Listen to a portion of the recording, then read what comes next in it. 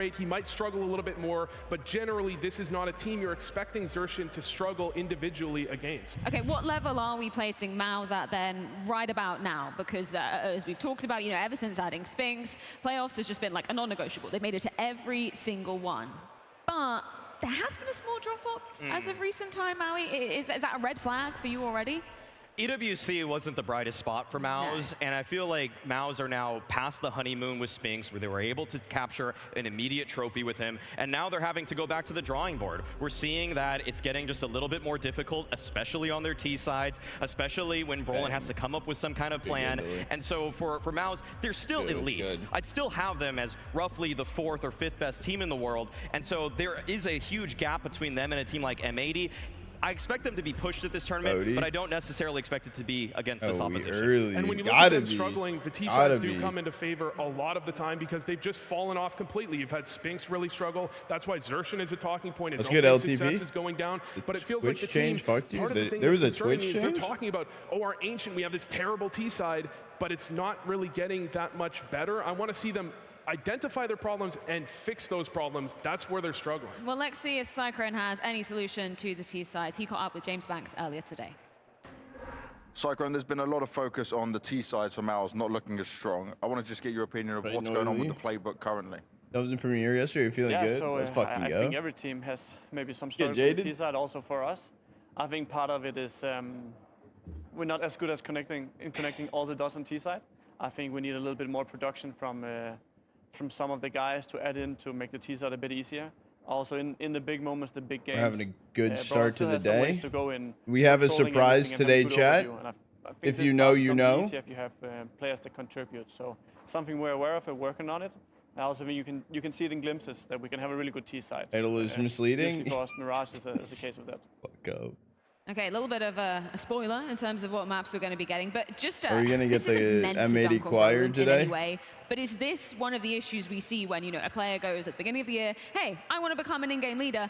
There's more to being an in-game leader than meets the eye. I think part of what we're struggling with when it comes to Brolin is that they come in with such great opening ideas. That's why I respect Cyclone as a coach. So many times they come up 5-0, 6-0 at the beginning of a half, and they struggle in the mid-game. They struggle to adjust if that first plan A doesn't work out. Surprise between map 1 and 2. Brolin's mid-round IGLing. I can give the earlies some intel.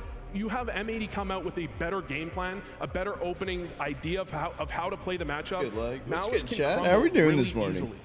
But he wanted to be an in-game leader when he was like 15. I don't know how that was My not mom set up for success. thought you guys would like really this. identified what has been one of the key flaws of MOUZ. Just the fact that, round 7, as you have to adapt in the half, MOUZ haven't always come up with the answers, with the exception of if they use a timeout. Usually I feel like you see them spend 2, maybe even sometimes all their timeouts on a single half of play, which means the CT side kind of suffers too, because you can't really collect yourselves if the other team comes out with a game plan. And so it really is that deal with the spinning plates where you're trying to fix one of them, and then the other one starts to topple over after. Well, let's let Brolin defend his case. He did catch up with James Banks ahead of this It's a Lububu. Well, with your development as an I'm IGL, ready for NA. I'm so ready for NA. How do you feel about your performance in the new role? I'll say it's she's like, I heard you mention it before, and like our family friend has one. Over Ariel's games. I think my individual level is getting better and better, but I could do more. They were vibey. Yeah, I feel like I'm doing fine. I would say I could do much better. How was your games, Goat? Happy birthday, belated birthday. I think Brolin, one thing he always has going for him is he puts in a lot of effort. And for him, some of the shortcomings are definitely in terms of communication, maybe in terms of leadership. And I think he's taking good steps and made good improvements in this area. Part of it is also just how you structure your call in the round, how you so raise your excited tone, for today. when you say what, and also sometimes calling is not just strategies. And I think he's pretty good at understanding the game. He watches also quite a lot of Counter-Strike, but more the calling for the people, using the people, calling against the team that's in front of you right now, and have the feeling and touch of what is needed right now. Is it the pacing? Is it slowing it down? How do I get the most out of the people around me? It's more important as a leader, and I think this is where he still has some ways to go. And that's the thing, if you I have those think we struggles got on the 12 team side, minutes. how much does that affect your map pool coming into a series today? That's one of the biggest problems I think that MOUZ have right now. They used to be a team that was really strong on Dust 2. They were really strong on Nuke, and now you look at them, Mirage is the only place they feel they can call home. It's the only, they force the pick against other teams that are good on Mirage. Against Adam other teams Sandler? that know Mirage is coming. It's actually one of my biggest concerns with MOUZ at the moment. Well, let's see exactly what maps we're going to be playing on. It's time for our picks and bans. Wait, picks and bans already? Wait, is this a major? Anywhere you're expecting this one to go, Maui? I think we got a little bit of a spoiler that Mirage may be rearing its head. I'm pretty sure that MOUZ are going to be going with that as their pick. But the curious aspect of this to me is, do M80 put it all on the line and go for an overpass pick? It was what they beat Vitality on earlier at this event, but it is brutal to be in an arena, and I actually like this. I'm glad they go for something that's a little bit more 50-50 in terms of win rate per side, and they go for an Ancient. Ancient is the map that MOUZ have identified. RT side sucks on Ancient. So to see M80 look at that, decide, hey, we can exploit that, despite the fact that MOUZ have had a few I personally, as a watcher, I love this map. I don't see this going too overpass now that M80 didn't pick it in the first round. Don't think Doesn't MOUZ it? want to let It that does one through feel towards weird. the end. And yeah, okay, so MOUZ do ban out the overpass here in the second phase, which should leave us with an Inferno decider. Do you think we get to the Inferno decider? Do M80 have it in them? Like, let's be real. No, does MOUZ have it in them, Freya? Could they pull off an upset on at least their own map pick?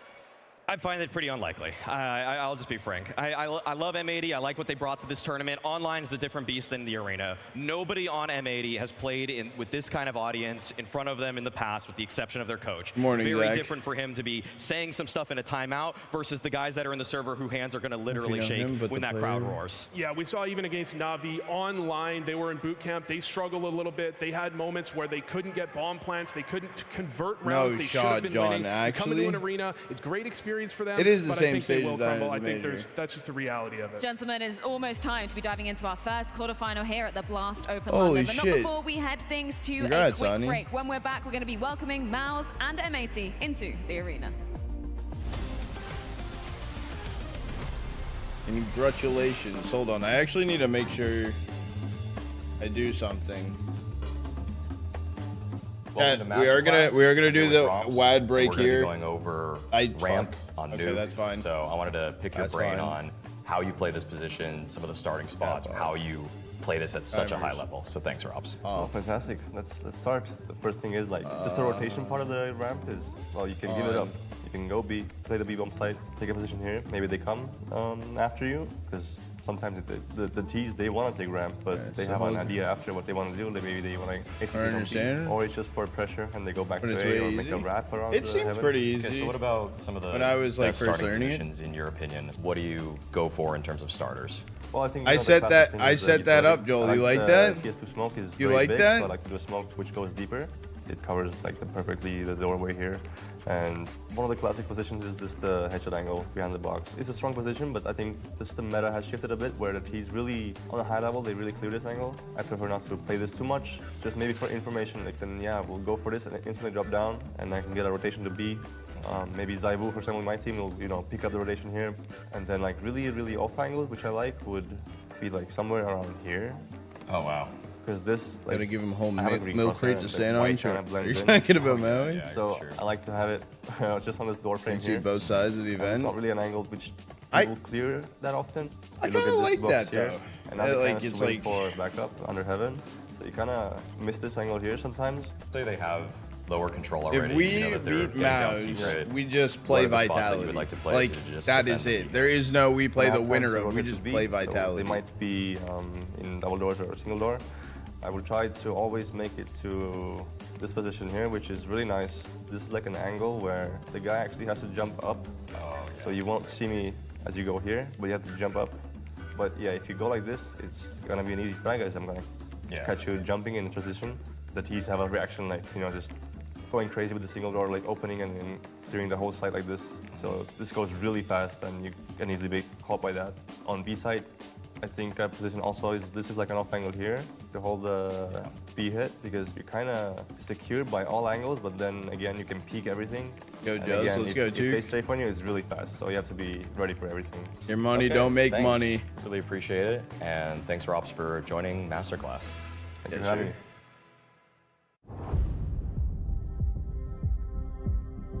I didn't even know you could go up there. Wait, up where?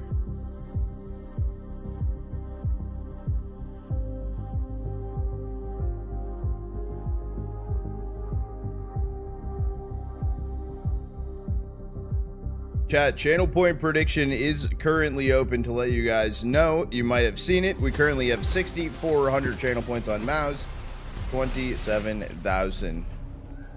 It's almost time to welcome on our first teams to the stage. And it's a special one because for M80, they have never experienced something like this. So you guys need to give them all that energy, all that love, no matter who they're supporting. And then on the side of Mouse, they're used to this. It's been consistency for them. Yeah, they're used to flubbing every single time on stage, brother. Let them know. Let them know. So London, let me find out from you guys. Is there some M80 fans in the house?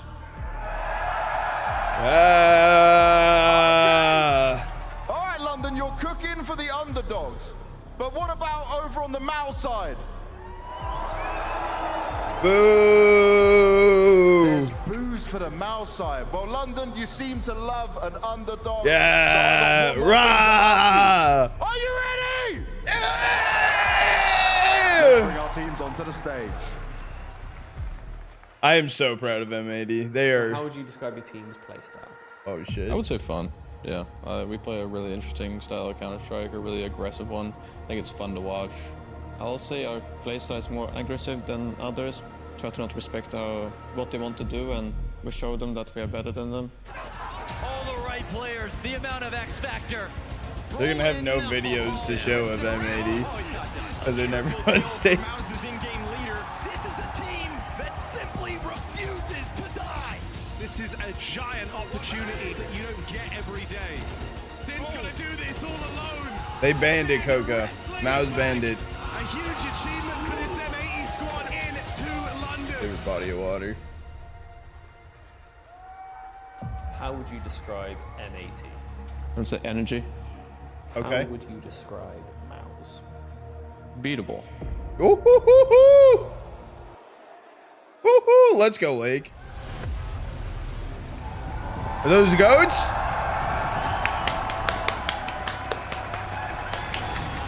Woo!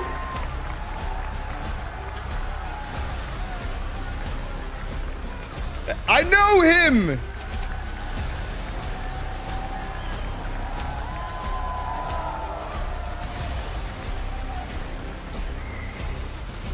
We take this, AP. We take this. We win. I don't care how. The biggest moment of their careers. All their hard work and dedication has led to this moment. How far can they go? This is M80! Woo!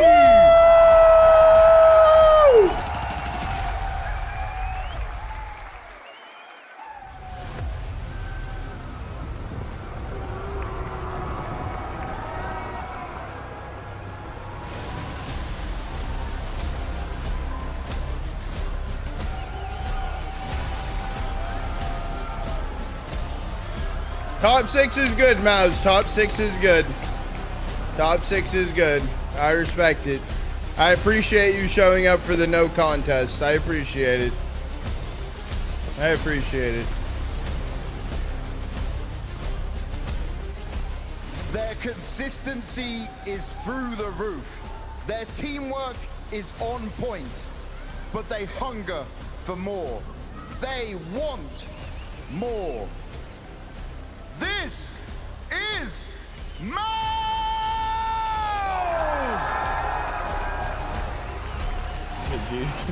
That's good, Jeff. Yeah, 1 hour until I go on a road trip. Upstate New York. Have fun, Apollo.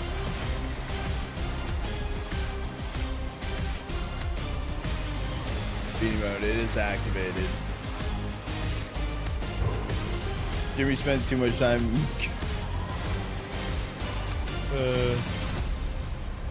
The stage students versus the playoffs professors. M80 simply making history by earning a spot on this very stage. But I love the confidence that Lake in particular comes into this matchup with. We heard him on the big screen. He was asked, what are MOUZ to you? He says, beatable. Is that realistic, Jacob? Yes. I think right now is a good timing for M80 to come into yes. this environment. I think MOUZ is beatable. I don't think MOUZ have played the best brand of Counter-Strike as of late. They've been struggling a little bit. I know result-wise it's looking fine, Wu, but if you put them to the eye test and if you hear the, I guess, interviews and the comments from some of the players, they're well aware that they've been better than they are right now. I think they're beatable for M80.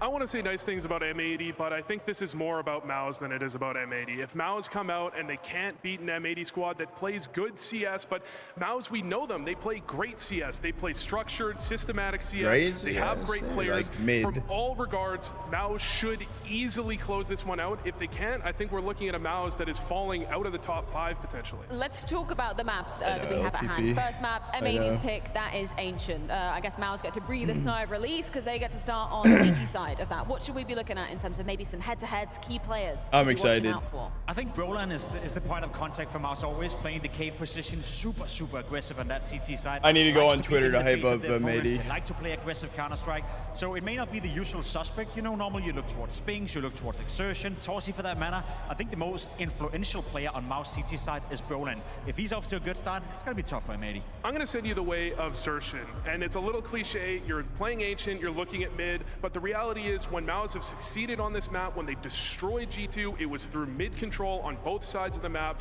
It's a map where M80 are incredible at mid control, and the question is, do they have the plan B, plan C if MOUZ's mid control wins? We've done a bit of a unicorn segment here because we haven't even talked about the AWPers once from either side of the equation. Like, how much impact are we seeing both from each M80 and MOUZ's camps? I mean, we kind of know what Torsi's going to deliver. He's been on the stage, he's slayed his demons, he's had a bit of a rough one at the major, but then he bounced back and he's playing some decent Counter-Strike as of right now. To me, the big question mark is Slax. We know what he's been able to do within NA.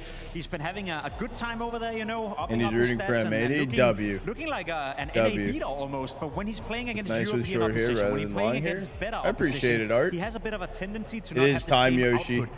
It is fucking time. If Slax and we love you, Cheeseball. He has to play as good as he does when it's NA opponents. When we were looking at Na'Vi versus M80, we were looking at a Wonderful that was struggling, but we said similar things. Wonderful should be able to dispatch of Slax. I think Wonderful often got the better of him, but Slax did look like a solid player. He was showing himself there. Now it's time to show it on a big stage. Chad, I'm freaking out. I like how honest you're being, Vu. You know what? I would have forgiven you for just being completely based NA fan, just half in that copium.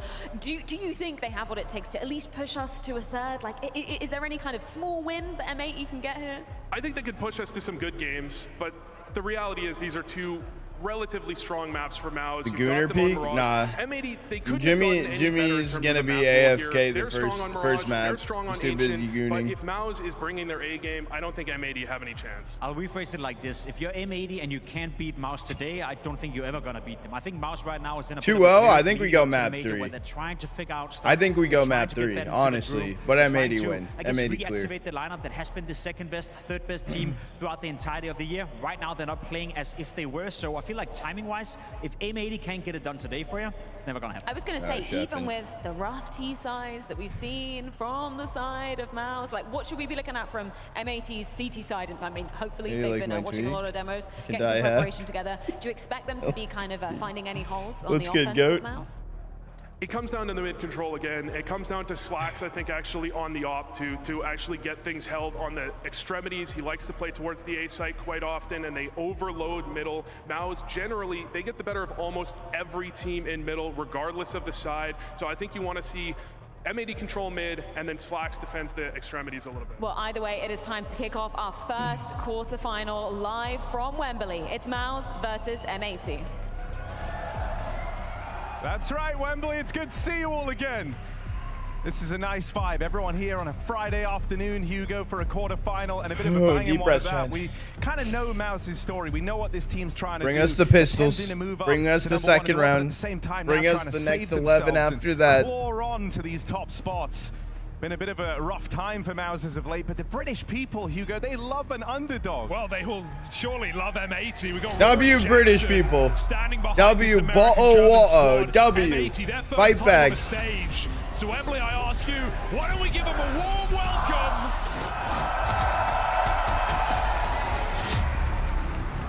This is going to be a lot of fun. M80. Never been this far before. Never stood on a stage, and MOUZ. That's a lie. We have Philadelphia. But M80 have wind in their sails. A couple of huge upset victories coming into this competition. It was online. This is LAN. This is a different beast. Yeah, they've been speaking very confidently on the run-up to this arena debut for the M80 squad, but no team knows quite like MOUZ how jarring that transition to playing in these arenas can be. Oh, they're going into a 4-stack though. Let's see how this pistol round shapes up. Spinks straight away in the feed. Exertion's getting run at. Great, careful long. Crossfires go M80, and this pistol round gonna go dominantly against them as MOUZ collect. Slaughtered. Little exec into B. There's gonna be a lot of game tape for MOUZ to study. As long as they respect their opponent today, they're gonna be able to have done their research and see what M80 have been doing, right? It's been a season of online play, domestic play for M80, getting a lot of reps. And it certainly helped this team in taking upset victories on map like Overpass, beating even Na'Vi. And so MOUZ know what they're up against. 4-stack on that B-bomb site shuts down the rush. It's okay. It's okay. Fake pop A. I mean, bombs B though. He's probably dead even off fake pop. Classic round. 4 go A, bomb goes B. And MOUZ they all rotated off, yeah. MOUZ fall for it. A lurk smoke even lets the part happen. Wait, he got. Oh my God. They've done the MM strat. Absolutely robbed. Everyone likes that. Come on, knife one. Extra money locked in at 4 M80. Oh. They're happy either way. Nice. For MOUZ, good plant. M80 coming through with their good first plant. gun Good round. plant. Good plant. W80. Pressure is on. I like that we're getting Lake talking smack coming into this game, calling MOUZ beatable, saying they're confident. Oh, he would have said a lot more if it wasn't on main stage.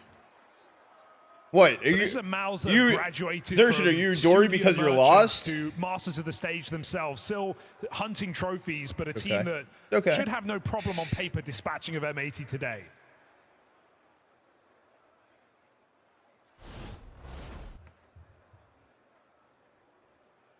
Here we go. Rifles. Rifles. Activate. All right, first buy round for M80. They haven't loved the first 2 rounds of play. Let's see if this is where it can change. It's going to be a bit of an assault on towards middle to open this up. Oh, Gooner Jimmy got hit by 69. That's how we started. M80 get this mid control they're looking for. Ever seen that? Has anyone in London? Maybe. Of course, it's unconfirmed damage right now, so they're still being slow on the approach. Very slow outside of B as well, right? We know Brolin's an extremely aggressive player in this position, keen to come through smokes, keep pressure on, get flashed out in the mid-round, forcing advantages for MOUZ. But finally getting up to Heaven's side is M80. Looking to meet him there is Swisher. That volley will push Brolin back into the bomb site, keeping MOUZ 3 strong on B.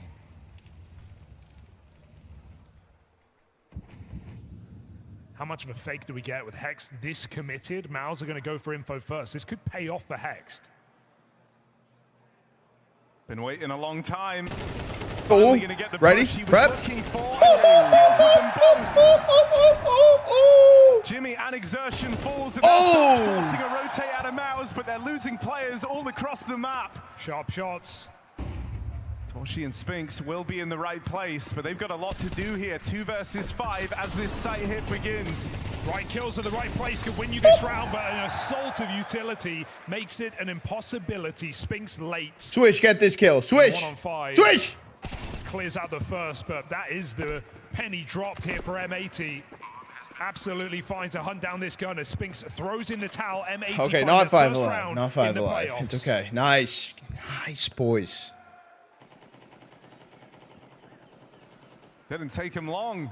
I think it's so important that M80 actually start fairly strong in this game and don't just get swept under. You know, first pistol converted, gun round go to MOUZ, 5-0 down. You're feeling, you know, very nervous. M80 have gotten here off the wings of momentum, off of coming in and taking a map off of Vitality. They beat VP, they beat Na'Vi, they beat Fnatic. Their run is legit to get to the playoffs here. So seeing M80 come in strong, a reason to stay confident, that's the way M80 have to win today.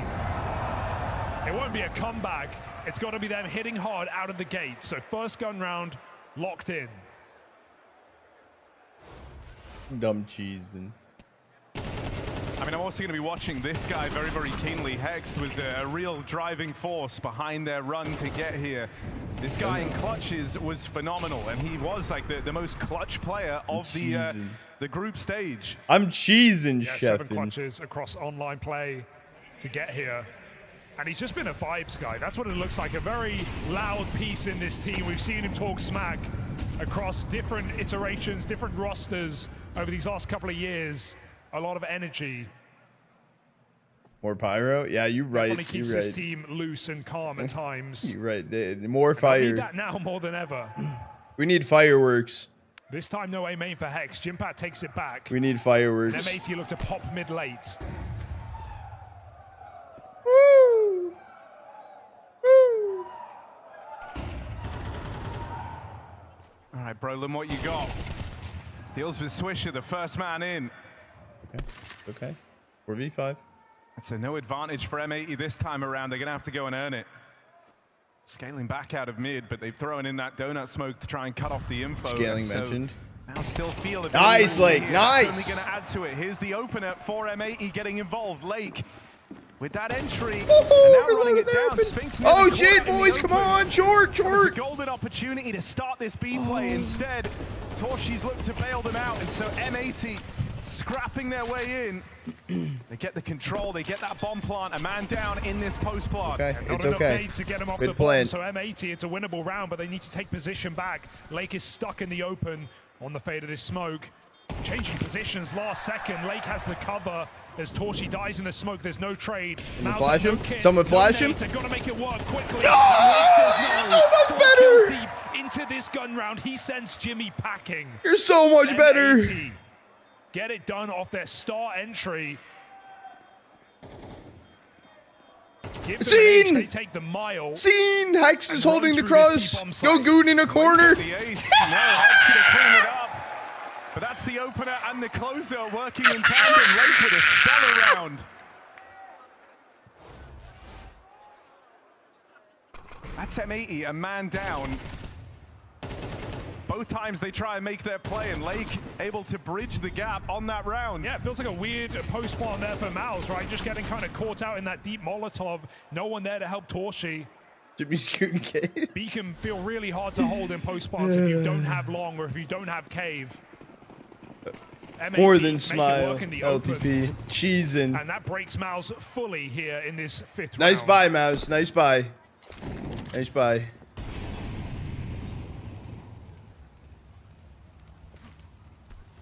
To be honest, the smooth start for Lake and Hex is very, very promising.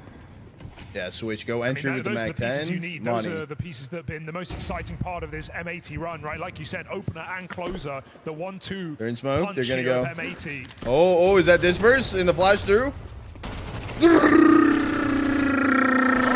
Farm the money, baby. Farm the money. Dealing with this one cleanly as well. A chance to start building up some money. Make themselves harder to break on this T side. That's M80 up into the lead. Now's his chance to get back in the game now with a full buy. I want to see if we get some more plays being made out of Mouse at this point in the game, right? We know it's a team that love to take back. That's how you do that with the Mag 10, has a exactly. very capable M80 is NA, Riv. Mouse yes. Are no easy team to upset 3 on a map like North 3 NA, 2 Germans as well on the squad as well. But the NA core. It's M80's coach who played on this very stage 7 years ago under Complexity fame. Def back in the building. You were here for the London Major, you would have seen him already. And so been a bit of a nostalgic feeling for Def in this M80 squad, returning to this venue. Doesn't want to lose in the quarters again though. Hoping he can long it out this afternoon.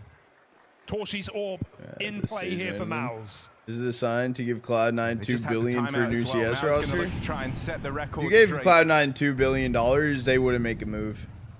They would stay where they are. They even describe themselves as an aggressive team, but I would go as far as to say this has been a pretty slow T-side thus far.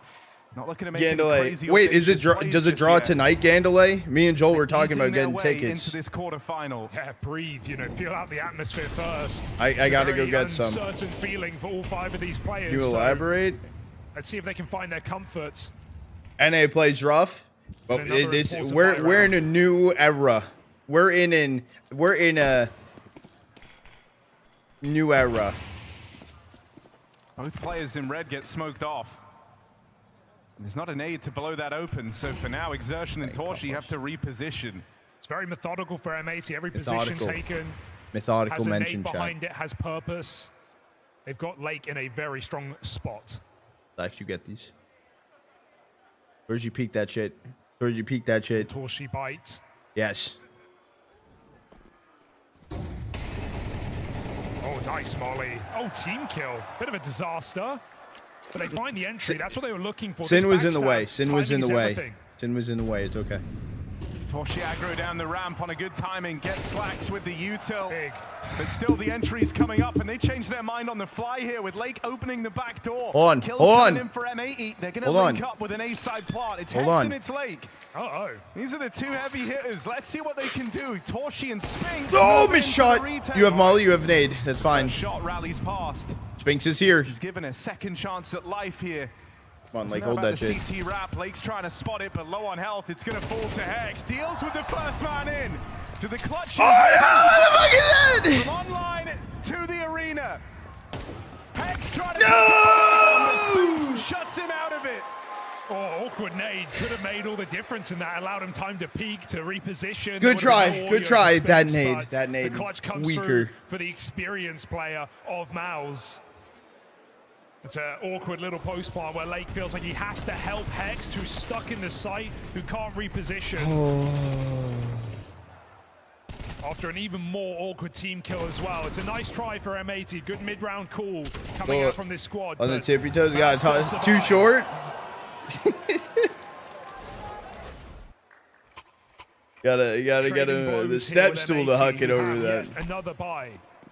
Nade would have been money. He tried going for a middle mouse click though. He tried going for the left right click. I saw the vision. I saw the vision. Flawless versus the full eco. A lot of damage done here. Hold on, wait. The kills belong to Mouse. That third man trying to force the fight is just food for Exertion.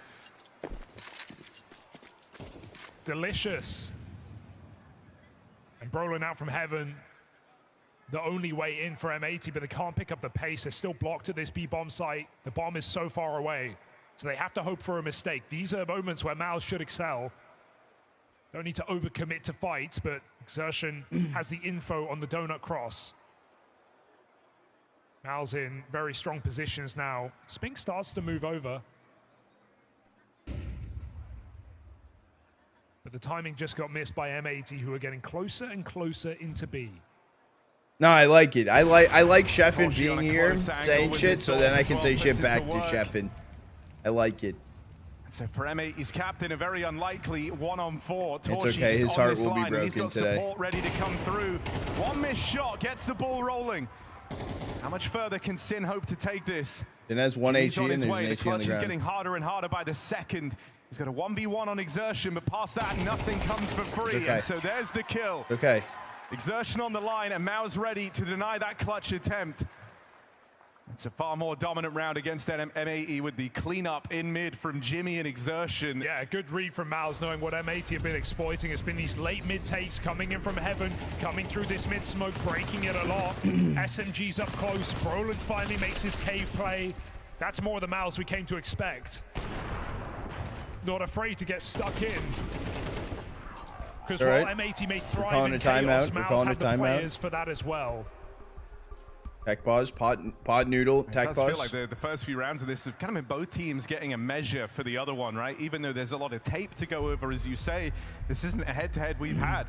And so there's no degree of familiarity, right? And you can glean a lot from watching the VODs back, but as we kind of commented on, M80 came in with a bit of a slower pace than usual to open up. Yeah. And so both teams kind of sizing each other up in these first few rounds. Now Maus are making their plays. When they lose for wanted being some time to weigh in here, calling his own pause. Ever since Cyclone got on the mic, Maus have found success. So let's see if Def can do the same thing. For being loud. Wait, what?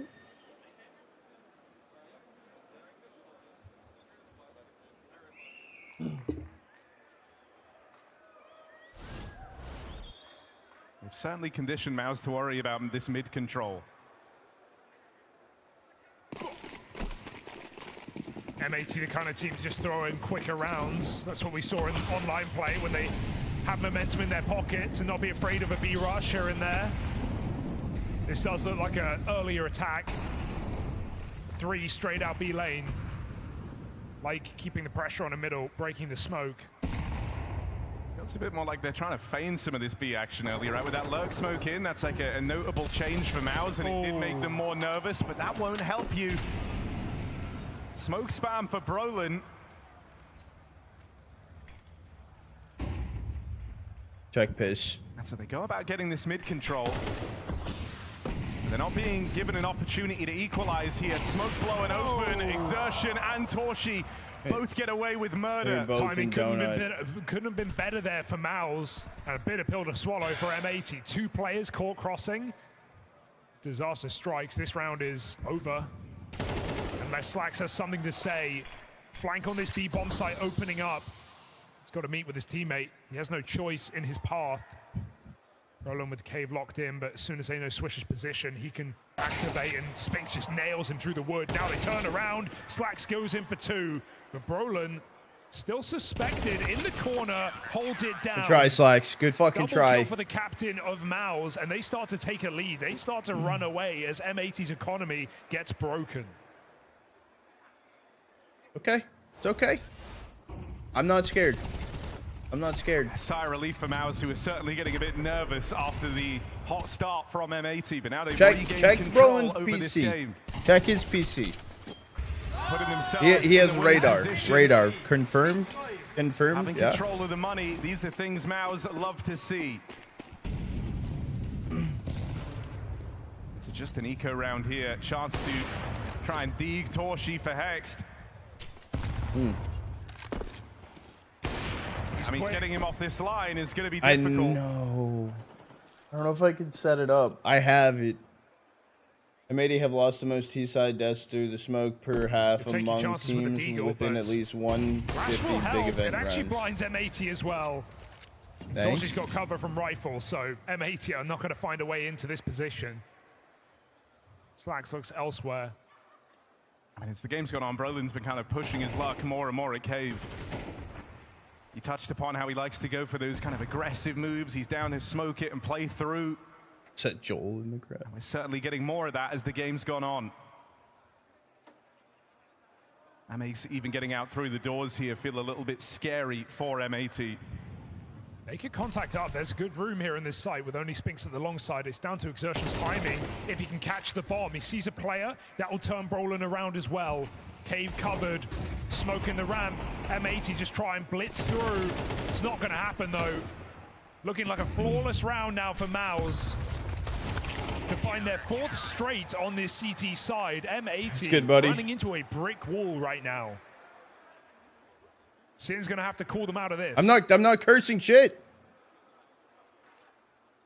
Probably feels a little rough for M80 because as far as they're concerned, I'm not a caster right? today. They've been able to get this mid control whenever they've wanted it, but as the game's gone on, Maus are kind of offering up more and more solutions to this, whether it's Brolin getting aggressive or now that they've got money, Exertion and Torshi have had nades for these smokes in mid, right? That was something they didn't have early on in this CT side when they were a bit more strapped for cash. They were putting more energy and they're trying to actually stop this push through the smoke. Well, now they're down to give M80 the mid room. It's also interesting how unthreatened they are of A. Maus don't seem to be playing A in any of these full gun rounds. Since Hex got that double kill. That's good swipe for me, boy. There, and Maus no, he needs to unlock. Make plays. He needs to lock out. Down. On that smoke fade, got to be careful. Swish is round the corner. And Hex is back in his A position. Swisher pays off. I mean, this was how M80 found their first round on the board, right? It was a patient play that's info from their extremity players to net them a double, and that's exactly what Swisher looks to do here. Can't believe Spinks gets that kill on 5 health. Stuck by the molly. And the rest of M80 stuck behind a smoke, but Mouse don't know that. Careful, Slacks. Careful, Slacks. I think a bit of time to Slacks. You don't want him to be the Here's kill the footsteps. Kind of Nice. to go for this. So him winning that out. Rifling well. The AWP for M80 currently topping the charts. Forget the AWP. He's been nailing them on the rifles. And so a nice little return to form here. A similar note to the first rifle round that M80 found, waiting for Mao's aggression. All right, chat. Right now, because it's a save, I need to do a 30-second ad to fully push the timer because it's been yelling and I only clicked at 2:30. I'm sorry. I love you. I love you. I'm sorry. They haven't been doing for a while since the start of the game. It's been pretty mid-focused. Oh, Spinks, did he get seen? Maybe not, but Hex is coming in. Oh, he didn't check it. He didn't check it, Hex. Lazy clear. Hex got, okay. Regardless, M80 shooting for 6 by the end of this T side. They're keeping Mouse honest right now. Okay, welcome back. Welcome back. We're in. That it got pushed away. Hex went for the hunt. He didn't fully clear inside of T-spawn. That's what was missed. With the grave of that's what was missed. Opponents littered behind M80 in VP Na'Vi and Fnatic. Not to underestimate M80 in this stage game.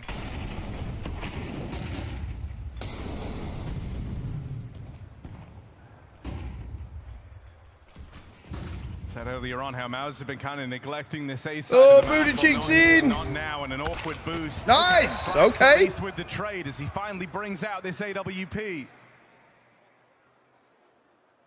Important kill to pick up. I mean, both AWPers are finding a lot of success in this game right now, and so Torshi being out of the picture gives you a lot more freedom if you're M80. Going back to this mid control, they've got fights rolled out in front of them. Flash was good, but it also blinded Slacks, and so Exertion allowed to just bite down and deny this mid play. That's a mess for M80, and they're not going to get out of this with anything. Sending the AWP in off the flash. If that was Lake, I feel like the entry's right there. Exertion's full blind, but Slack scoped, just not close enough. And this one is clean for Mouse. They lose their AWP, and no one else. It's a matter of time here for Swisher. And Mouse make it so. So 7 rounds on this. Stop smiling, minimum dude. Means Mouse are more than favored on M80's map pick. Moment of opportunity. Hey, what's up? What's good, Cody? Just that. What's good? What's good? What's good? It's okay, chat. We're early. We're early. We're early. It's okay. Like he's making that scope like there could be an AWP in the round, but there's no way. Certainly feels like the jitters have maybe set in a little bit, right? You've had some awkward moments in that last round. Hex too wide on the boost to give away the opening pick. An awkward flash and just overall take over this mid control.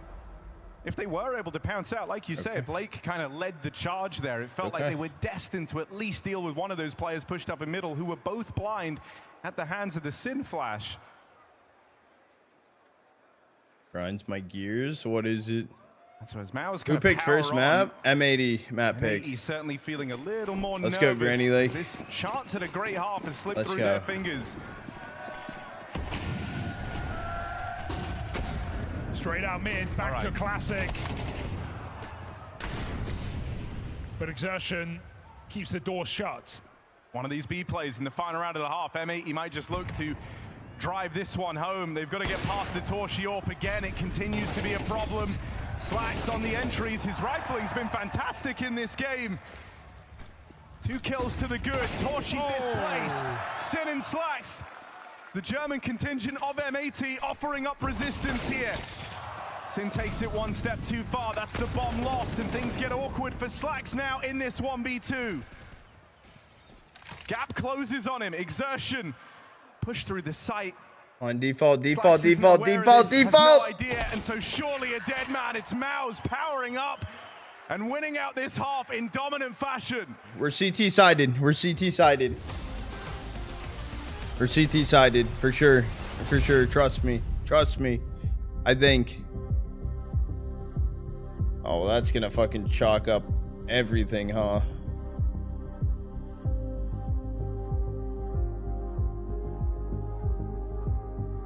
Uh-oh.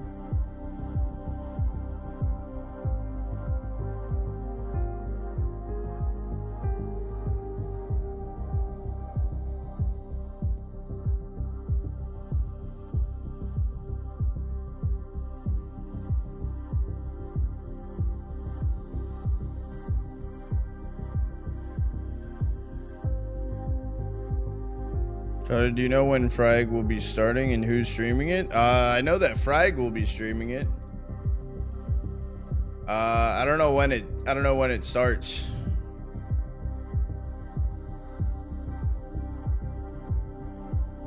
But I know that no co-streams. I don't think co-streams are allowed. Yeah, it's on the green platform.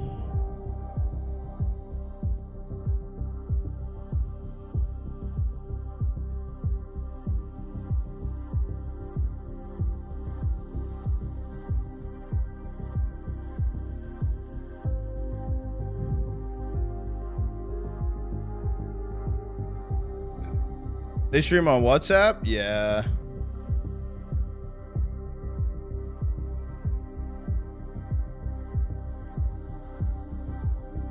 Yeah, they're pro WhatsApp streamers.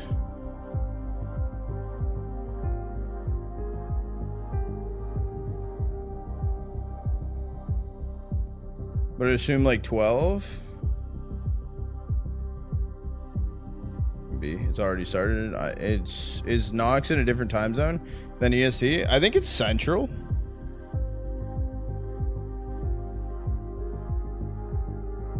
I think it's Central. System with the info. He's getting info.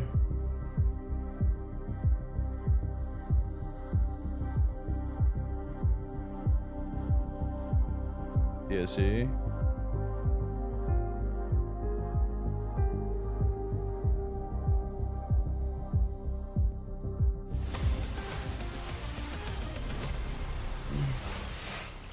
M80's map pick of Ancient called into question here as Maus are leveling up. 8-4 on the half. Things were hot off the top with M80 showing a lot of resistance early on. They embarked on that streak. They moved into the lead by round 5, but then Maus appeared, and suddenly with Brolin getting aggressive, Exertion going about this mid-control, and Torshi's AWP always present and always a problem for M80. Yeah, it's kind of a perfect storm for Maus so far. Jimpat not even really required in this CT side, as Maus just run over M80 by the end of the half. Slax has been a breath of fresh air. 13-9, barely even AWPing. Can his pistols save M80? It doesn't look good. Hex's chance back in the bomb site. They chase him down, and the dink early makes matters worse for M80. Come on, Lake. Nice. Good opening on the Nice! Trees. Nice! Not a Lake, it's an ocean of kills from Dual Berettas up close. And he's put the pep in the step for M80, trying to drive this one home all the way through into main. They push together. Torchy up close. Lake on for a chance at another ace. Run! This is That's his okay. second 4K in the game. Couldn't get it last time. Might be required to here. Spinks in with a chance to clutch. Claws it back to a 1v2. He saw him. He saw him. He saw him. Lake wants that ace. Ah! And there it is. A must-win pistol round. And Lake provides. Yeah! Nice for him. this guy. Maddie, where you at? She's probably shaking in bed right now. And keeps Mouse honest in this game. She'll come in after map 1 and be like, my heart rate is insane. Ace. Talking about M80. Ace. A chance to play free in this second round. Just gonna go far Mouse again. Like, don't do it to him. Switch has got the SMG clean for 2, and that will do for M80. You know how quick these games can tighten up. Mouse can't afford to let that happen here on Ancient. Jimmy, you keep bleaching, or fucking not Jimmy. Brolin, you keep bleaching your hair, it's gonna die, dude. It looks like he like bleached the shit out of it, and it's fucking hair's tweaking. A chance to give them a run for their money. Mouse in with their first rifle round. I'm gonna be balled by 25. What's good, Wylib? Tell him. And you can lean over towards this A side of the map. His hair looks like dead. And that's not like a roast, that's like an honest statement. I'm not talking shit. Instead looking for results out here in middle. Brolin's just applying pressure. I have. Well, my girlfriend also. Well, hold on. My ex-girlfriend. Didn't have any info. Hold on. My ex-girlfriend was a hairdresser. She was a cosmetologist. So. If you're Mouse, you think you got him right where you want him. No, I'm currently single. I'm currently no ex-girlfriend. And the firepower edge. Hands are fried. Good eye. Oh yeah, 100%. His hair looks like it's been bleached hella times and it looks dead. It does not look healthy. And even Lake's beginning to rotate out. Oh no, a gamble being made. Instead of you, let's go, G-Bin. Let's go. They need this kill. They find it. But they don't realize the penny doesn't drop. Mal's making contact into the bomb site. By the time M80 know, it might be too late. It's never too late. Go and take Donut here. There will be some fights available. Brolin catches Swisher midway through the weapon change, and that's just a free kill for him. 4 bleach. That's impressive. Temptation to save might be there for M80, a man down. A lot of time ticked off this bomb, and they just don't have the positions to win this. 3 rifles and on a bonus round. It's the right call for M80. It's a shame they rotate out just at the wrong time there. But I'm married to the game. That's what I'm saying. And I think even killing Spinks made them realize, yeah, this is not the guy who's going to be entering into cave on a B hit. This will be the lurk. So Mouse. I've had frosted tips before, and I've also dyed my hair for fucking stream one time. Hold on. There we go. Don't let him down. My the flap to raise and lower my chair has snapped off, so I have to fucking grab the rod and twist it. Pause. I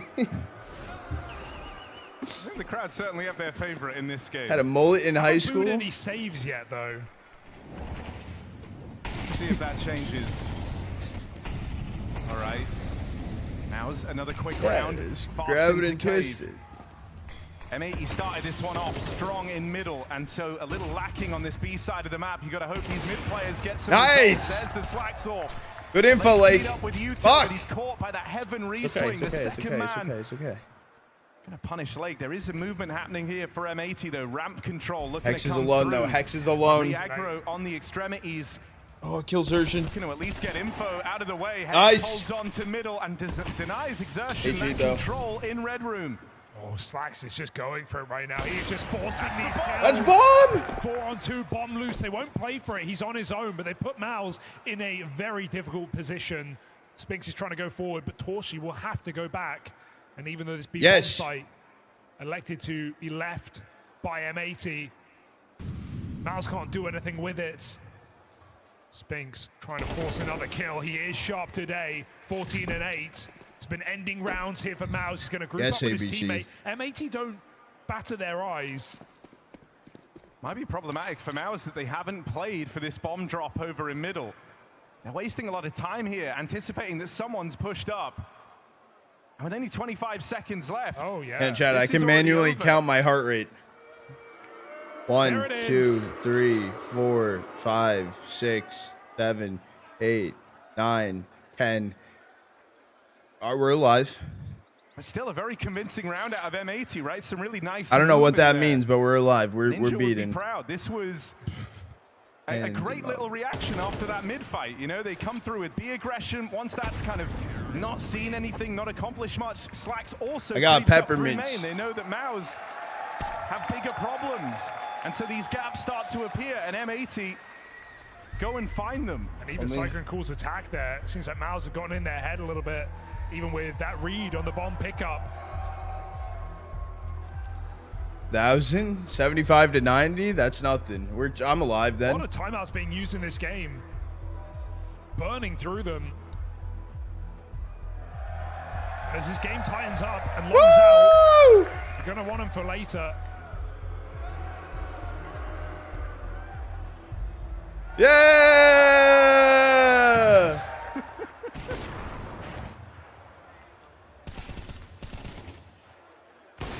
That's the other thing, you know, MOUZ, it's rare that you kind of get a quarterfinal like this where they are such heavy favorites. M80 are on a shocking run to have even made it this far.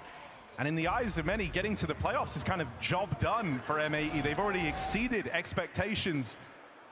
We talked about the momentum they're carrying with them into this quarterfinal, and that certainly plays a part. These guys have had a lot of reps in. Their run here to make it to these playoffs was legit as hell, besting the likes of Na'Vi, VP, and Fnatic.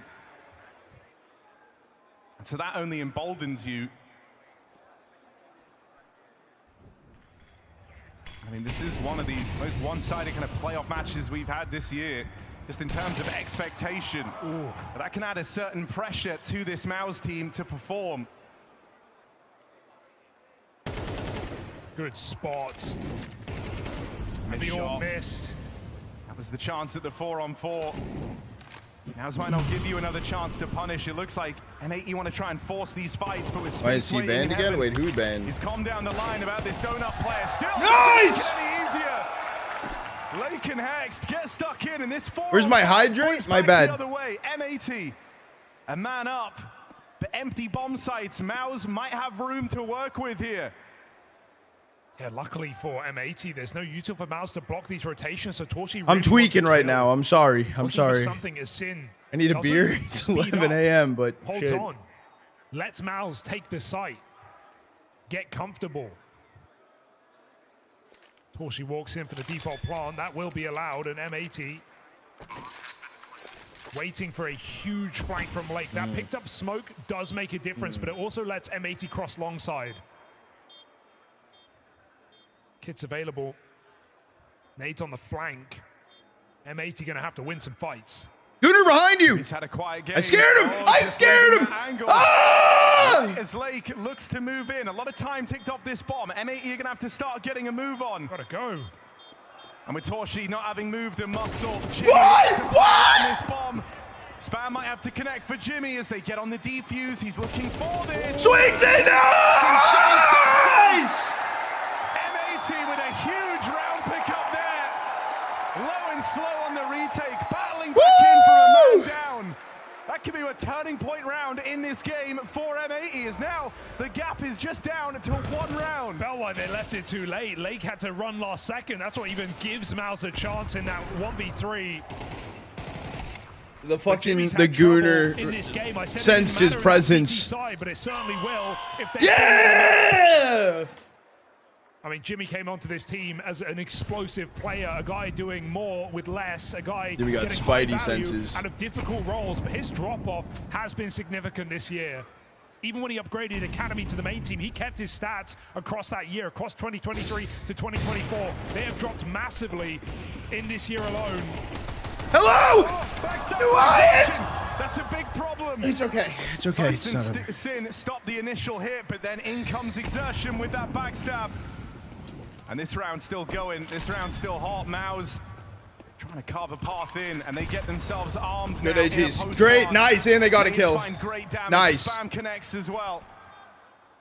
Yeah, but keep body blocking. Yep. Keep body blocking. Yep. Jimmy, get away from him. He's trying to goon. Both players cave side. Still util for M80 to work with. 3 players ready to swing long. Might be able to catch them in the smoke. Hex knows. Hex knows. Hex knows. Hex knows. Hex knows. Said that Hex has been a close. Yeah! 1v1 secured. Game levels out. M80 tie us up. And finally, one of these clutches for Hext. Yeah, he's been shot out by Spinks a couple of times here. Jimmy's meant to be that other guy. He cannot close it. Only an eco for Mouse, but so close, so winnable. And to go back to that Jimmy point, because, I mean, he's dropped by a margin of 0.2 rating this year alone. If you compare it with last year, if you compare it with the year when he first joined this Mouse team, mid-2023. Ooh. His CT side going from 1.2 to just a flat 1.02. It's a crowd. Let him be. Let him live in silence, right? Mouse need this floor to be higher. Yeah! They truly want to be favorites. And players in anchor positions are your floor. Yeah!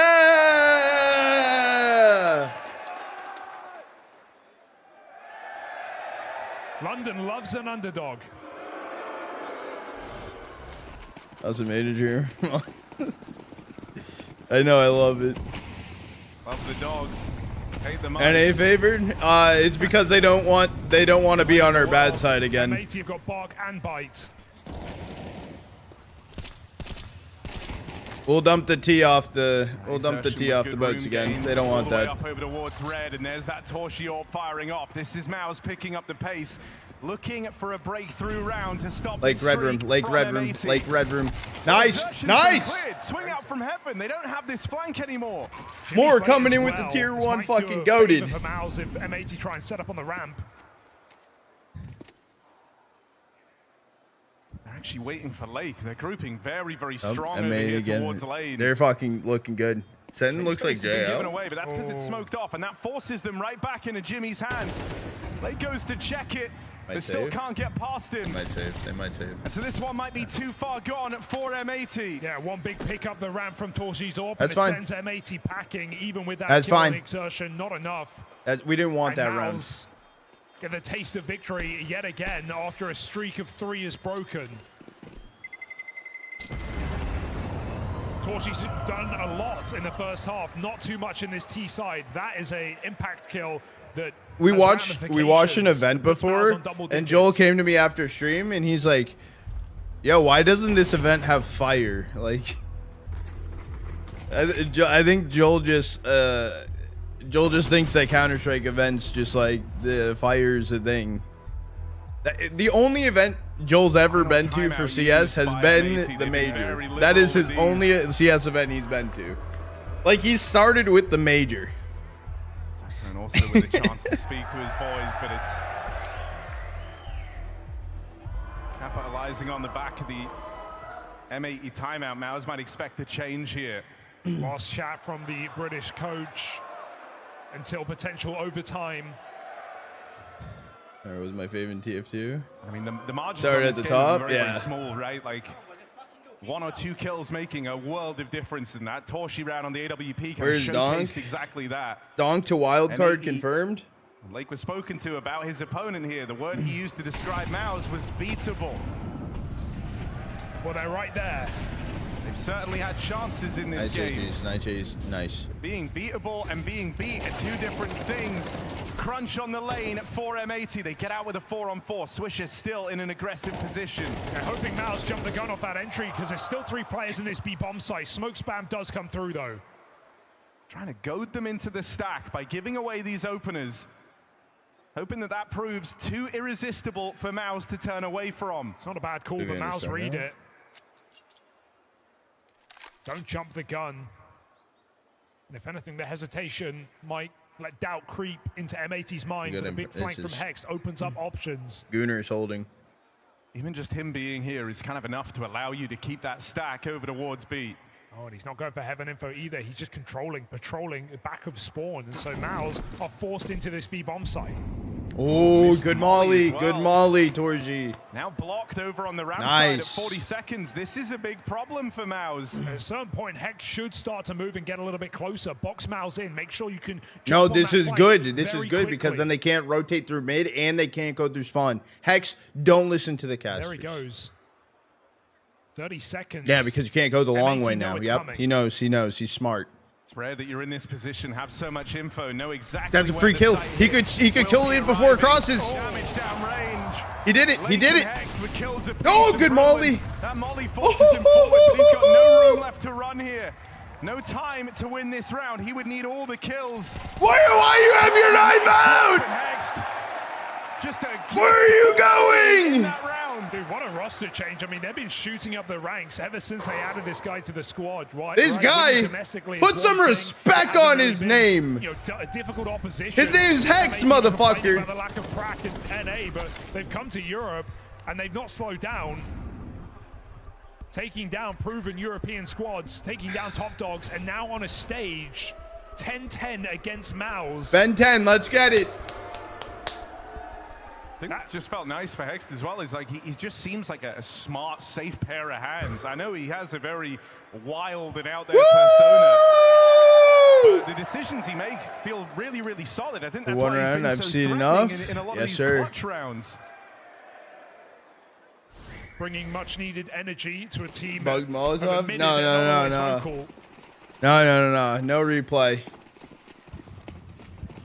And bringing that ability to close that NA teams have struggled to do. It's that next generation of North American CS here on this stage. It's just rare as well to have a guy that kind of ups the emotional level while also bringing composure to the squad. Well, that doesn't help though. It's okay though, because Slacks is still holding the angle. But Exertion is in no giving. Wide swing. Did he? He might have seen. Don't know if he saw him or not. He might have. Now's what nothing to do with it. He might have. Back to B. I mean, last time there was that aggression, M80 employed a stack to try and bait Mouse into the hit. This time, Mouse get active on the other side of the map, but they are actually playing into M80's hands. Late with a off angle. His teammates coming they're swinging, they're helping. Nice! M80 looking to retake the lead once more. They've got to get past the two heavy hitters for this Mouse squad. It's Torshi and Exertion. Worlds apart in the 2v2. Flax is holding mid right now, but he's holding jump up. From those rounds, that's a 1v1 for Torshi. Wait, Swish might hear this. Swish might hear this. So far away, Mouse have to concede. Wait, no. M80 they're not. Get to long out this round again as Mouse try to find the gap. Wait, mid? 30 seconds, Slacks filling the void. And M80 have just been immaculate in this game. Early as well. That's going to telegraph this site here. Nice. Lets them bring Swisher around way earlier, and this is the bomb. This is the kill for the round. The util displaces Slacks. You won't be able to get a shot off. 14 seconds. Do they risk it? Swish could lurk out and go far side. Naded open. Exertion. Wait. Dead.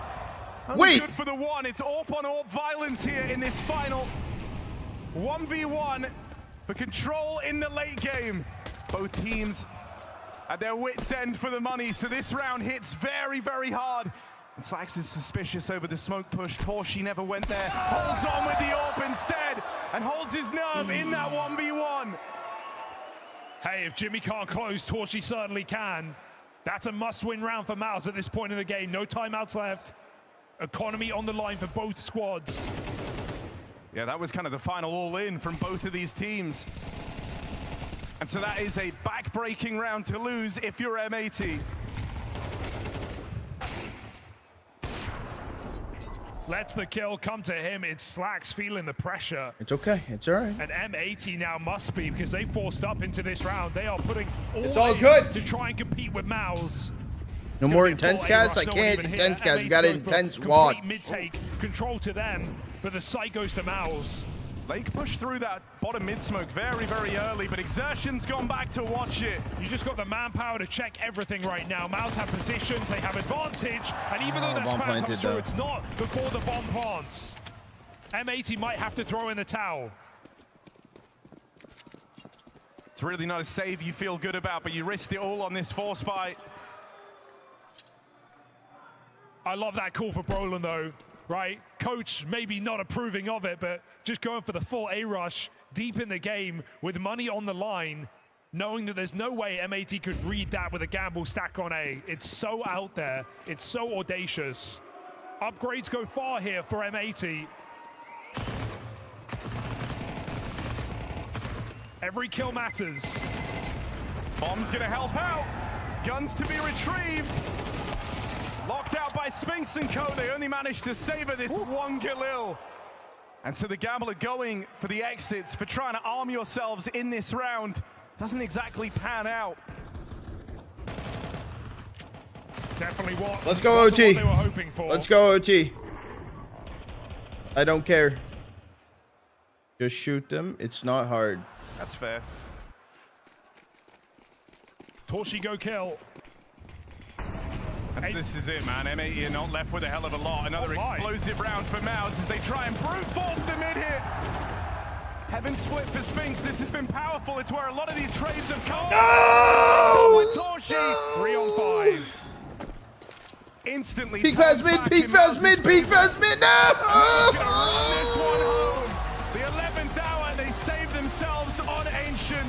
A breakthrough clutch from Torshi to get them there. M80's map pick is given away.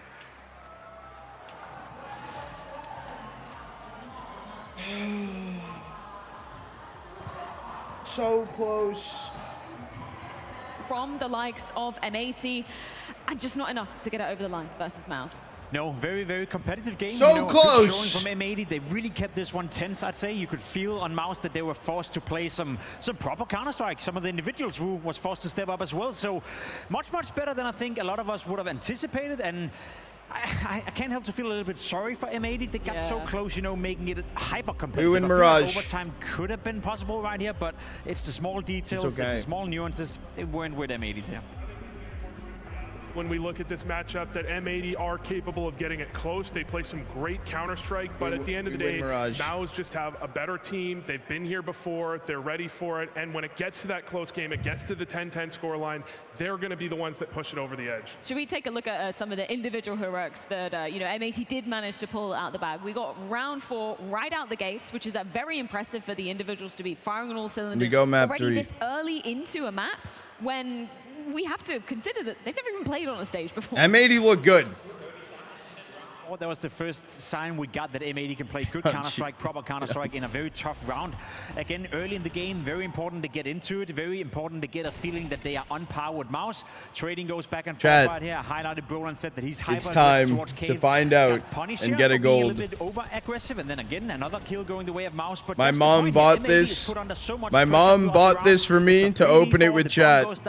Hexed is at 37 HP, but they keep that cool. They find she said you guys would like this. Is not afraid of being aggressive.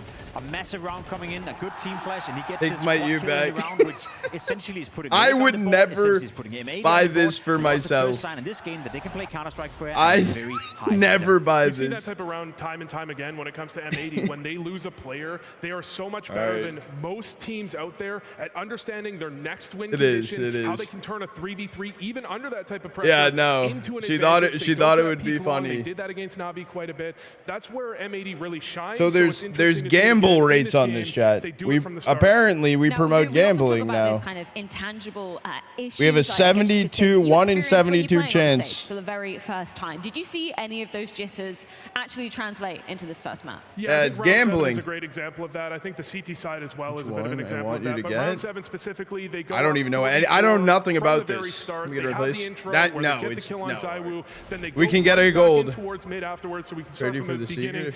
A little bit showing there from Hex, so his leg gets shot off, but great play from Slacks to bring it back. We were asking for that in the pregame. Then you have a flash I'm sure they've done a million times before. All right, but so just peeks a little early, gets the flavors, pink is love, blue is hope, green serenity, purple luck, orange happiness, and loyalty is like I don't even know, like strawberry. We're going for the gold, chat. We're going for the gold. But they just made that little misstep that brought the round back. And when you look at it, you go to the end of the game, this is a round that could have made the difference. Oh. It definitely is a round that could have made the difference, and it's a great example of some of the small nuances we're talking about when it comes to M80. Overall, they played as good as they did by qualifying, getting into the playoff right here, but there's still a step to the next league, so to speak. Still a step before we put M80 at the same level. Did I just spoil it for myself? Team like Mouse, and we got you got card? Well. Wait, hold on. Does they? Wait, does the card? How close they made it. Just the fine margins. We don't know what it is, chat. Like over the line. All right, you ready? Looking at a totally different scoreline. Oh, his head above water in this one. He was, and he was. A wow, chat! Holy shit! It's been a massive win condition. I don't know what the fuck this is. The entire tournament. You talked about it in the pregame as well. And what is this? Around 40% of all opening duels. Wait, is this pink or not pink? As you said, Vu, an 8-4 half. At this point, if Mouse is winning the pistol, it's game over. They get the first kill. They get Hex down to 18 HP, and then Lake comes in with the dual elites. Some may argue that it's a little bit lucky here, but I think Lake has thrown us throughout the entire tournament that he can definitely play chat love, at an dude. incredible high level. Hell yeah. The dual elite play right here is just a confidence booster for him.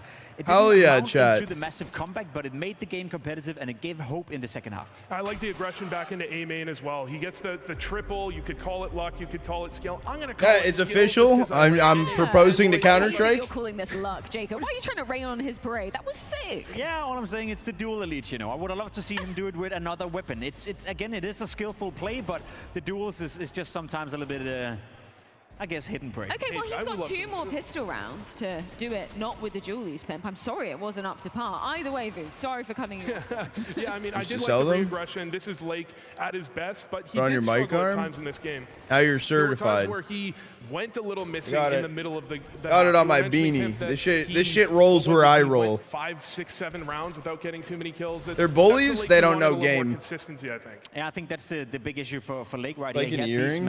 I have my ears pierced, but I don't think it would. The quad kill as I don't think it would fit through. Right here on your screen. There's a long period in the game where your most influential player is not getting the job done, and that's another thing you can look at. Labini. Game, but Lake, you know, in the group stage and how much involved he was a player that could have done a little more right here, and he is to me the best player within M80 and the biggest win condition. So I'm hoping to see a bit more in the second map. You had your eye on Slacks, particularly coming up against your position, because the numbers kind of spoke for themselves, I guess, when you're comparing them to NA opponents on the other side of things. What was a temp check for your money view in this one? I think he played really well. I mean, we saw that trade. Wait, how early the round 7? And how would you know what one I got prior? But he has the confidence and the ability. He goes for the shot, hits the kill, right back onto the off there, and then he manages to convert a lot of these rounds on the rifle. You actually saw him entering towards the B site a couple of times. He brings a couple of rounds back in their favor that were either even numbers or they were down in numbers. I saw the card. There was so many rounds from Slacks, and it wasn't how'd you see the card? With the op in hand at times, especially on that T side, which gave them so many more options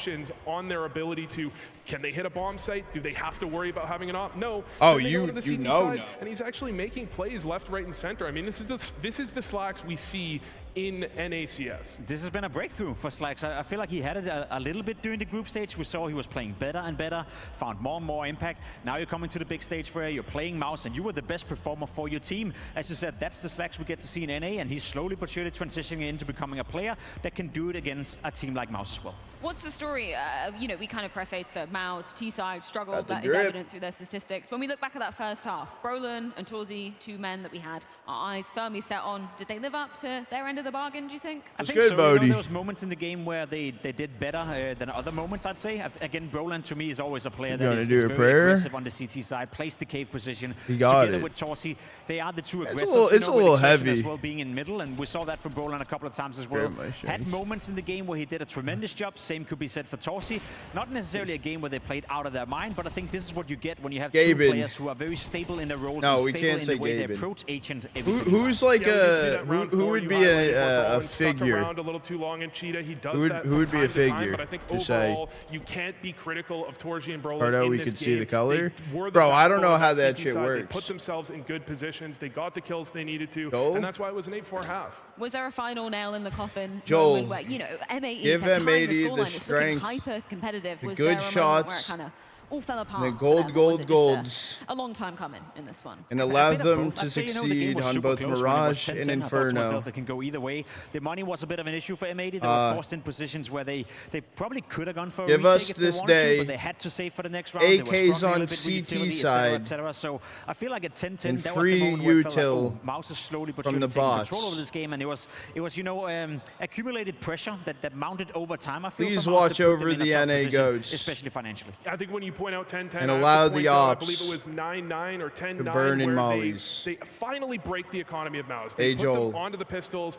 and then you're looking at it, they should convert this round, and they're in the good spot to bring it home, but they lose 4 players. They do win the round, but they lose too many players. That puts them in this economic situation you're talking about. They can't afford to go for retakes. They have to worry about it. Maybe they're low on util. That was the round that I think really put them on the back foot for Mouse to be able to close it out. Well, no bringing it home for Def or the side of M80 on their choice of engine, and things only getting tougher from here on out because it's Mouse's map pick of Mirage, which awaits on the other side of this break.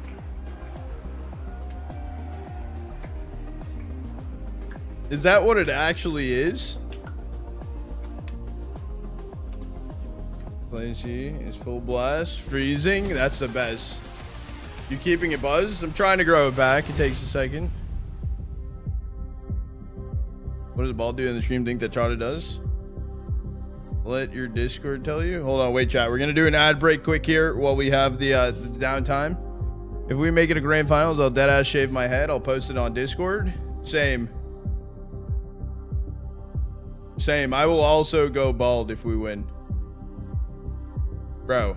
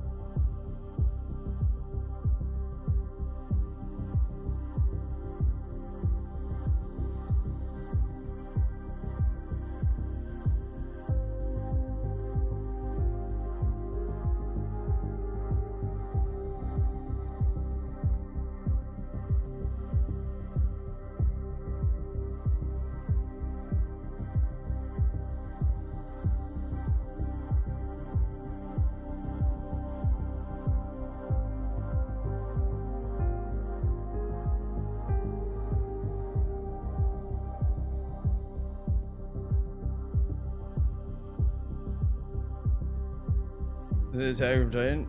Oh, it's a Titan. I have not watched all of, like, I watched a few episodes of Attack on Titans, and it wasn't really my shtick.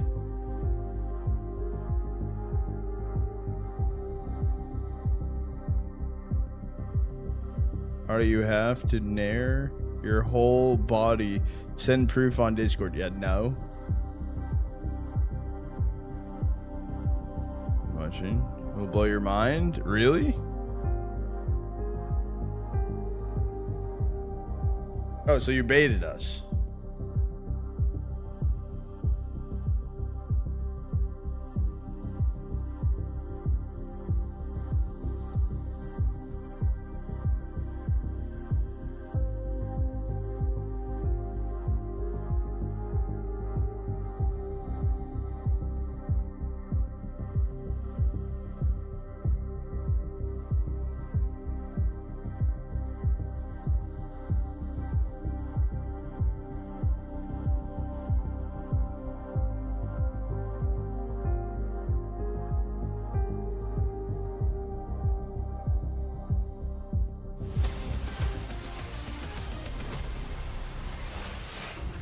Counter-Strike is all about first. I've met Ewan here today. It's his first time watching Counter-Strike live in an arena, and you're cheering for M80. Just tell me, first of all, why did you decide to come to London and see Counter-Strike here? Look, coming to London's always a special thing in itself, but coming to actually watch a game you love is something entirely different. So we made the trip all the way from up north down here to come and watch one of my favorite games with lots of lovely fans out here today. It's such a great time, man.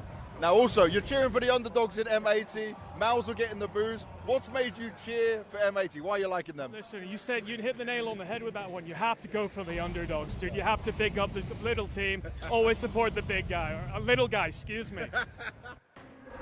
Yeah, the London crowd love an underdog, don't they? From first-time fans to first time on stage, and for M80, close but no cigar on that first map, Maui. How do the numbers paint the picture when we're looking at Maus's map pick on the other side of things? Well, when we look at it, of course, Maus, they find a home ground here on Mirage. They've only lost to a single team outside of the top 10 in the last 3 months. God, if M80 wins this series, they'll buy you. Who did M80 just beat M80 will win the series to get here to the London playoffs? You're onto something. Virtus Pro, okay? We're huffing major copium. Maybe I'll need to watch There's it really very little chance that M80 is actually going to be evening up the And series me crying? here. But they did show a lot of life in that game. I like the cat splits that they had. I like the way that Hex was able to flank the defenses. There were a lot of great moments. They got to all come together here if they want a chance. There's a couple of win conditions going the way of M80. I'd say Sin is a player that we don't talk a lot about. I was just looking into the stats specifically from Mirage, and he's the highest T-sided rated player out of all of the M80 players. Not Lake, not Slacks.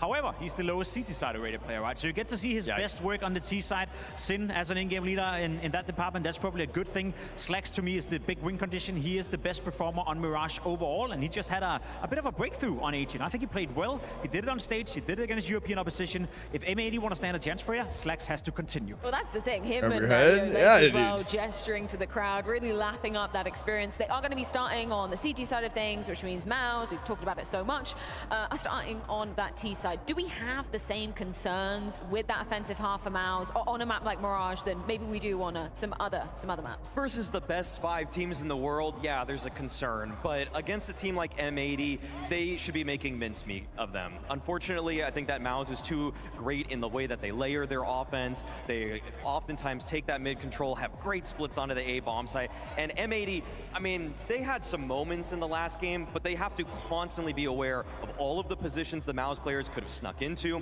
and how to actually take space back away from Maus. I want to see them go out, if they do on this map, with a fight. Don't just turtle up into the bomb site, actually try to push some of these. Yeah, I'm going to be watching all of the this blasts this weekend. Getting the game back matches underway. Maus already 1-0 up in this series. Time to see if they can seal this quarterfinal in 2. M80 make it interesting here, but now we go to Mirage, and this is Maus's map pick. Maus looking to win this event, Harry. I'm going to throw it out there early in this game because I think it's a talking point. I think it's a conversation. This is a Maus who are looking to make a simple 2-0 on the quarterfinal, go into a game v Vitality, a team they've beaten recently, and maybe even look to lift a top-tier trophy here in London.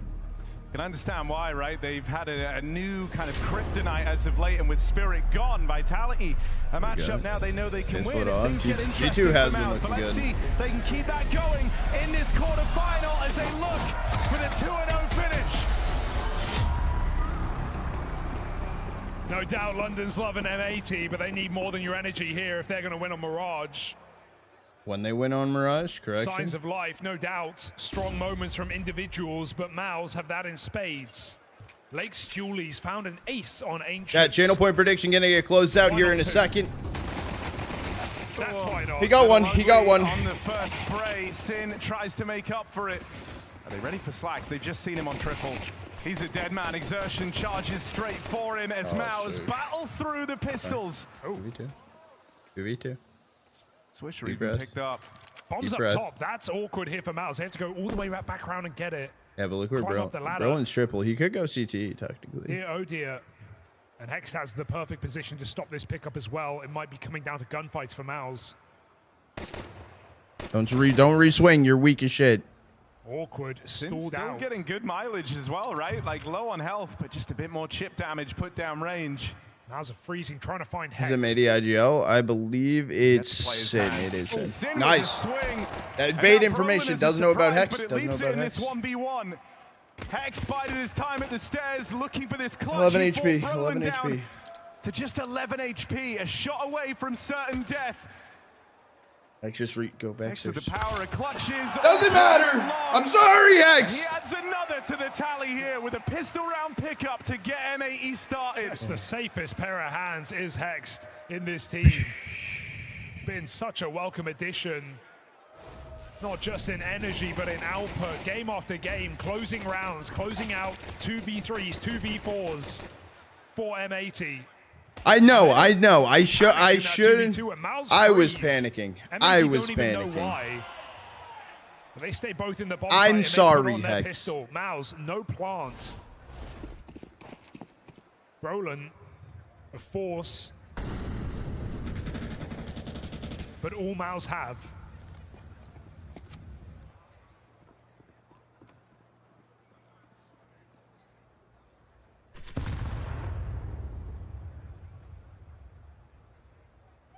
Oops, I made a clip.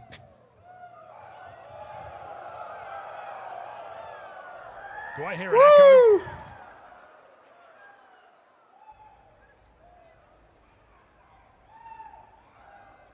Mouse were hoping to be given this peak in a lower. Just HE that, yeah. Oh! Good misnade for Slacks. It's not good. Could have been big damage. Not good. But M80 still making moves in the mid round. They've given up mid. They want real estate elsewhere. And so some aggression comes in over towards ramp.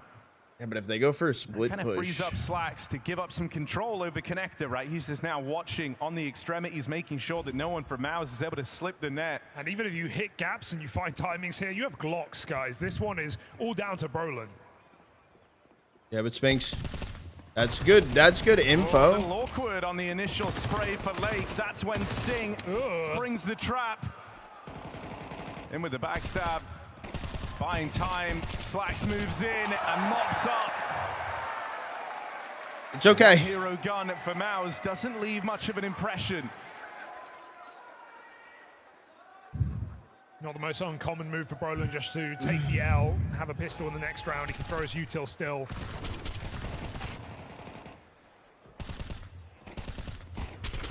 And as far as bonuses go, it's a better buy for M80 for rifles.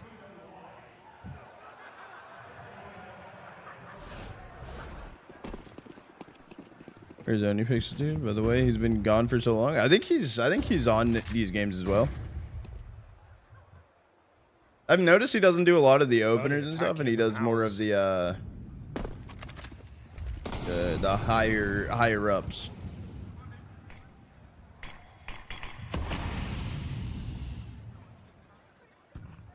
Blocked in at ramp, and with only Torshi there available to go, they might feel that they have to respect that. Although they're very, very strong in this Palace setup. 3 players looking to come through. Flax has really got his work cut out for him. Spot on the first. Sin now under a lot of pressure. Able to stop the spillover for a second, but wasn't going to get respected for long. Now somewhat have the control they were looking for, but having to take the pace out of it now, things feel awkward. Yeah, Brolin trying to find timing. Maybe they'll meet up in jungle here because Swisher is completely on his own. M80 playing right to retake from CT spawn, but Swisher can't afford to give away this space for free. He needs to hold his position, and that's a good job. Brolin gone. They try to take jungle. M80 need to help Swisher out. Come through that spawn together, and so they do. Jimmy traded, and there's the round for M80. Knowing exactly when to move back in and offer a helping hand. M80, don't let Mouse get weird in that mid-round.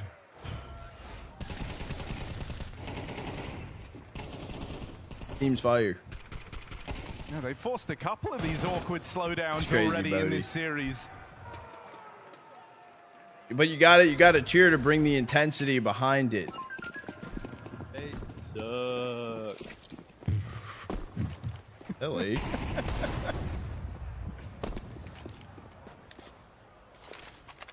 M80 got that ego. Yeah, we do. We're from NA. Of course we have Let's see ego. if they can prove it.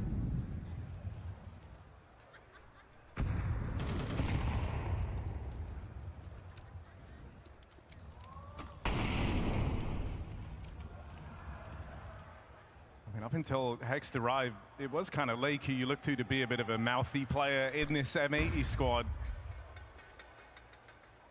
Had a sporting background. And so Learn to appreciate the value of BM.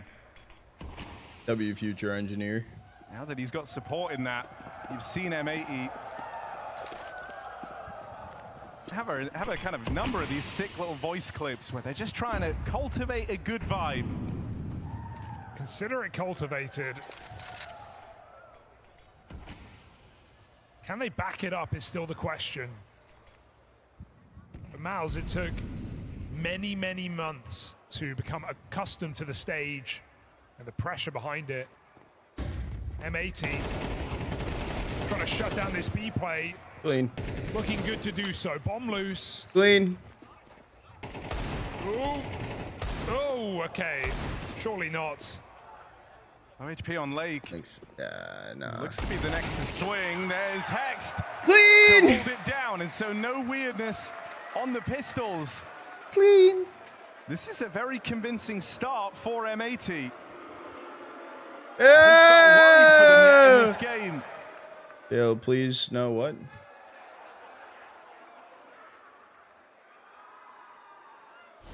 But it was also slow to start for MOUZ last map as well. We had the first 3 gun rounds go the way of M80, so still MOUZ came out and won that half 8-4. What have they won? Well, see, it's not about...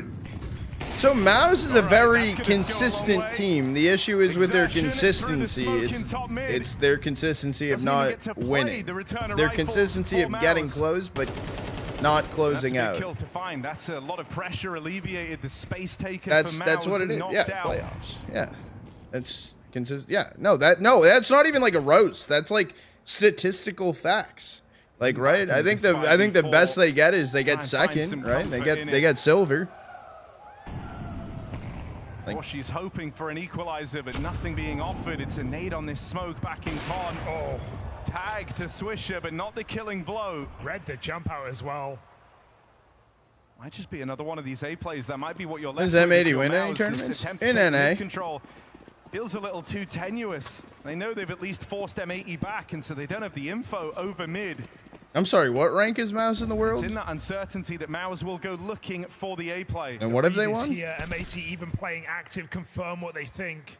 4 players surrounding this A bomb site right now. Scope has got to be on the right. I'm pretty sure Falcons has more wins than MOUZ. Full blind, his teammates got his back. Sim with an entry. 5-on-3 right now. MOUZ need to get into the site. Don't get stalled out again. Lake's ready to barrel through the smokes over a bench. Molly denies it, and so space given up. Plant found for MOUZ in the final 20 seconds. No, I think I'm being serious. There was no cover there. Torshi holding for this wrap round, just leaves the angle right as Hext has moved in. We only have flash HE. It's up to Hex right now. Couldn't be worse for Torshi. He's still focused, and seeing that barrel, that's only going to keep him tunnel visioned here. Hext has got this kill in the bag. Brolin and Jimmy battling back. Nice! Just Jimpat. 1 versus 1. Hext is being asked to clutch again for this M80 team. And with Jimmy in a powerful position, bomb planted for him. This isn't an easy one to win. Stick in the defuse. Jimmy swings out and puts a stop. Big round for Jimmy. No room for error. No another second to stop that stick. And Hex knows that's his only option. Just going for it and hoping. Jimmy shutting down a very important clutch here for MOUZ to get them in the game. It was about time. A 3-on-5 when MOUZ come out of ramp like that. But cover from above, Jimpat. Okay. With high impact. Okay, great start. Great start. Great start. Good try, Hex. That was the best call he could have done. Because the tap fake would have burned too much time. Cyclone trying to keep them calm.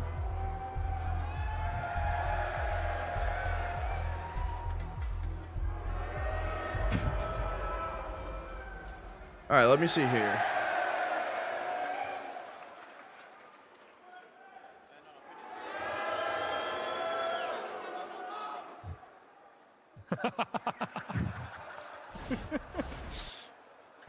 Generational MOUZ hate. This crowd's got more aura than MOUZ. Ooh. Not them happy.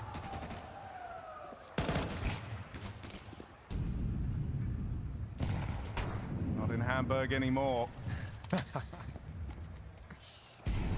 In the ends. They have 4 Galils though. Flax did just get tagged by an insane. Nothing spotted yet in middle. Slacks. Next point of contact, and he nails his shot. Bro lost. Bro lost. They lose this lower lurk, and they might just leave mid altogether. Mouse haven't been able to get this first fight. They kind of just decide they want nothing to do with it. Awkward timing for Hex, who gets put up on that boost right as Spinks comes around the corner. Still a lot of movement here for M80, uncertain as to where that bomb is going to end up. I like the gambles M80 are pulling in this game already, though. They know they need to catch Mouse off guard and outread them. If they want to have a fighting chance, Mouse have stronger individuals, more proven in every metric. Lake, here's some come through connector. They go catch. He shuts Exertion up. All right, come on, Swish. Instead, Swish and Hex. Hex is boosted. Hex is up in the boost here because he's low on health. He's going to leave it to his teammates to try and thin the herd. Catching one and drawing the crosshair off, and Mao's getting torn apart. It's just Jimmy. Ball rolling on the clutch though. Slacks is going to shoot. Yeah, it doesn't matter. Hey, nice shots for Jimmy, getting a lot more I got scared. in this game already, but M80 are running away with this one. Mauser, yet again, gonna have to come back from a slower start and prove that championship difference between them and a team that has never stepped foot on a stage. Possibly. Starting from quite the hole here. Economy, name of the game, and it's gone for Maus. They got nothing to show on this T side, just Tech-9s. And they've just got the moves. M80 continually breaking smokes to find picks. Slacks gifted yet another 5v4 up mid, and Lake follows up, shooting through onto Exertion. Stat last map showed how M80 were often the ones to get spammed through smokes. Well, right now, that's exactly what they're doing to Maus. Zed almost died to Molly. Porsche 1v5. And even with the element of surprise, it's a nice! I mean, this is going to get you so fired up, right? This isn't like a back and forth tug of war like how Ancient felt. You're getting no resistance right now at a Maus. M80 running away with this first half and a chance to finish very, very strong as we're kind of in the last quarter. I mean, we came into this game talking about how this is Maus' event to win potentially, right? Don't get me wrong. Vitality waiting in the semi-final of this side of the bracket, but Maus have beaten them before. Vitality going through a tailspin. Who the fuck said this is Maus'? Whoa, whoa, whoa. It's Maus who should and could do it again. No. But right now, Maus are struggling to get through M80 here on Mirage. It's a slow start, and not for Slacks, who rifled his way through Ancient. Now putting the big green to use here. Multiple opening kills on this CT side, and he's looking for more. I mean, in the past, if they've lost this initial mid-fight, Maus have just left mid altogether. Only ever looking to come back maybe in the late round. Exactly, Bodie. Mind game. They want to stick to their guns. They want to do something in middle. Slacks is 5-0 on opening duels on this CT side. They have not lost an opening kill in this map. Lakes are 2-0. And Maus are searching for answers. Nothing being given. Another stack setup here on short. Slack says none. Go B. None. I'm just here. Another correct gamble for M80.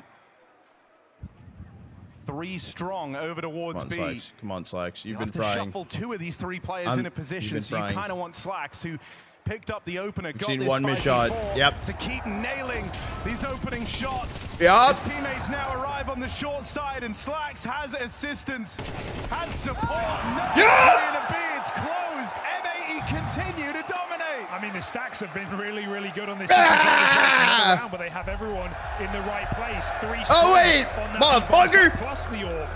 When has Slacks been left on the wrong side of the map? I don't think it's happened yet. Woo! Maus, another timeout burned. 7-1 lead. Feel nice, dude. Flax not slacking off. Yes, sir. That made it be Mickey Mouse. And dude, when Def, you know, these timeouts are coming in, Cyclone having to take a bunch of them early on to try and re-inspire some faith for Mouse. Can't imagine what Def is even saying on the other side. He's just probably like, yeah, keep it up, boys. This is good. I like what I'm seeing. Because M80 have played a very active game. That's the other thing, right? It's been a tailspin for Mouse since arriving on Mirage. Def's probably like, yo, Lake, they said, Mouse said they hate Cholula, and he's like, okay, hold my beer, let me cook. Well, not hold my beer, they have but let me cook. entirely shut Mouse out of middle, and a lot of that is thanks to the Slacks AWP. High damage nade to start off this partial buy. Oh, God. And Mouse is so wounded before they've even seen anyone. Roland has been getting red on these lurks out through middle as well. Haven't really seen him be able to get away with that. Oh, plant denied. No. Sin stops it in its tracks, and there's the support. Is it another flawless round for M80? Yes, it is! That's 3 in a row. Yes, it is! For Mouse. It's so one-sided. And that's just not the expectation here. NA players on Mirage. We didn't know. I mean, even though M80 looks stunning to get to this point, you can't say that Mirage was a huge part of it. The only time they played it was in that final map versus VP. Oh, good at Eco? Why? I assume our economy is insane. Here, but compared to the other maps, and you about how to come visit? Yeah. Appreciate it, Jake. Appreciate you coming over. Let alone one as big as Mouse. Holy money! Saying we're not going out without a fight here. 7,200 to 11K. I thought that was the best we were going to get from them. Instead, it was, I guess, galvanizing. They proved to themselves. Galvanizing square steel? Everything they've got right now up against Mouse. Spinks with no kill in this game. Exertion, 0 entries. 10 rounds in. Jimmy, the one guy to deliver Mouse around with a 3K and a clutch. Like a Porsche? And this at times is, you know, I mean, this has kind of been the pitfall for Mouse, is whenever they get to these high pressure games, it feels like they can't get everyone firing at the same time. That's timing for Swish could be and you want to put this game in that category, you want to put M80 on their first stage game as a high pressure game. Could be great. Be oh, it looks good. It looks good. Spinks, turn your back. Oh, the information! This flank for Swisher. This team have got to survive. And it's allowed them to start moving around here. Sin trapped. Just wait for Swish. Wait for Swish! He got one. He got one. He got one. And now oh, this is beautiful. This is beautiful. This is far quicker than Mouse are expecting. Oh, the flash! Go! Only Torchy remains. Mouse just looking to scrape by with anything on this T side, and it now rests solely on the Torchy orb. Where are you looking? Where are you looking? And so M80 just keep The thing that's crazy, as I said back on T-Side Ancient, was it's methodical for M80. There's a bit of Utah behind every move, everyone playing in sync with each other. I'm so happy. Let's go, dude. It's not chaos. It's not M80 brawling in middle and Mouse forced into a style they don't want to play. Mouse are getting the room to run executes, to take mid control, and then M80 are just systematically picking them off one by one. Will Spinks get a kill the first half? Wait, what is he going right now? And even when Mouse get the space, it's meaning nothing on this side. Wait. Still not a single entry kill from Mouse in this map. He's 0-10. 10-0. And a huge thanks to Slacks for that. 0-10 Ben. Go, boys. We're playing fucking insane right now. Let's fucking go! Let's fucking go! And he's not wrong. They are playing insane right now. Slacks, don't do it to him again, man. Mid has just been his domain. They're fast though. Good space taken. Lake hears him coming. Oh, he's gotten past. They don't know. They don't know. No! That was sick! For Brolin. Mouse decide they're done with respecting middle. And so they play with one hell of a pace. They get Brolin into the ladder room. Sights now set on a B split. But Slacks is here. He always is. Next. Got to stay patient. He's been in this position many a time, leading him into big flanks. He goes forward. They're waiting for him. I just want to let you guys know Torji missed picking up the bomb 3 times.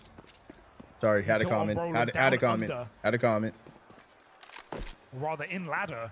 So there's no execute in this B-bomb. I was watching minimap. Open shots with this AWP. Hex has to hold his own. Hasn't moved a muscle. Bang! Waiting for this exact push. Hexed, only good position. for one. Oh, wait for the second. Wait for. Oh! Bang, baby! Oh! Short Slacks so mobile. Better! Again, Slacks ain't slacking today. Big double on Let the that simmer. He has been everywhere in Mouse's head. They run right into him. And dude, I mean, this M80 team represents 2 kind of regions that are very down on their luck, right? Obviously, NA struggling for a while. They're shouldn't about to be bald. Finally having some new players, some new faces to get behind. It's not the same recycled, you know, 5, 6 names you've been used to seeing over the years. No, I'm used to seeing their names. Counter-Strike is not exactly at an all-time high. Slacks and Sin giving you something to get behind. Slacks' AWP has been a huge problem, and Sin's calls have been Let him know. fantastic. Damn Move straight. Pieces around. Always Put me on the mic. Detriment. These stacks have been in the right place every damn time. Well, Sin doesn't know how to play with the cheer of the stage. He won't shoot through that smoke. But he hears it coming out. He's been caught many a time in this position. It's okay. Down the ladder goes Jimmy. Will Jimmy be the savior for Mouse? Saw the pop flash back default. Bang! Entry kill of the game. They need to do something with it. Legs holding mid. Planted. Pop flash too. Coming in from spawn together. Slacks AWP reclaimed the 4-on-4, but this time there is a con lurk that will find impact. Okay. This is a position that Mouse have struggled to break through. Exertion. Okay, it's fine. It's fine. Taking the attention away, sees Mouse. It's fine. 10 to 2. 2-round T-side on their pick of Mirage. Woo! All right, we had a break and we just remains posted now. No score. With the deep information, if they don't expect this, or if they come forward, well, it's actually come to the point now where his smoke can take over. He doesn't have to put himself in jeopardy. Ice hockey player who beats up the guy this. on the golf course. Oh, you're God, talking about Happy Gilmore? Oh, no way! Double no-scope collapse. All right, chat. Let me read my heart rate. They laugh in the face of this attack. 1, 2, 3, 4, 5, 6. No, wait. That's hold on. But old habits die hard. It looks like 2, 3, 4, That's 3. 5, 6. He only has 3 health left. 8, that should be 9, the end 10. of him. I don't know if anyone knows that, but that He's 10. use the smoke grenade to cut off I'm alive. Alexi. Could they mess this up? 25 seconds, and Monacy is seeing red. He wants to make it happen. Oh my God. Oh, no way, dude. This is a 1 versus 5 straight up, and he has can time read to it. get bomb. He should have this red with How the another fuck are smoke. we feeling? Goddamn, I'm Oh feeling my good. Monacy. I don't think you did that right. The nade doesn't I know. come I through know now. He's it's got enough working. space to commit to this. I know I'm Monacy, alive. A pure 1v5. And as Emat tries to get out through that smoke, Monacy's just dodging all these bullets. He's terrified. Ema's looking behind him for a push through. Time's ticking away. I mean, how could you not be horrified? Monacy, the prodigy, has pieced together 4 frags in this 1v5 ace clutch. And Ema, his head is on a silver platter. A miracle from the magnificent Monacy. This is foreshadowing, honestly, that M80. No. This bomb down is scary. Flames is taking real estate, but ends up getting punished. Liquid hold, and they win these fights. Just Dexter left to get past, but he's an iron wall at the back of the site. Moving around, kill number 3. Oh! Dexter! Make some noise for him, that is incredible!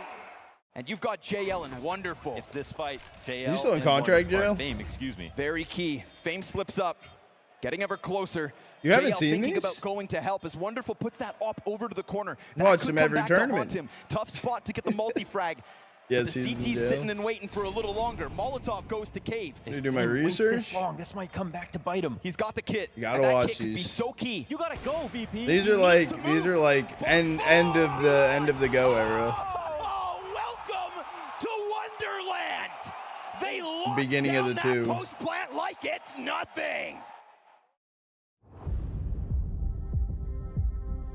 Win giveaways. I can win. Does it give me noodles?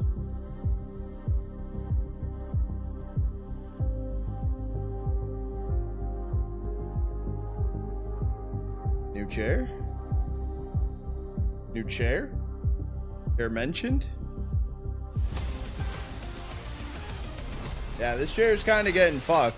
Ahoy, M80s, as Mouse's ship gets plundered by this North American roster. Woo! A 10-2 CT side on Mirage, Mouse's map pick, and you wouldn't believe it with the game we just got out of M80. No, and this goes on and paint maybe a bit of a dismal picture for Mouse's chances in the series. Ancient was close, right? Shut up, that shut one up. came down to the wire. Bring Your me the pick of pistols. Mirage is going horribly. The only round One Mouse opening gone. kill for Mouse in that entire first half. Good half, Mouse. Great half. round Keep it up. 12. Keep it up. Good half. Sax has found 6. Good half. Don't let anyone tell you Stop otherwise. M80. I mean, look, this pistol round is for the game, or for the map. If you pick it up, Mirage feels like it's locked in. Exertion with Spinks at 3 kills here in this pistol. Premiere all Where is your non-typical maps. firepower, That'd be Mouse? terrible. Slick. Oh no. Oh, it's right here. Better late than never. I saw Lake's leg sticking out. And he just walks Quiet away. more. Be quiet. Cooked. No, Oh, not again. Not the this is- electronic. This is marinated. This is marinated. Spinks' cat. Past Virtus Pro. It's going to go back to. Oh, wait. A site. London, don't give it away. Yeah, London, shut up. London, shut up. They have no idea. As far as they're concerned, this is not an option. There's no way he should be here. Hex could be onto something huge. 2 players in front of him. He's looking for the second. Damage. Oh, but info. The kill. M80 have found a way. They've got a molly as well. There is no kit. There is no. You know smoke. he's serious. There is Molly no way to stairs. stop this. Go They for the swing together. Yes, sir. After his double, and Jimmy in the clutch has to put on another one for Mouse. 1v2. Bomb's not for them, but he ain't got a kit. He ain't got a hope in hell. Yes, across. And they just don't have to fight him. They have no reason to peek this. Tap on the bomb. That will instill a little bit of panic, but they've seen he's off of it now. Don't swing. And you can just keep Don't swing. toying Just with play. Jimmy. Oh! The grim reality is setting in for Mouse. They're not winning this pistol. Oh, it's over, baby! Give me the pistols! A must-win round. Yeah! On the path to victory on Mirage. Just unbelievable. And you said it earlier, this is not a map M80 have had in their wheelhouse. It's not been the way they've been running through this international competition. Sure, they beat VP on it. Nice shot, But this is a Spinks. team that Nice took over shots. pass Good off of kills. Vitality, a team Good that kills. Managed to defeat Na'Vi. Hex, you're a rat, and I fucking love it. I love it. And M80 are doing it on stage against Mouse. It's over! It's over! It's over! It's over! This is going to be a hard reset for Mouse to go back to Late, brother. That is a Mac 10. this game.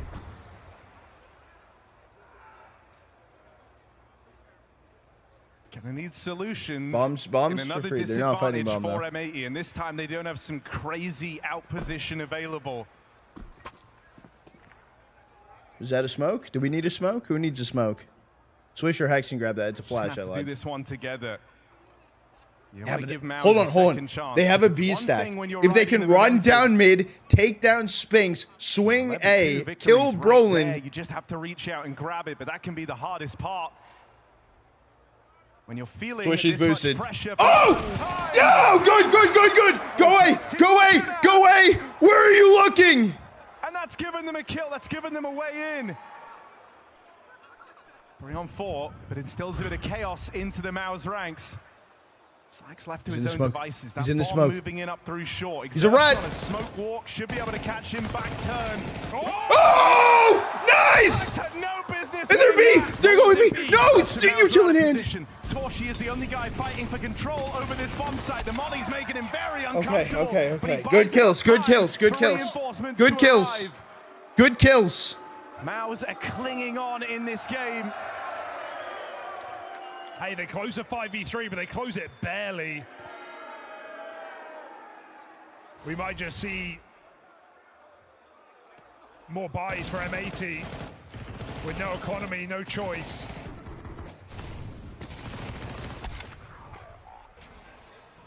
So keep the pressure on while the money's low.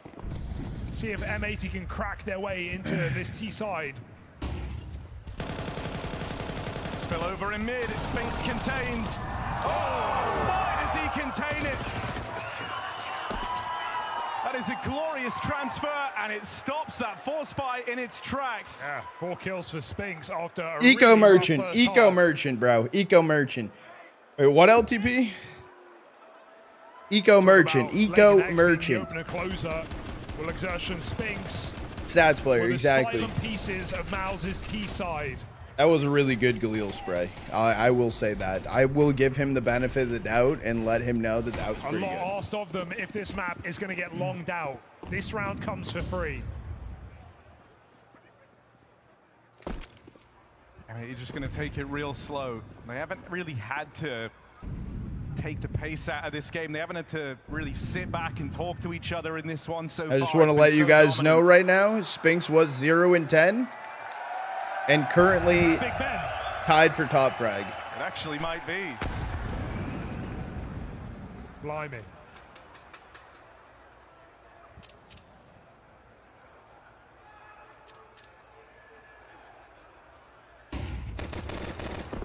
I wonder if Mao's know. Oh, you should have stayed. Seems like they have pieced this one together. Ron wants a confidence boosting eco mowdown. Oh, that's not great. Drive by. Spinks up close again. Eco Merchant. With the spray control. Spinks ain't to be trifled with. Yeah, learning it on the Galil. But here we go for M80. Better sink your teeth into this T side. Don't want to give Mouse a reason to believe in a comeback here. Doesn't even matter. So M80 called attack. Good timeout. Good timeout. Good timeout. I like this. Let's cook something up, Def. Probably glad to have some Let's cook it up. We're chilling. We're chilling. Don't worry. This is nothing. This is nothing. As Def tries to keep his team in it and get out of it into Inferno. He doesn't even care. Dude, they're still in the timeout, and he already put his mic up. He's like, yeah, they'll let him cook.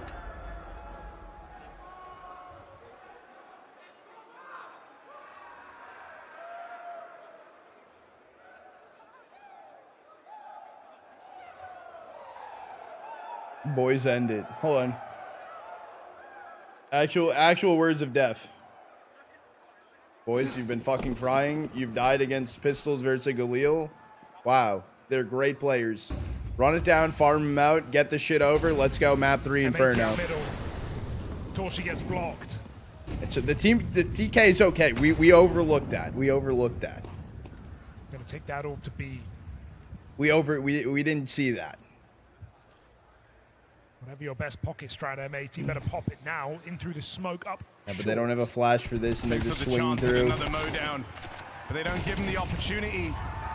They run into more resistance over here on short, though. Can Hext and Slacks bail them out? Slacks needs to grab bomb. He's taking a fight with 2. Bomb lost. Slacks battles forward, goes looking for these kills in middle. He was the man who had to pick up that bomb. And so it's Hex left up in this one. What's good, Jamie? How are you doing? And this reposition from Brolin isn't something that Hex should ever expect. He is out in the open. Low on health, doesn't matter. Brolin keeps it clean, and this scoreline's starting to close up now. Yeah, the nerves might be setting in a little. You definitely don't want to get ahead of yourself against a team like Mouse on a CT side of Mirage, right? Anything M80 can do, Mouse can do as well. And the opportunity was there, granted, after a pistol win, but with Mao's winning force by. At what point do we get nervous if we lose their if they lose their next rifle round? Will feel like their opportunity is if they lose their next rifle round. And so even getting a hero gun in a round like this, making it interesting, is a good decision. They can stay winnable. I mean, faking the mirage. Sometimes feel quite open for a masterclass. Right? When you feel like you've hit a bit of a brick wall. Been a good map too. Great map too. Slowing down a lot in the rifle rounds. Every decision. Lake made fucking noise. Not wanting to throw away these really important rounds. But here, you're kind of not meant to win this one. And so some of that confidence can make a return in rounds like these. Let's see what they're able to do with this hero gun on Lake. He needs to hit hard. Him and Hext aware of flash potential. Aware. Things like boosts might be your best bets to gimmick a kill.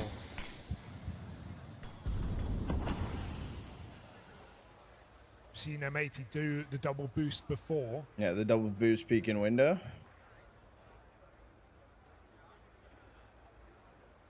And Maus are in the dark right now. Yeah, but I mean, look, everyone saw that clip of the boost through window out of M80, and so Spinks has actually moved off of the B side to just go and sit and watch for the window wraparound. Oh, leg. Leg done, leg. Damage. That's the gun looking to get removed. Back in connector. Okay. Good pick up for Sin. He did slip the net. Takes it one step further with his Torchy ult. Today missing a beat. Able to reposition. Fresh mag loaded in, and Brolin with the covering fire. Maus keep the streak going. It was a good attempt. Sin makes it through and over Spinks, but Torchy doesn't miss a shot on that AWP. Fast as lightning. This is the round. This is the round that we get scared about. That Maus can and will come Gucci guy. 11-2. You can hear me. Not moved a muscle. 5 rounds. This round from this Maus squad. Big buy round now. Slax's CT orb was a monster. He's got it out on the T side. Torchy fires his off, but it's blinded. Spammed out even. Slax put on his last legs. A nade down to 10. 12. Correction, 12. There's a bit more fight coming back in as well, right? All throughout that first half, it was very respectful, in particular over this mid control. In fact, they just couldn't win a fight here. Frequently a source of these 5v4s that they were up against. Exxon 69 aware. Since embarking on this streak, since getting onto the CT side, a lot of these rounds have been won for Maus on the back of this mid control. Close to history. Majority of NA teams are 0-7 on Mirage in big events in CS2. This would be the first time NA win on Mirage since EG beat MIBR 22-20 in 2023. All the way up into the top of middle. Thank you, Blastfax. Lake has util out. Util up close. Flash got to be good. Get Spinks off the line for a second. Lake isn't able to capitalize. So now your hands are tied, M80. They've got to follow through with this A-hit 3. I like the facts Palace. One flash on Slacks to try and sort them out. They play through without it. Contact on the hit. There's that Torchy AWP. And the bomb dropped back in Palace. That slows this round down even more so. Slacks might be low on health. He's gotten rid of a big threat. CT. The Torchy. CD! Nice! The spawn side, M80. A golden opportunity for their breakthrough round. They've just got to stop exertion. No. Spinks. Both players low. Both players wounded. Stop spamming, you fucker! Swisher tucks in. Slacks is limited in terms of how much he can help here, but that's great kill! Golden chance, exertion out in the open. Gives one away. And Spinks surely can't win this. First found on Swisher. Slacks has no reason to fight. No reason to don't swing! Ah! You know he's up! You know he's up! You know he's up! Ah!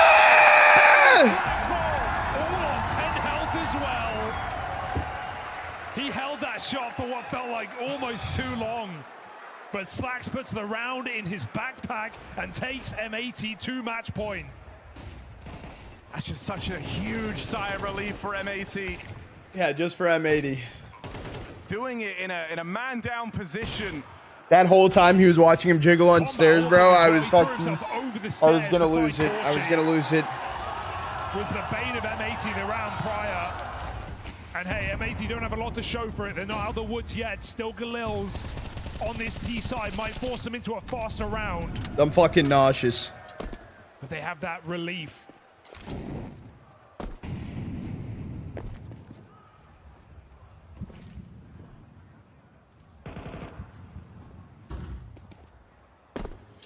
I can't feel my face. Uncertain. Even though the deep molly comes in, they're still committing through it. Jimmy holds his own. Spinks on the crossfire as well. They haven't found Jimmy. They know he's still here, somewhere in the site. Pressure comes on from Exertion with a I think they know about Jimmy. Has not moved a muscle. Have they forgotten about him? They've forgotten. Jimmy tucked in a bench, puts 2 down.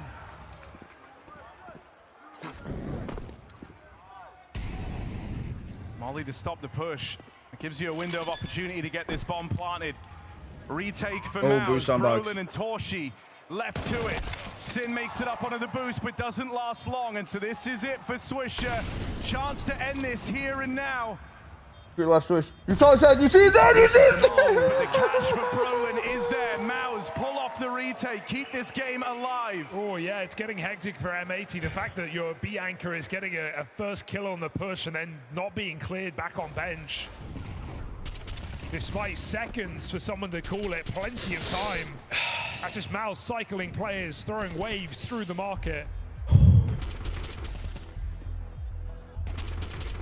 And an important 2v2 closed out clean enough to keep Mouse in this map.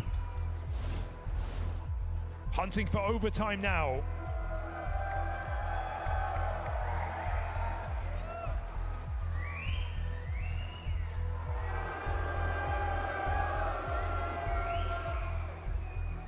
Mouse are a team who have pulled off some big comebacks though this year. It's probably what Cyclone's reminding them of.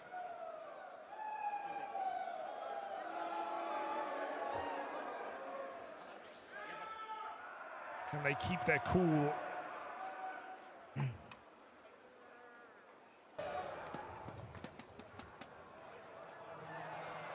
Vivid, I was gonna say Vivid was here.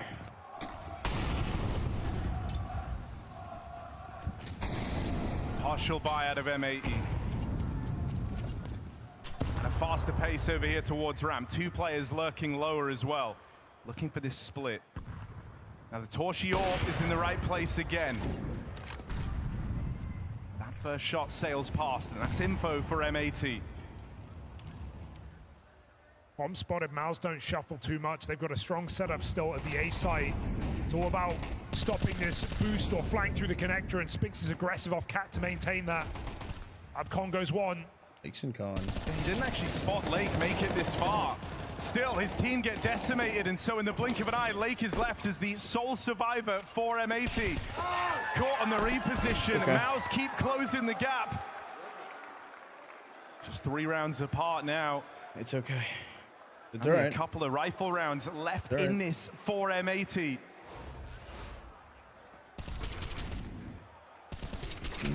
And Mouse have had almost every entry kill on this CT side, right, after getting 1 in the entire first half. They're doing right back what M80 did to them. And look, it took this Mouse team a very long time to find their comfort on stages. That's no secret. Even now, even when they've been able to take down top dog teams, their biggest rival in Vitality, new challenges have emerged. And so Mouse still have growing left to do. They're still kind of on this original path that started years ago now. M80 have 3 rounds to try and come to grips with playing under this Lake pressure. Lake help him. Nice, good trade. Fucking. A very long time to accomplish. So it's a tall order, it's a tall task.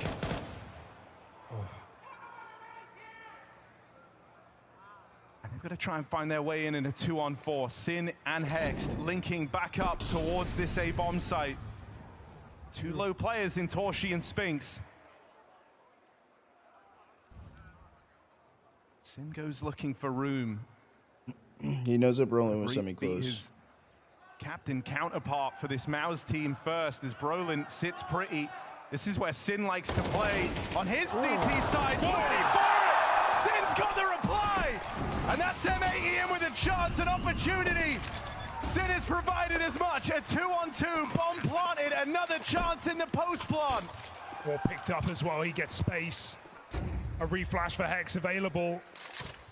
And as they upgrade, Maus move in with a smoke and a kit, a hope and a dream, a 2v2 to walk over. Sin waits to fire off his third shot. Finish what Slack started. Jimmy close, missed shot. It's up to Hex in the clutch. They played this bait and switch, and they did this all to set up their clutch player, their Iceman. Hext, time is low. One kill can make all the difference. Hext is off the mark. Jimmy with the defuse. He's got 1 second to make it. Hext is racking up clutches, and it's putting M80 on the map.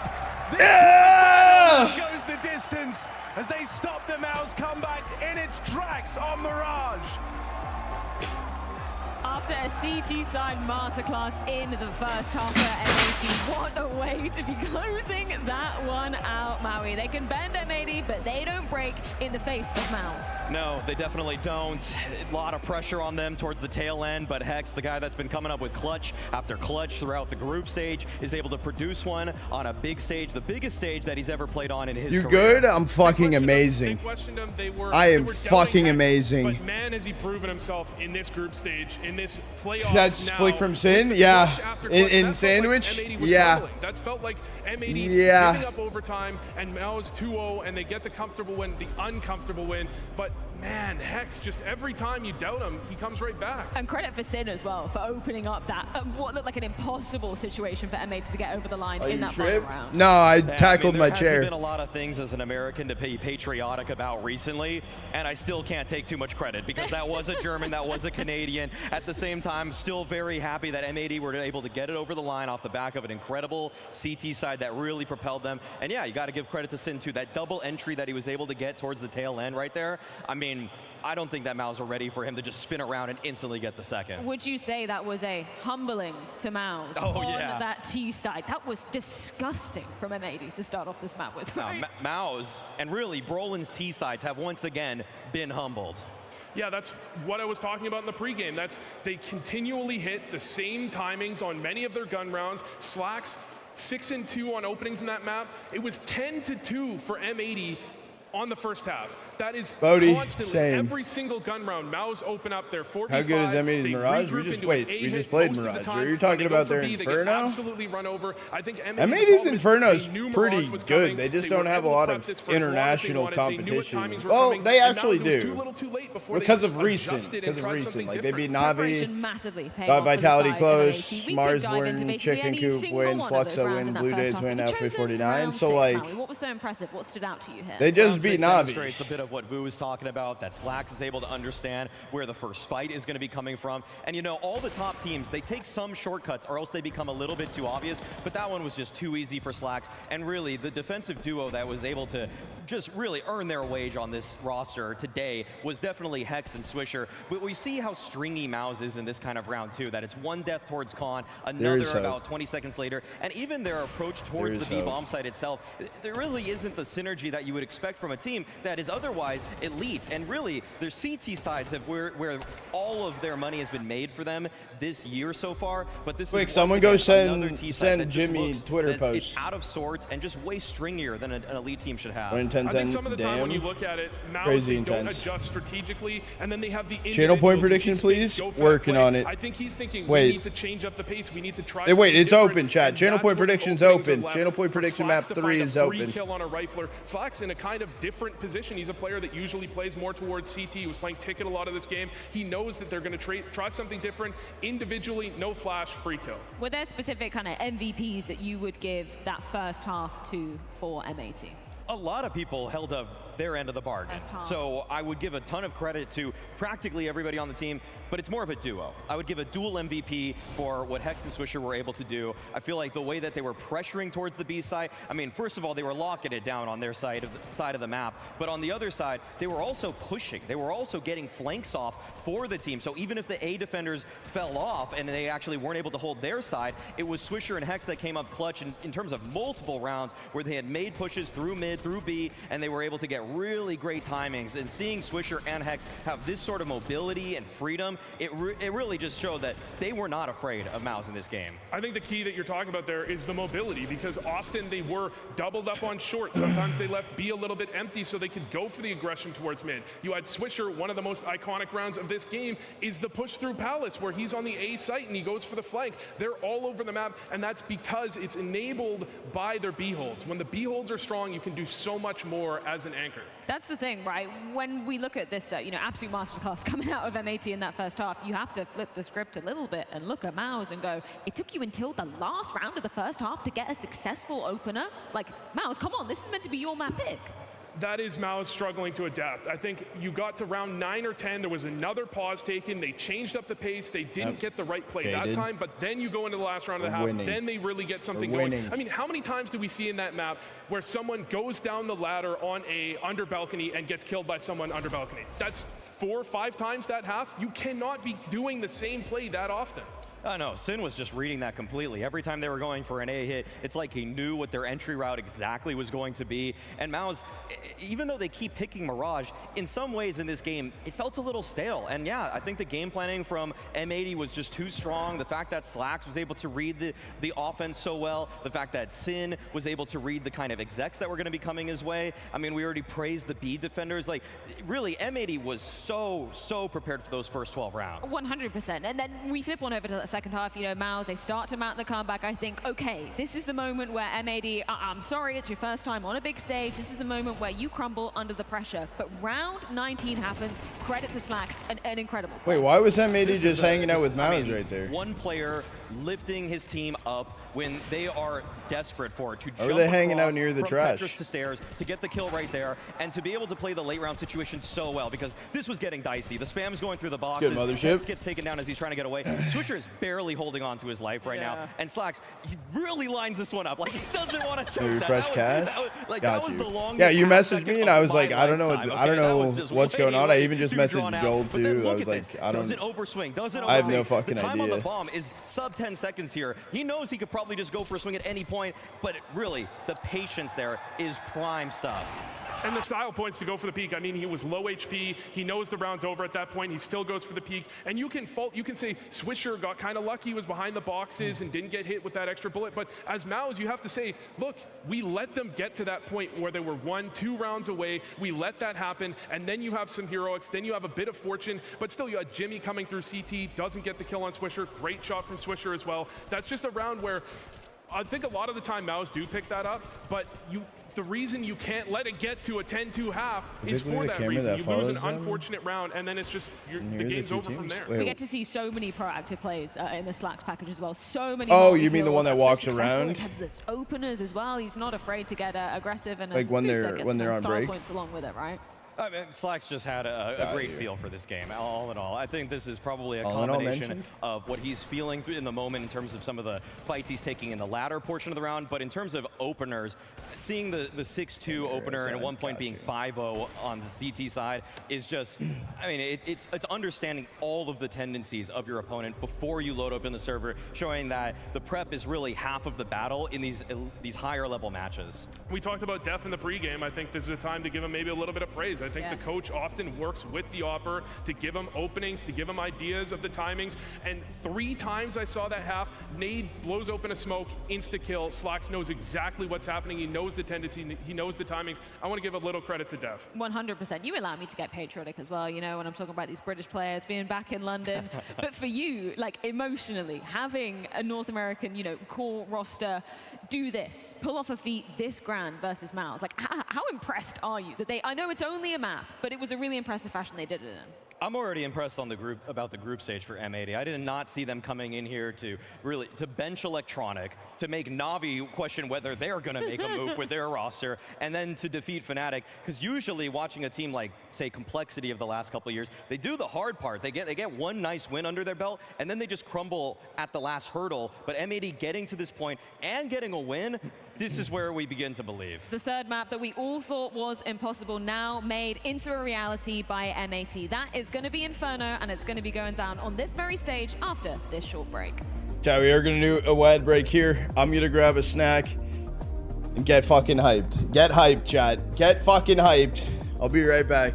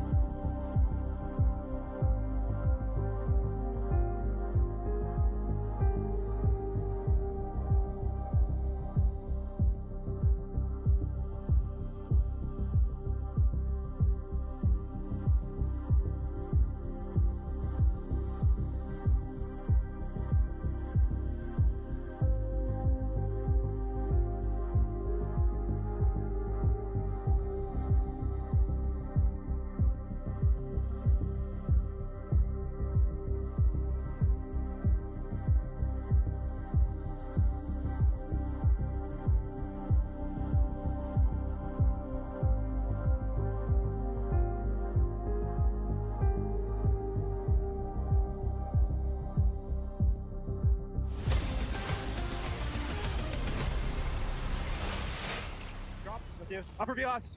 With you. I'm peeking 3, 2, 1. Nice! Let's fucking go, boys. We're playing fucking insane right now. Let's fucking go! Woo! Fucking go.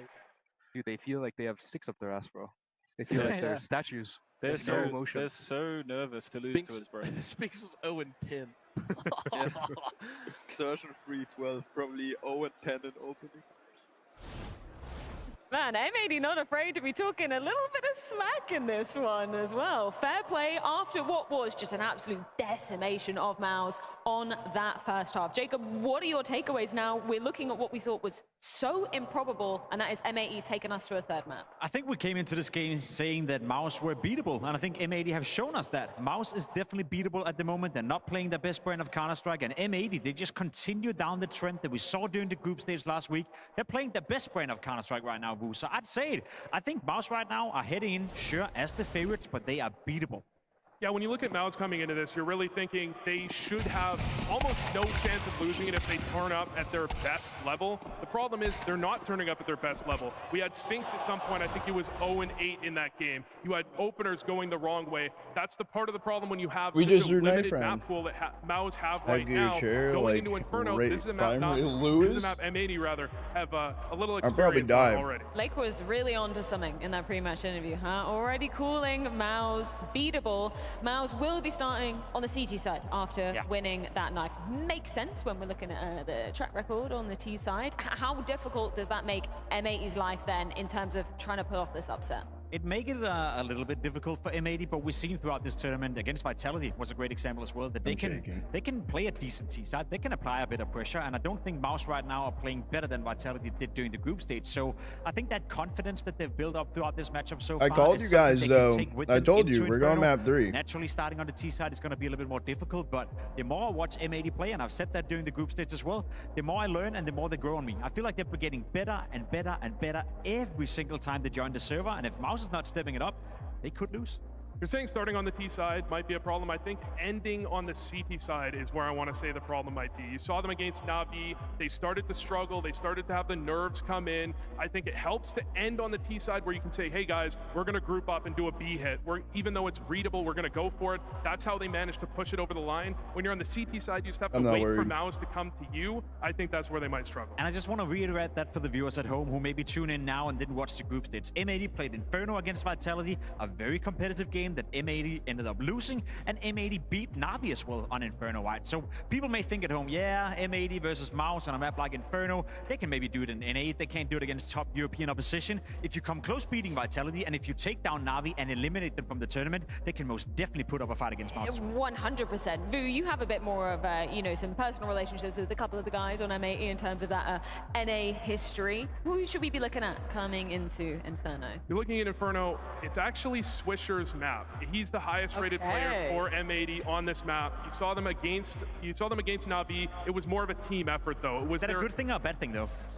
That's a bit of a concern, but Swisher did have a solid map last map. I think coming into it, it's going to be more of a team effort regardless. It's the way they beat Na'Vi was a team effort. They had a good idea of the strategy. They're going to come in here knowing how Mouse play. What we thought was simply a dream for M80 now so close to being a reality. We need that third and final decider we need to dive into Inferno. M80 with the opportunity of a lifetime, with the match of their careers hanging in the balance. They're grinding for this view to get a chance to play on the stage up against top opposition. I'm trying to eat quickly, in the but I'm freaking out. Make it here as well. And now they go up against a Mouse who get a little bit humbled coming into the third map of this series. There's upset potential on this one. There's a chance for M80 to make it to the semi-finals. Very dark times for NACS right now. M80 looking to be the one light, the one ray of hope for NACS. First time on a stage, they've taken Mouse the distance. And now they're going to start off on the T side of Inferno. Let's go. Chance to play their plan. Aggression from Mouse looks to make a statement to open up this third and final map. They can speed up, they can get past this. Jimmy here's the wrap round, even though Torshi found a double. It's Jimmy alone in the bomb site with a lot to do. He's getting hounded down, played with by Lake, who finally finds that entry. Torshi is on for an ace right now, cutting down the bomb in the open. He can just stop, play this package. 3v2, M80 need to come for the kill. Be with you. Let's go. Well. Torshi's patience, looking for a fourth. Hex takes the bomb into the site. That's when Spinks jumps through. And Mouse just keep the pressure on the entire time. No clutch up for Lake today. It's Torshi's pistol on Inferno. We didn't want the pistol round. And that's Mouse trying to inspire a little bit of confidence, right? And trying to set the record straight on who is the favorite in this matchup. They come through with an aggressive pistol round. They're going to take some control over the server again. For M80, that one feels like a bit of a learning experience. They're good. All right, they be forced. Wheel on Lake. Force up's bold, but M80 is confidence, which has gotten them here so far. Refusing to fear their opponents.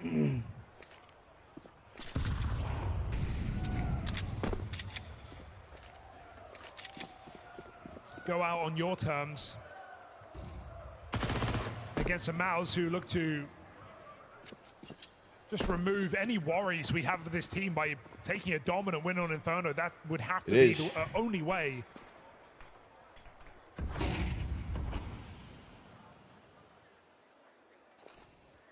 M80, they've got a couple of scalps on this map already. Getting closer and closer on this A-Rap with Spinks smoked off, but not for long.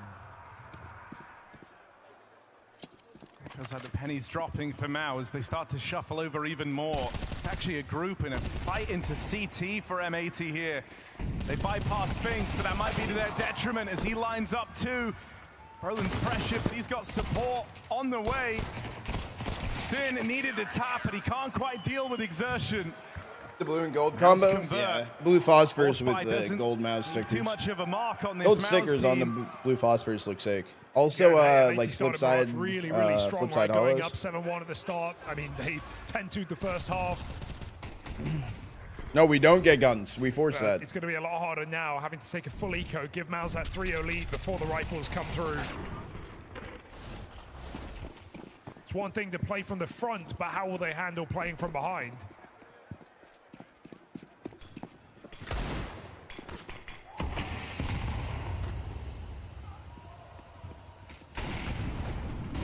We talked about it on the desk as well. Swisher is someone we're going to look to here on Inferno to have a good game because I need one. I think it's the Blast partnered one. I haven't really had to talk about him all too much. A lot of the focus has been on quick Slacks and his entries. That could have been really good. Sin and his calling on this Lake and Hexed combo as the openers and closers of these rounds. And so you'll want Swisher to rise to the occasion. Something else that's maybe a bit of a bad omen is a far stronger start from Torshi. Maybe had to really see him dominate on that AWP, kind of showed some signs of life in the latter stages of Mirage. We're doing like no economic damage either here. If he finds his footing now, that's a disaster for this M80 team.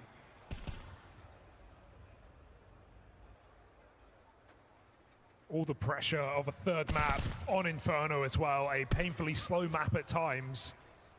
This is where Mouse really should show true. All right, experience that difference. This round matters. Rifles bought in. This is M80 here. Who, from the start of the year, from this having this full roster, have not missed out on a semi-final until EWC. They've made it every single time, top 4 or better, with a trophy and a handful of second places. This is the round. And so to fall in a quarterfinal to one of the biggest underdogs into an arena this year would be quite a shock. So Mao's look to reset coming into this third map. M80 first 4 by now.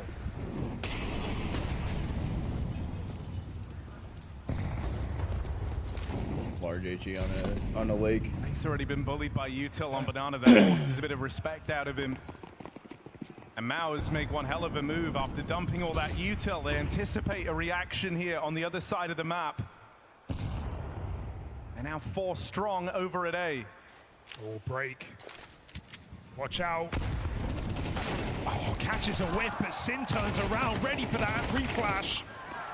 Everyone in middle gets mauled by Mouse. And it should be a save for Exertion. Across the board, but they're going to get that bomb plant, and Exertion's too far away to really give this consideration. Okay.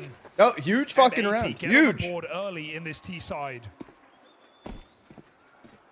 Far from an easy spot to do so as well, right? You're going into a top mid stack. You get out with 3 players still standing. Exertion wishes Exertion has fucking 3 mollies. Util dropped here. He got 3 mollies. It's going nowhere.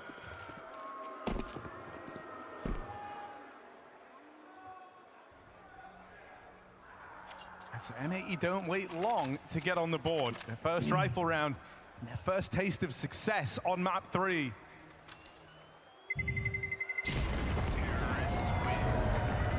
Just such a strange test to see Mouse in this position. Yeah! Fan favorite Finn. Coming up next game. Oh, he's on the Mouse side. FaZe. No, go to the M80 side, Kerrigan.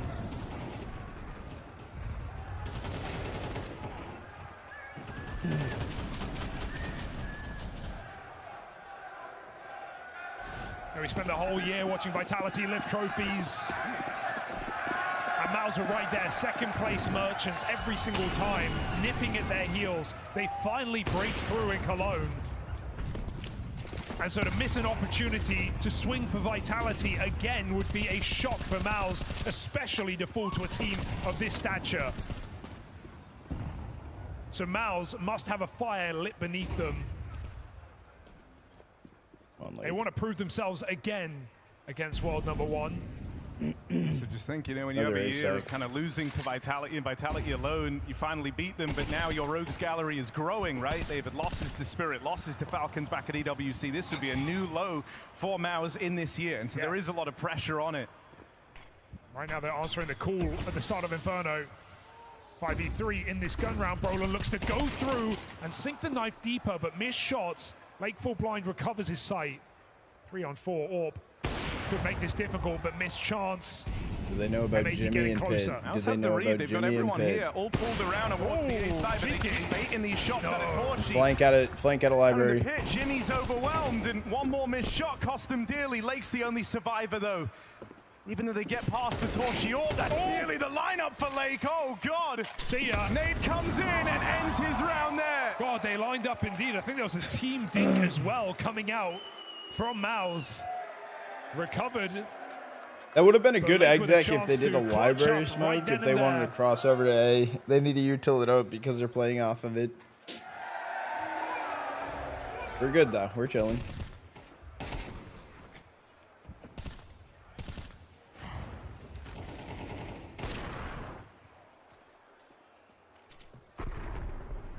I'm freaking out. I'm excited and I'm freaking out. And another broken bye here for M80.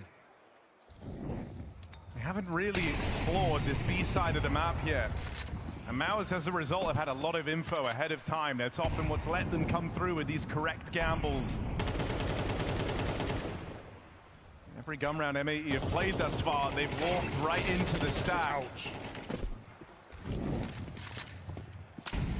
Mouse still think it's coming, right?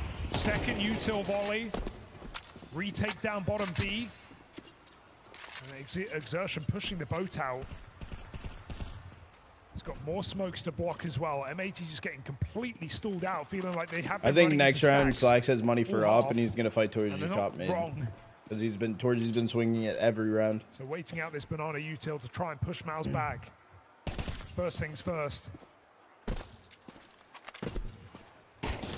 Ooh, Exertion gets out just about. Reflash available. Waiting a retake and fight for top banana.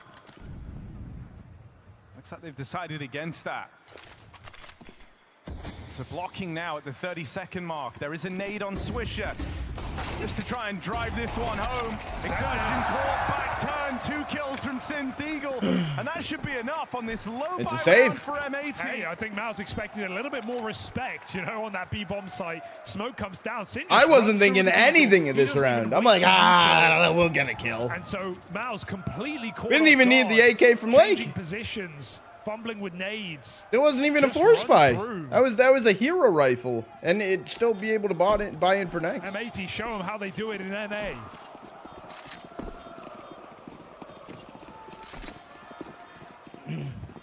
So for Mouse, you're a little worried. You don't want this to become a trend, right? Up until now, M80 have largely steered clear of B. They go there on a low econ round, and they come out That with was a 5-on-3. great patience, though, on Nobody dies, they get Banana. out with guns. And that's It's a what very more teams should clean do round for when they try to M80. go B so they You don't kinda eat don't want that to fucking, become a so problem. they Right don't now, eat you've had a util. huge degree of freedom because this B side hasn't been pressured.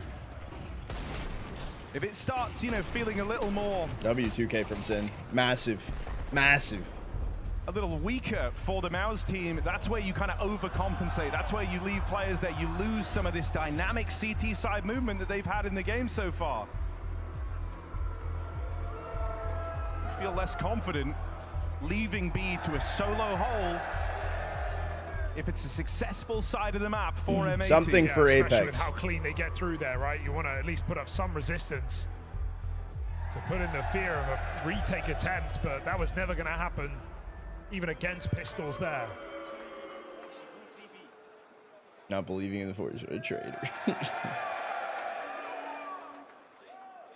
See, Def had doubts whether or not the. I just heard like a 10-year-old. Come on! Behind him. They certainly have in this series. My head just a little bit. I'm not gonna lie. Since I've shaved my head, I've been a better CS player. A chance now to break Mouse's money, and that would be a significant turning point in this first half. Yeah, they need more than a bit of sweet memory. M80 looking to jump the gun again on this B bomb site. Quick boost up, gives them control, but Mouse have info ready to go. Util to block this pop. Interesting molly choice though, and not a smoke. Their chests up, but will they commit? Blinded off the angle, orb revealed. That gives Mouse a lot of info, and the grenade is massive. Massive? Well, again, caught out in the open. They're just running through the smoke. They know where Roland is. Oh, caught with the nades out. Exertion and Spinks cover their captain and put a stop to the B hit. It's only left and not for long. Almost looked like a disaster was erupting there for Mouse. I know there's 3 on B, but getting caught out in the open, changing position room again. to breathe. M80 just playing Yeah, no, crazy facts, timing. facts. It's like established. Mouse hold down B. Take that away and it's like heat sink, like natural heat sink. So when you're thinking shit, your brain can cook and it doesn't overheat.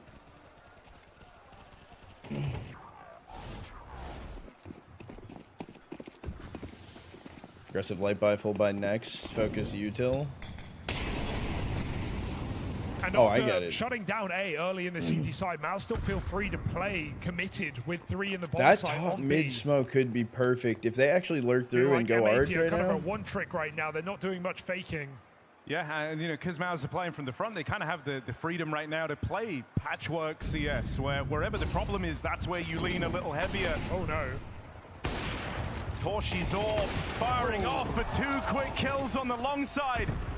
Hex is inside of. And no trade, some ground gain for Lake, but it's an awkward engagement. He can't get his bearings, and so Brolin gets out with his life. There's even good, a backstab, Flemington? 2 players all the way down through Banana. That earlier triple B lean for Mouse that gets activated very quick on the flank. That's M80 getting strung out. They can go B. They've lost all this ground. Sin needs to move. He needs to haul ass. If they commit to this A play, that 1 kill from Sin. How does that change the round? Lake's moving back to join him. It's exertion you're not supposed to be ready for here. Still the harder of 2 sides right now with this crossfire. Jimmy trying to find that angle on the pixel gap and go over the top. Exertion's a guy to worry about. Put down by Lake. Trying to do this on his own. He has to now. 1v2 and Jimmy doesn't let him through. Holds down the pit valiantly. 3 kills for Jimpat. And Mao's building more and more in these mid-round moments, even into a weaker bomb site. Go M80. They can't get out with a thing. What's good, Mill? Torshi's AWP has not been taking Why over Inferno? in this series. Map 3. But that's a high-impact round just to stop M80 from splitting. And out of the match. Well, I hope you're. I've been more calm right now. Now here on map 3, oh, wait, and that's the maps that really matter. That's where Torshi's done his best work. He's had a series of high-impact rounds here. I'm gonna test this. On the rifles mainly, and in the pistol. I can give you guys all points now. Only 2 strong towards the B side of the map, and that nade wrecks Exertion, who was looking for some re-aggression. This is more standard from M80. Less of these 5-man grouped pushes. They've gone back to a bit of a default here, looking for a pressure over towards Banana, trying to make Mao's scared of top mid, and only now making their final move.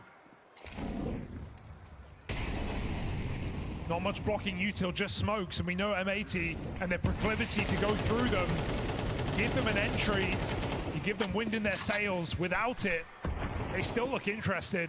Popping through with a flash right click, they're full. I like the delay, I like the delay. Swisher makes it in. Brolin needs something nice. more. Nice. The pressure on, they make it you hear Spinks, they know about Spinks. Cross shot connects, and bomb dropped here. Lake chase. Up a chance for Mouse.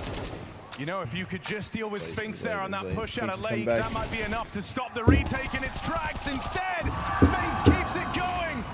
On for the ace. Only Sin remains in a round that has spiraled away from M80 so quickly at the hands of just one. Good for that, but all 5 out of Spinks. The third piece, the third man. And the lead extended for Mouse as one player in isolation takes that one away. Oh, they don't like that. But Spinks all over it. Been integral as that third piece of this B-bomb site. Nah. Round after round. Hold on. Someone, hold on. Popping out mid. Hold on. Popping out B. Yeah, wait. With firepower. Hold on. We're not doing this. Round out mid. Out B. Trying to overwhelm. We're not doing this. We're not doing that. Yeah, I'll save that shit for later. Don't worry. Don't worry, brother. Trying to overwhelm with Don't worry. firepower. Out B. Trying to overwhelm with firepower. Out B. Trying to overwhelm with firepower. Hurry up. Hurry up. Hurry up. Save the fucking. I don't want to hear. Hurry up, E. Hurry up, E. Holy fuck. CT side, Mouse have not made that mistake. They've not had Torshi on B. All right, there we go. There we go. They've been playing very passive every single time. Torshi now starts here as well. Yeah, okay. But M80 avoid it. They are just going for these 5-man group plays. This round, no exception. Hex coming through apartments, but they run through the mid-molly. Jimmy caught off guard. Dumping all his util, trying to slow this down, make it uncomfortable. Keep them trapped with the Spinks spam. Jimmy head on his swivel, and down to the pistol. He'll take them all out of the round. These are getting brutal now from Mouse, and you wonder if M80 just don't think they can long out proper default rounds. I'm so nauseous. Try and go toe-for-toe with Mouse on a map where experience often reigns true, where it's not just about your individuals.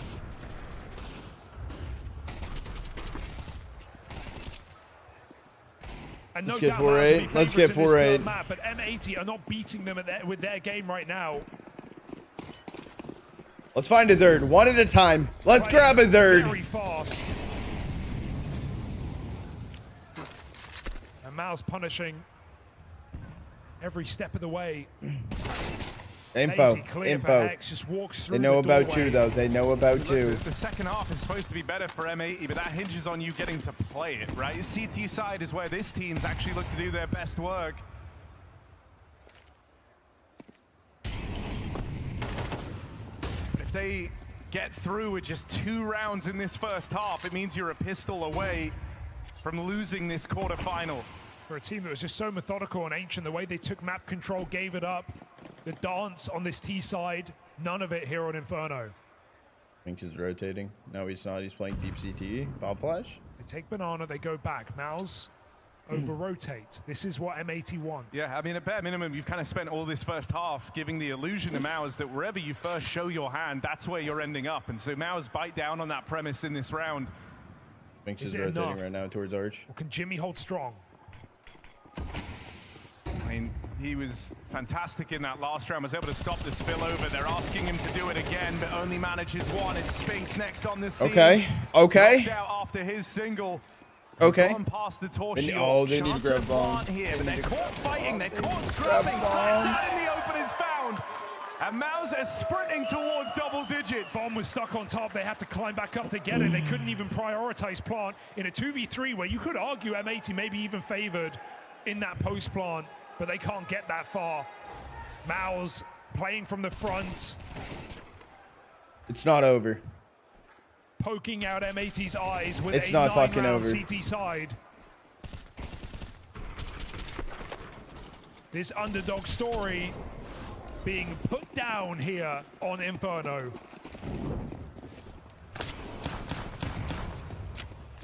Nades find great damage. That's already a horrible start for M80. Another fast-paced play over towards this B site, and Brolin, he's learned a thing or two about it. He's expecting this. So is Exertion. They've got guns on. You're not catching them with util out this time around. Hey, the smoke. They've got to use it or lose it. Oh, Switcher could have walked in, gone TT, but instead they go back. Hex has already been denied in middle. And in this final round on your T side, what do you have to show for it? 2v5. Blocked. Crux, you're not wrong. I mean, Inferno's just needs to be swapped out for anything. And Mao's 3 strong. I'm pretty sure if you just like gave me a pile of dirt and I threw it at the ground, I mean, be a better map than Inferno. M80 meet their maker.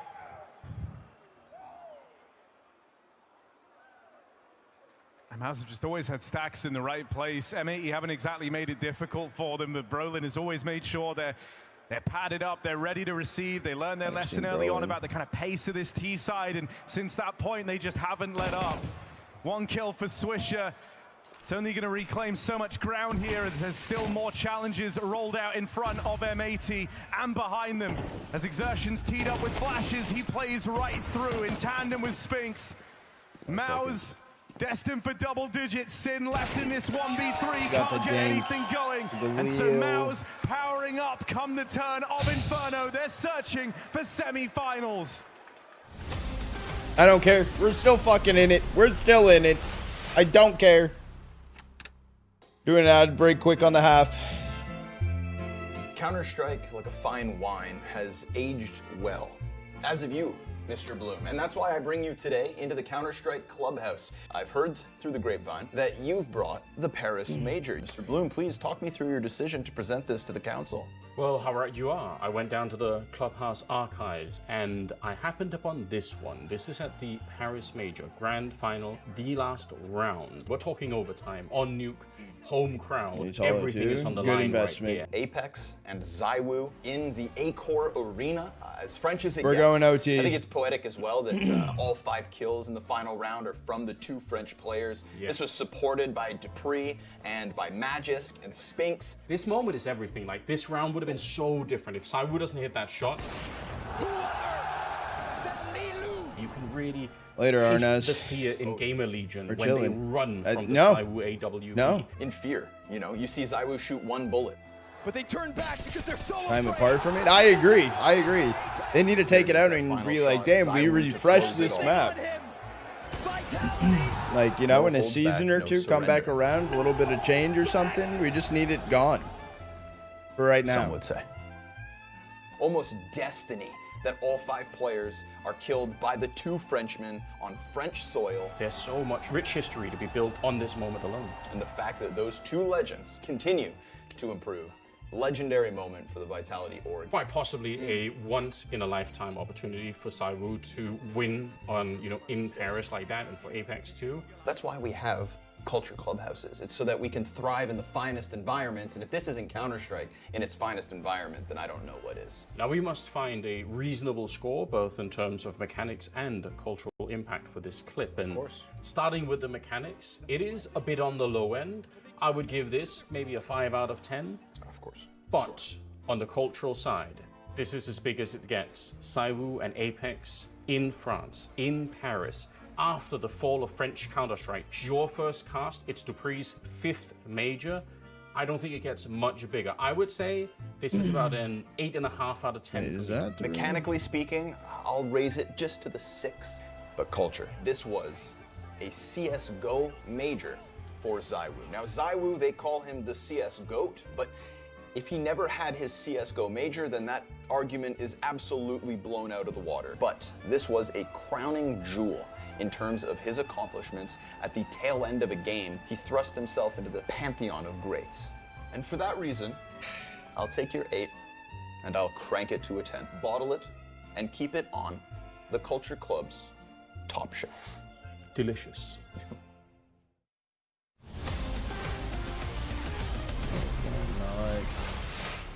Mao's stumble, but they don't fall flat on their face in this series. 3rd map with a stellar defense on both sides. Here on Inferno, M80 may have hit their head on the ceiling. A sweet upset on Mirage, but this 3rd one shows nothing. 2 T rounds.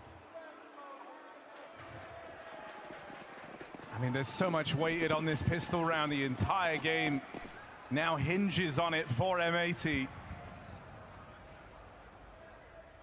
Mouse on the T side. All right, we're back. We're back. I was reading some shit. They're being given a lot of respect right now by the M80 team. That itself is shuffled. That is valid. That is valid. Huge pistol. They want to launch this B offensive. Brolin's got the util. Swish and Sin. And so the hit is coming. It's Swisher and Sin who have got to respond. Chance to block, but they won't respect that smoke. Mouse are coming right through. Swisher only good for the first. These dual Berettas have to find something and they can't hold on. Overwhelmed. It's a 3-on-3 in the retake for M80. Yeah, you need more than 2 on a hold like that, especially with dual Berettas. That's what they were meant to do. But Mouse now plant their feet firmly with Spinks after a stinker on Mirage coming through 18-4. Locking down coffins, looking to put bodies in bags. Spinks finds his third of the round. Ace denied. They know about Jimmy. Pistol hanging in the balance here for M80. They've got to stick this, but no kit right now. They get off again. Hex with 1. He's sticking in the smoke. Brolin's got the knife out. He's missing it. He's missing it. Oh, no! Oh, save by the bell. Brolin puts the pistol round down for Mouse.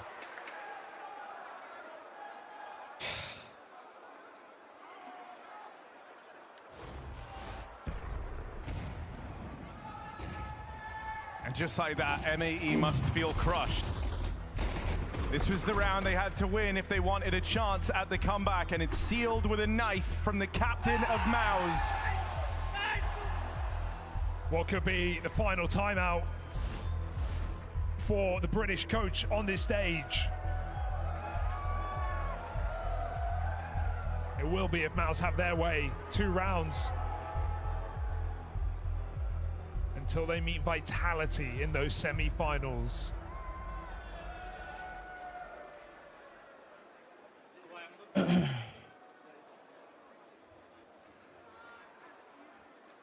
This better be good for Spy's saving grace.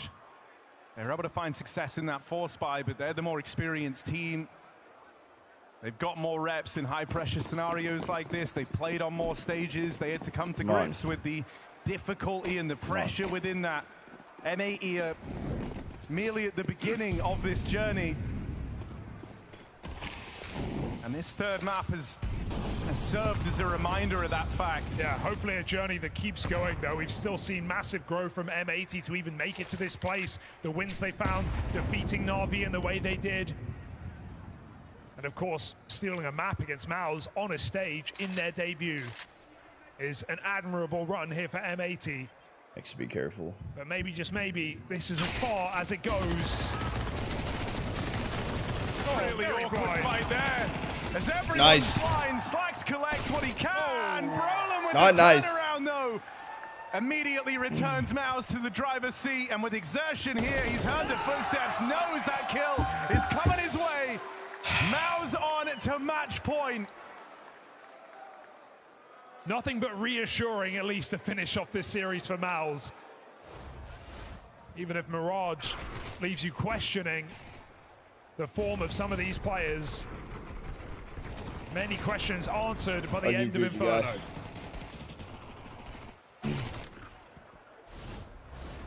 Gotta admire the ability to reset in the way they did. 20-6 for Spinks. Field day. Yeah, I mean, he's just been unmatched here come map 3.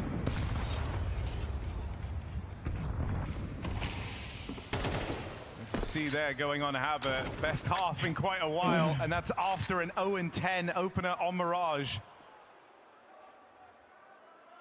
Dead on for crediting his reset. Spinks being a real driving force behind this success, and the rest of Mouse level up around him. They're letting the kills come to them. Mouse don't feel the burden to force these fights.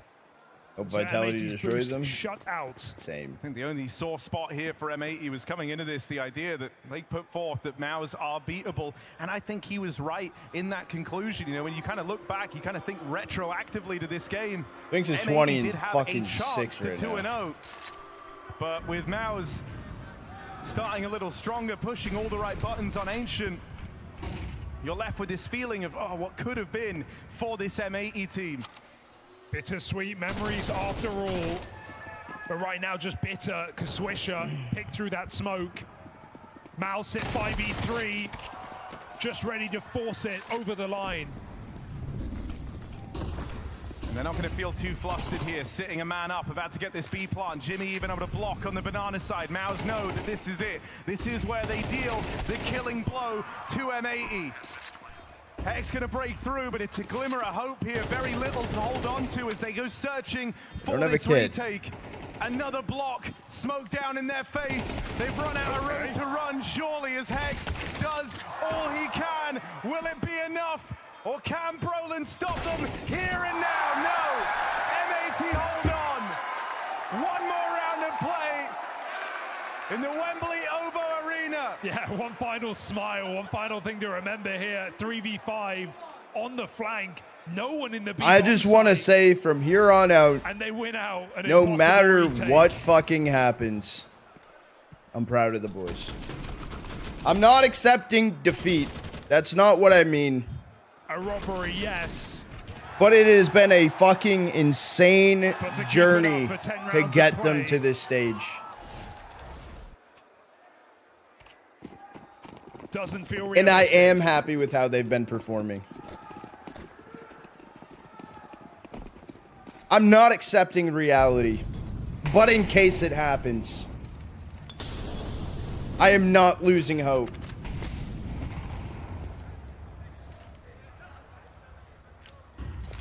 And they just have so much freedom, so many rounds, so many chances to play with. They can throw in a cobbled together force fight like this and play group, play fast, give M80 a taste of their own medicine. Yeah. Exertion open, his teammates falling like flies. Lake is now the only hope, and he's boxed in. Torshi will find him. And so Maus go looking for that delayed gratification here. 4-on-2 post-plant. And no way to mess this one up. If Molly, so you'd like to think. You have to. Final ditch here. Sim with some nades. A hope and a dream for M80. But a reality for Maus. A day with destiny. Interesting. A day with vitality. 2 kills away. And Swisher on borrowed time. M80's journey on the stage is ended in the quarterfinal. Maus saving themselves just in time. I'm so fucking proud of them. I don't care. I'm so proud of them. In terrifying form. Semis secured for Maus, and for M80, it's back to the drawing board. Yeah, still things to be proud of for M80, not just their run in the online it stage, sucks. but here on the stage, coming through and getting a Maus map pick gone. They could have done it in 2. Ancient will leave a mark, but Maus at least make a statement come Inferno. Still waiting to see if this team can take on Vitality. Well, I just want to let you know I'll be screaming for Vitality tomorrow. Screaming. A shaky Vitality, a wounded Vitality, but one coming at least off of a break into a stage game. It's bound to be a banger in that semi-final. Yeah, thank you, Vivid. Hope you have a good rest of your day. Is this. Your biggest competition is tomorrow. If you I hope you got the Oreos Vitality, this is feeling like your tournament for the taking. In many ways, tomorrow might feel like a grand final to this Maus team. As once more they face an old foe, an old rival. No. For that route. No, they took down M80. I'm cheering against whoever plays Maus. They're getting 26-0 tomorrow. I don't care. Vitality. But Bossman Torshi. Matey did amazing. Down on the stage with James Banks. Maus have done it. They successfully have taken down M80 and find themselves in the semi-finals. But Torshi, the first thing I have to ask you, on that walkout... Congrats. The top 4 team beat 20th in the world. Congrats. Congrats. No, we didn't expect it. I was really surprised, but yeah, that's it. Guys, they just won. You got to cheer. We got a map. We got a map. Make some noise for Maus. Sodom. We got a map. You got to look at this game, right? Ancient. Vitality tomorrow is 26-0. You must have felt like you had it in the bag coming into Mirage, but you were playing 4v5 most of the map, mate, on this T side. Why was it so hard for you guys? Yeah, to be honest, we gave up a lot of entries. I gave up, Sershan gave up, everybody gave up a lot of entries, and it was really hard to play. And we also started to focus on it, and it was not the best from us, in my opinion. and it gets into our head a little bit, you know. But I have to give them some props. They Thank you. They played really good, in my opinion. They had a game plan, and it worked out for them. Okay, they lose 12-3 and 12-2 tomorrow. They're a better team. You really did, but was there a bit of worry knowing that M80, they've taken down KB, they took down Na'Vi, you were going on to Inferno? Were you concerned? Little respect because of that, yeah. Did you always feel like you had it in control? Respect. You're still losing, Mario. Mario. They had a really good run, in my opinion. I think they deserve to be here. They beat really good teams, but objectively, we are a better team. 26-0 tomorrow. 26-0 tomorrow. And we were thinking like that, and yeah, we also beat them, so we are happy to go to the semifinals. Yep, to get bodied. Yep. Yeah, they had a good run. Yep. Yeah, they played good. Now looking at you guys and what you're going to have to do tomorrow, it's Vitality again. You did get over that hurdle. You beat them last time. Any chance for FaZe? Yeah, there's a chance. Showed up today, goes up against Vitality. The next series should be a toss-up. No? Of course, but we need to step up. I think if we played Vitality today, I don't think we would beat them with this showing. I mean, on Inferno we played really good, but other than the 2 maps, it was not the perfect. It was not the best, but we know we have to step up, and we will do that for tomorrow because Vitality is the best team. So, yeah, we're gonna do it. Well, this crowd, some of them are believing in you. Guys, London, let me hear it for Torzy and Mouse! The one Mouse fan. Woo! Mouse course correct at the opportune moment, and unfortunately for M80, their dreams left crushed. I love how eloquent Torzy was in those closing words, but I kind of don't buy into that he wasn't so nervous. FaZe win, are we getting a chair tackle? I don't know. I don't know. The course correction was needed. Like, it was a necessity to come out of Mouse. Really, all M80 showed to Mouse is that they can game plan them on one really strong half. That Mirage CT side that M80 had definitely left Mouse shocked for that map, but the reset between maps 2 and 3 was enough to get them over the line. I had really very little doubt that even in the face of adversity, Mouse are going to just bounce back as they usually do when they're facing opponents that are outside the top 5. That's the thing with Mouse, they never seem to lose. Is it just the one? Right? And I think you're right, Freya. I think Torzy and I think the Mouse camp were a little bit nervous, maybe a little bit uncomfortable in that position, but it took 4 or 5 rounds on Inferno to feel that, oh, we're back on track. Now we're winning, we're playing our A game. So it wasn't really that close, and that's the worst part about it. It never got close enough. Any particular individuals that you can kind of pick out from the side of Mouse who felt kind of back in the server when we got onto this third map? I mean, Spinks went from what, being 0-8 to start on Mirage to going 20-6 at one point there on the map. I mean, yeah, the bounce back from him was something that you expect from the guy that I definitely think is the best overall player for the team. So all in all, I just don't think that even though M80 can walk away from this happy about the one great game plan they had for Mouse's pick, when it came to map 3, they really didn't put forward a convincing half. No, that's very true. Impressive from Spinks, obviously impressive from Mouse to bounce back, but I think if you're M80, you just have to look at the broad perspective. You know, you're able to knock out Na'Vi, you're able to push Vitality into 3 maps during the group stage. You took off a map off Mouse on a stage the first time you ever arrived to a big playoff game. So I think there's a positive, regardless of where you look at M80. For them to win against Mouse, that was maybe a little bit out of reach, you know, at some point. But as we said, they were beatable at times, and they definitely put up a good fight. That's the thing. Like, objectively, for M80, this is a loss. There's no other way to put it. But there are so many wins that they can take from the entirety of this tournament. And now I feel like it's fair to say that they are firmly on our radar going forward, and the amount of VRS points they accrued from this tournament alone, like, they're going to be getting invites subsequently forward. Generally speaking, these kinds of runs to make it to the playoffs of a real S-tier event here is what a team like M80 needs. Those kinds of sparks are what put people on the map. Like, think about some of the teams that have in the past just made it to the quarterfinals of the major, then they just kind of maybe the team doesn't move forward, but you get these little flare-ups from individuals, like some of the moments from Lake here, some of the moments from Slacks throughout this. The fact that Hex in late round moments was fantastic, even having a magnificent clutch on the last map there. M80 got a those VRS kind of moments point. Are ones they can take with them moving forward. We'll see if over time M80 decide to change the route or anything like that, but right now and they this is a great stepping stone for them to one be place in on. the ranking because of that one. You know, I think when they lost Malps, I think a lot of people were like, oh, they're never going to come back. That was was the one talisman you had. It was the one diamond you decided to sell him off. Wait, how did they makes sense at the time, and then it took one? M80 a little while to figure it out. They imported Slacks, they imported Sin, two players that were left, you know, maybe to hang out with Big, and thank God for them not being right there right now. That's a much better place to be in M80, and I think it just took a bit of time. No, they wouldn't have. It's no, exciting they're to see over them liquid though. I think this team and the lineup that you see right now, obviously they're over liquid. So if it is, they jump on it, jump liquid. Play together and hopefully what time's FaZe? FaZe should be starting up here I would maybe? make the case that they're kind of like legacy. Well, we don't fully know. We're currently waiting. They now have a chance at a couple of tournaments where they get invites to show that it wasn't a fluke, that it wasn't a one-time thing, and that's only for the future to be decided. And for Sin as the in-game leader, right, what do you think he can take forward in terms of, okay, we accomplished this mammoth feat of finally making it on stage. In terms of his kind of calling, game planning, is there anything you think he can kind of take forward with this?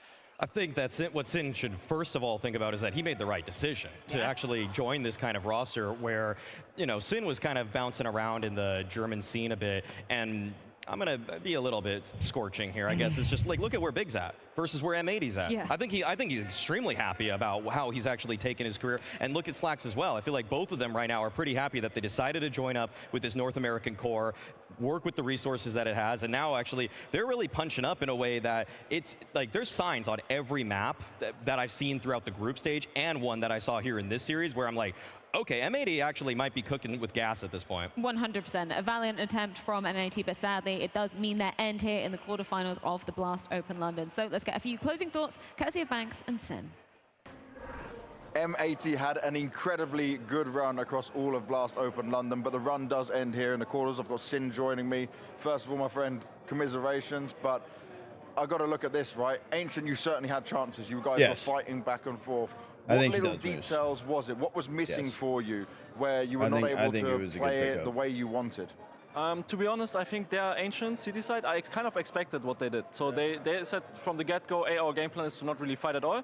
So they had their balance rounds, where they actually went aggressive on the whole map, and they faked their balance rounds, where they let us think a little bit. So I think in these rounds, it was just a little communications. Like actually, for example, they did door smoke. Normally it means that they're a lot, like that they're gapping A, and that they're a lot on the B side and middle fighting. But the rounds where they faked it, but like the little update communication where, wait, there's actually no flashes here. So we were like too scared and then took the round too slow. So I think we could have gotten for sure a bit more T rounds.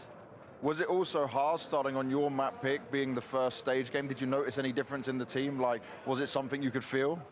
Yeah, I would say it's the little things, right? And I think we improved that, especially on Mirage. I'm not fully sure when it starts. But yeah, I can't blame nobody, right? It's the first stage game for every one of us, like in front of a big arena ST event. So yeah, it was the little things, the little comps. So I hope next time we'll be more prepared and ready. Now, I'm not only going to talk negatives, because Mirage was incredibly positive. They wouldn't. You dominated them. You were putting them in 4v5 situations. They need to not make a change right now. Was this just you guys now going a bit more carefree? Was this guys willing to fight more? Because they kept giving it to you, but they couldn't get it. I think we were really confident in what we do. And I know, it might be sooner, stepped up though. our comms like throughout the round. So we They were probably always did at 100%. that to push it back for more time. It was just a great, like, we had such a great synergy. We were moving around like a team. And we knew when to fight, when to not fight, so it was just great. And then we had obviously good reads because we kind of snowballed them. Yeah. So we kind of knew what rounds we had to expect after that. And on Inferno, they kind of did the same to you, basically. At the start, you can say it's more back and forth, but then they got control of it. What do you put that down to? Because, like, we saw your Inferno. It looked good against Vitality, you know. It looked good in general. We'd seen what you'd be able to do. Yeah, I think... They got us again with some good nade damage, which made especially the early game tough. I think that's what we have to work on. I think but it's also, a huge we just upgrade. didn't win our 2 free rounds on T side that we should have won. Like the afterplan, for example, one round Spinks was on B, and he survived so long and got another kill through the smoke in the end. Like these kind of rounds that you need to win on Inferno, otherwise they were just like I said, they will just snowball, and yeah, they had a really good CT, of course. Now let's just look at the event as a whole as a final question here. Obviously, this was a huge step for you guys. You beat some great teams to get here. You had to fight a hard road. Are you proud of what you managed to show, and is this a good sign of just what the future holds for M80 with Hext? Yeah, 100%. It's a great showing that we came so far. We made it into arena. There's honestly not much more that we could have hoped for coming before into this tournament. And yeah, just really happy that we had a nice run. The crowd was amazing. And yeah, can't wait to replicate this feeling at some point. I like the words there, replicate that feeling again. I wish you the best of luck with it as well, and just good luck in the future, man. Thank you very much. I'm glad to see, you know, Citizen 2 guarded after what was and ultimately a loss versus MOUZ here in the quarterfinals, because there is so much to be taking forward when we're looking at the rest of the calendar year, Jacob, and just the statement in of itself of making it to the top 6. I agree. Take a look at that lineup. You know, I think one of the most underrated aspects about M80 is the fact that they don't really have a weak link per se. Swisher has had a couple of pop-off games. Whenever we cover the Maui as well, you go into the different maps. Some maps, Sins is the highest rated player. Some map, it's Lake. Another one, it's Slacks. You have different players who thrive in different environments and different maps, which makes the case hard to see, well, that guy, we can upgrade him clearly. Or you look at that guy and we got to upgrade him. I feel like I'm looking at a lineup where it actually makes sense. Role-wise, it makes sense. Performance-wise, it makes sense, which gives me confidence that what we saw right here was not a fluke. That's something they can build the major. No. The Hex move for Rec definitely paid off. Reliable already. Rec, yeah? Yeah, reliable Rec, but Hex is just popping off. You know, he has a lot more energy. He's bringing a lot more in terms of team chemistry. Yo, LTP, we gotta get you in the higher fucking. He's the one that's actually giving a little bit of a pep talk to the team. So I'm glad that they made the move. You're out there, I feel you're like frying. It was probably pretty hard on them to decide what they want to do in the offseason. But it definitely has shot them up at least 7 or 8 points in the rankings. When we're looking forward for MOUZ, on the other hand, of course, they make it through to the semi-final. Banks alluded to it on the stage, as did Harry and Hugo. They get teed up versus Vitality. And now let's just reminisce about the last time they went head-to-head. Finally, MOUZ were able to tame their demons. Are we looking at both of these teams in the same kind of area? Like, I don't know. Vitality were clearly not on their A game back in Cologne, but neither were MOUZ. Let's be real. A fun matchup, because the story was obviously Vitality beat MOUZ 7 or 8 times in a row. They would never get it done. Cologne, as you said, Torsi finally got it done. MOUZ finally got it done. And now they find themselves in a weird place where I feel both teams are not playing their A game at all. I think it's fair to say that Vitality are struggling a little bit compared to where they were before the break. Whereas for MOUZ, they're getting the results, Maui, but in terms of playing I hate they're watching struggling my more own than they used gameplay, to. though. So I do feel like you set it up pretty well for it. It's 2 teams currently playing their B game. And I don't know if there's just... That's a great way to frame it. Neither of them is really in their tip. The only way I know how to improve is play, so and if I'm not getting better playing, I won't get better. Telling. It's going to be a litmus test for both. I know that's like such a trash way to like think about it. Like, what are you actually shaping up with right now? Because I feel like Vitality has a lot more in terms of it has a much higher ceiling. Is that your, they're still trying to really push it to actually lift that one trophy. If you were going to put them like on a graph of, okay, this was the point they were at in Cologne, this was the point both teams were at in Cologne, is there like a slight uptick, slight downtick? I played is good it in basically the same for both teams? Like what's the setup there? I think MOUZ is equal to where they were in Cologne, maybe a little lower. I go a little lower. Yeah, a tiny bit lower. I think Vitality is trending downwards. I think, you know, in terms of the in terms of I like the current G2 roster, and that's fine. You don't know it. MOUZ, Heavy God, Hunter, Sunpius, and Mattis. Yeah, I think Vitality. And also Saw is now the coach. I would just say that Vitality is really stagnated as maybe the second best team or third best team now. It's kind of it's a weird position to be in a holding pattern in, because you were just the team of the first season here. Yeah. I think that they can bounce back, though. I've just seen it enough. I've seen enough from them, and also the star power from Vitality. It goes missing so much less frequently than for MOUZ. So I'm gonna take their personnel. MOUZ is farming on Ancient. I feel like your recency bias of just watching the 3rd, 4th place decider between them and Falcons. Yeah, I didn't care about that. See, I didn't mind that one at all. Yeah, that one doesn't play into effect. Too much stock into No. Three semi-final losses in a row for a team that dominated everyone in the beginning of the season. If you set the bar high, MOUZ got 8 keep them to it. at EWC. They lost to 3D. Bracket pulled up right now. Navi lost to 3D Max. Not sure. Put me on the spot. Don't do that. Someone, I don't know. Don't put me on the spot like that. It was Falcons. Looks good. Either way, shall we dive into novashots.io, because, you know, it's time to put some of our stocks where our proverbial mouths are. So I'm going to pose the question, who are we buying into for that semi-final match? Dude, he got bodied. Between Vitality and MOUZ. I feel like you already gave the answer. Stocks are MOUZ stocks are down. You want value for money, or you want value? The value here looks like it's got the value proposition's MOUZ. Surely. Yeah. I mean, 3-1. Yeah. Okay, you know, I mean, I think that Vitality is going to win, but for 3-1, I'm taking MOUZ. Do you agree with that? You okay with that? Sure. Sure. It's nice of you to ask my opinion for once. Well, something. But yeah, people should get in on this, because you have a chance to win 25,000 USDC. Yeah. That's a lot. That's a whole lot to be winning. And it is free to play as well at home. So if you sign up now, you get 1,000 credits just to be playing with all that jazz. You do have a little bit of time to head on over there, as we are going to head things to a quick break before we kick off what is going to be our second quarterfinal. That is FaZe versus G2 after this. Then when Tanir is coming in, Tanir like was gonna come in, then he wasn't gonna come in, and like we don't actually know. Welcome to Masterclass. Like, here with Rops, and we're going to be going over ramp on Nuke. So I wanted to pick your brain on how you play this position, some of the starting spots, how you play this at such a high level. So thanks, Rops. Oh, fantastic. Let's start. The first thing is like just the rotation part of the ramp is, well, you can give it up. You can go B, play the B bomb site, take a position here. Maybe they come after you, because sometimes the T's, they want to take ramp, but they have an idea after what they want to do. Maybe they want to execute on B, or it's just for pressure and they go back to A. Or a huge price. I don't know if they fully best starting positions. I have no what idea. What do you go for in terms of starters? Well, I think, you know, the classic thing is the utility. I like the CS2 smoke is very big, so I like to do a smoke which goes deeper. It covers like perfectly the doorway here. And one of the classic positions is just the headshot angle behind the box. It's a strong position, but I think just the meta has shifted a bit where the T's really, on a high level, they really clear this angle. I prefer not to play this too much. Just maybe for information, like then yeah, we'll go for this and instantly drop down, and I can get a rotation to B. Maybe Zaivu, for example, in my team will, you know, pick up the rotation here, and then like really off angles, which I like, would be like somewhere around here. Oh wow! Because this, like, I have a green crosshair and the white kind of blends in.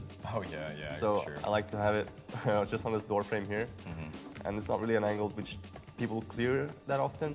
They look at this box here, and now they kind of swing for backup under heaven.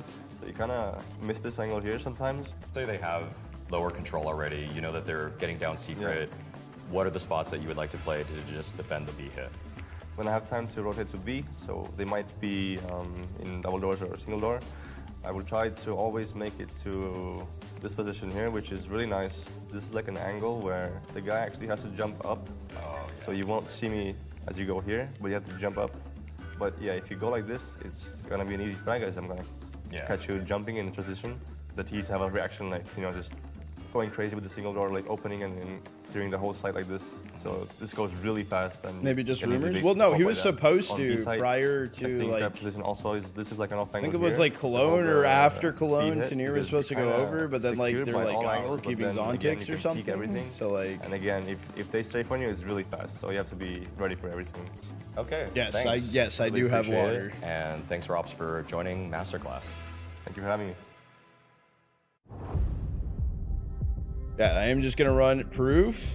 I'm gonna run the ad break here quick. I got you with proof. A little waterfall action, schmaction.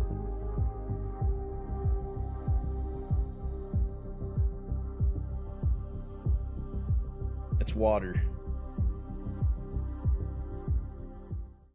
Hey, my name is Kerrigan. I'm currently the IGL for FaZe Clan, and today we're doing some map analysis. The game we're looking at is Liquid versus Heroic. So first of all, you want to always play for some mid control, or at least throw some mids as the CTs. All right, Charlie, you win the lottery tonight. What NA teams are you putting together? The option is always, are you going to control mid with 3 CTs, or you're going to control if I'm winning the lottery today? So what happened in the round is basically... I need to go get tickets, actually, to play the lottery. Counter the early aggression if it comes in with utility, as you know. But if I win the lottery... the CT side to fight 3 guys mid. So to set up the round, they have to figure out how to run a fight. What NA team am I putting together? I don't know if pocket area in our team is where there's a lot of HGs, a lot of mobiles and flashes, and CTs are swinging with them. In this case, what Liquid is calling for is a classic tactic that's been played on Ancient for a while. So they send the best swarm out mid, and Heroic decides to fight aggressive up window. They want to be in bankroll complexity. So they send Twist out mid with 1 guy supporting from spawn, 3 guys running towards what we call A main. I would start my own. Of course, there was a default smoke mid. I wouldn't go into a free build, or if I did, it would be like a legacy type of a The second he sees nothing, I am pretty sure the call is walk A main, because if mid is clear, they are playing for A side, right? Means there has to be players like some B history. and players A. So in this scenario, normally what they want to happen is that the guy's running out mid. Hopefully he gets a kill with the support in his back. But in this scenario, he didn't get the kill, but he got information about the 3 players in mid, meaning there is 90% chance no one is A. What they do next is the key element of Ancient.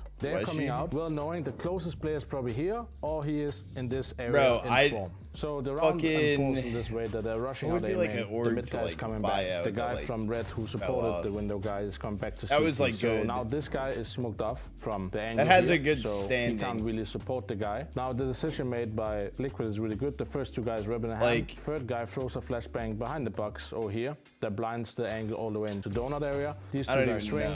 They take out the donut guy. And now the key element in this thing is sometimes people smoke donut insta. But in this scenario, Liquid decided to go in to take donut. Mostly important with that is that they can plan the bomb Carson got Ben Sonic came two in. angles through the smoke. So they are actually getting a map area, because on Ancient A side, you want to take an area, especially when planning the bomb, because there is nowhere to go after you plan the bomb. Liquid did the right thing. They went in to kill the guy, trade the guy that killed Tristan middle, and therefore they had a good success to setting up the after plan and therefore win the round. I hope you guys enjoyed this map analysis by me. See you soon on Ancient.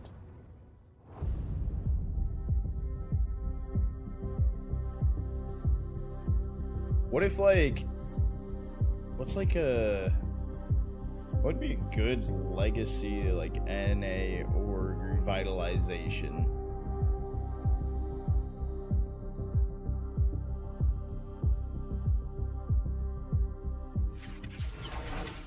CLG, that's a shout. Now you face FaZe in the quarters. They showed good form throughout the online stages, especially even with the newcomer, Brokey being back as well. But did you notice when researching for them and looking at them that they've got some weak spots still that you can exploit, that you can get the advantage in?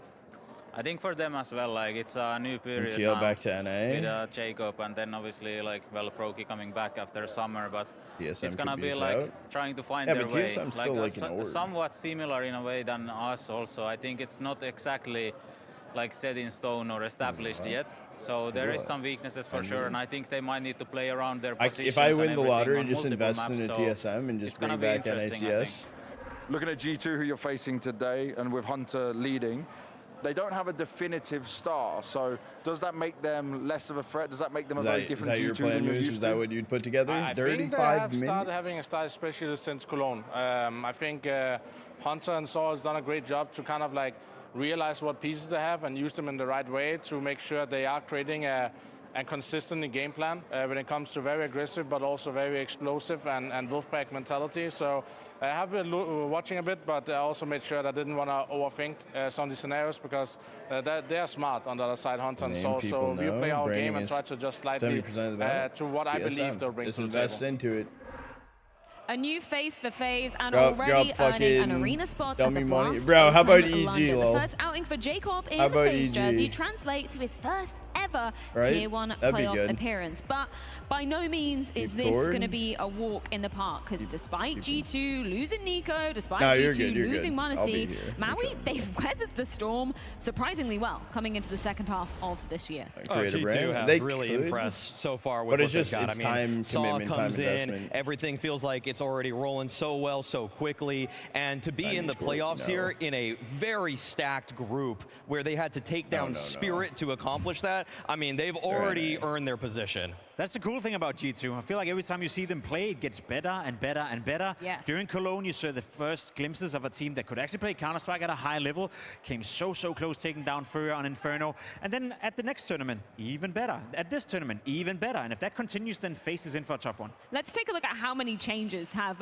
been on the cards for both FaZe and G2 respectively, because last time we were here, Maui, not a lot of the remaining G2 players are coming back for a second London foray with Blast. It's almost laughable. the fact that Hunter is the only remaining player for G2. I mean, he knows where he wants to retire in that jersey, it feels like. I mean, he's done such a fantastic job already, though, as an in-game leader. Yes, on the FaZe side, a lot of familiar faces. You have the stalwarts in Rain and Kerrigan holding it down for FaZe, but then Brokey back in tow, along with Frozen, their superstar. It has looked pretty good for them. And they've, of course, got their eyes on the ultimate prize. It's going to be a battle to get it there, but just like the length of time. Would that be? Jesus. Here's a shout. Here's a shout.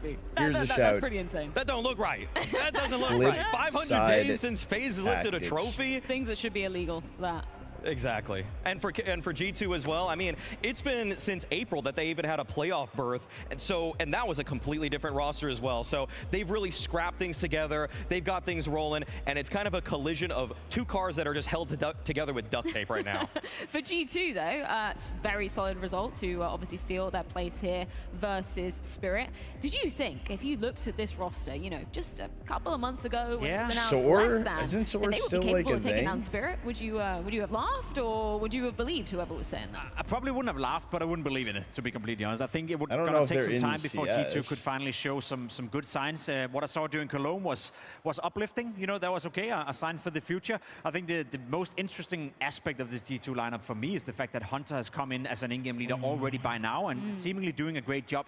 Not only individually is he putting out a great output in terms of the fracking department, especially considering he's going up against Kerrigan, who are we going to discuss later, not necessarily doing too well in that department, but the Saw and Hunter combination, those two together, that's an interesting aspect, and that's something I think can develop for the future as well.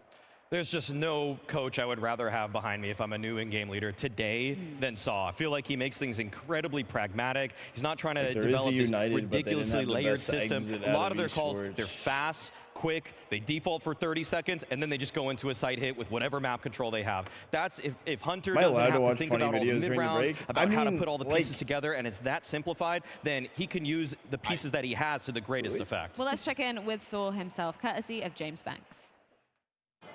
Saw, 3 months into this G2 project with you as coach, first playoffs for the team as well. How is the progress going in terms of where you wanted it to go and where you expected to be at this stage? Wave here? I think it's going all right. Like, I would say, obviously it could be always better. It could have been some playoffs even before this event and so on. But I think it's going all right. Like, we are doing the right steps. I feel like we are taking the right things basically at our own pace. So it's gonna be building the foundation, creating the structure, and that always takes time. But I would say it's been like okay. I would say decent. I wouldn't say totally bad, but at the same time not Whatever happened not the at greatest, Chaos? like not so many high peaks at the same time. High peak could happen here, though. There's certainly potential for that. But Malbs has been mentioning that the playbook has like improved a lot recently.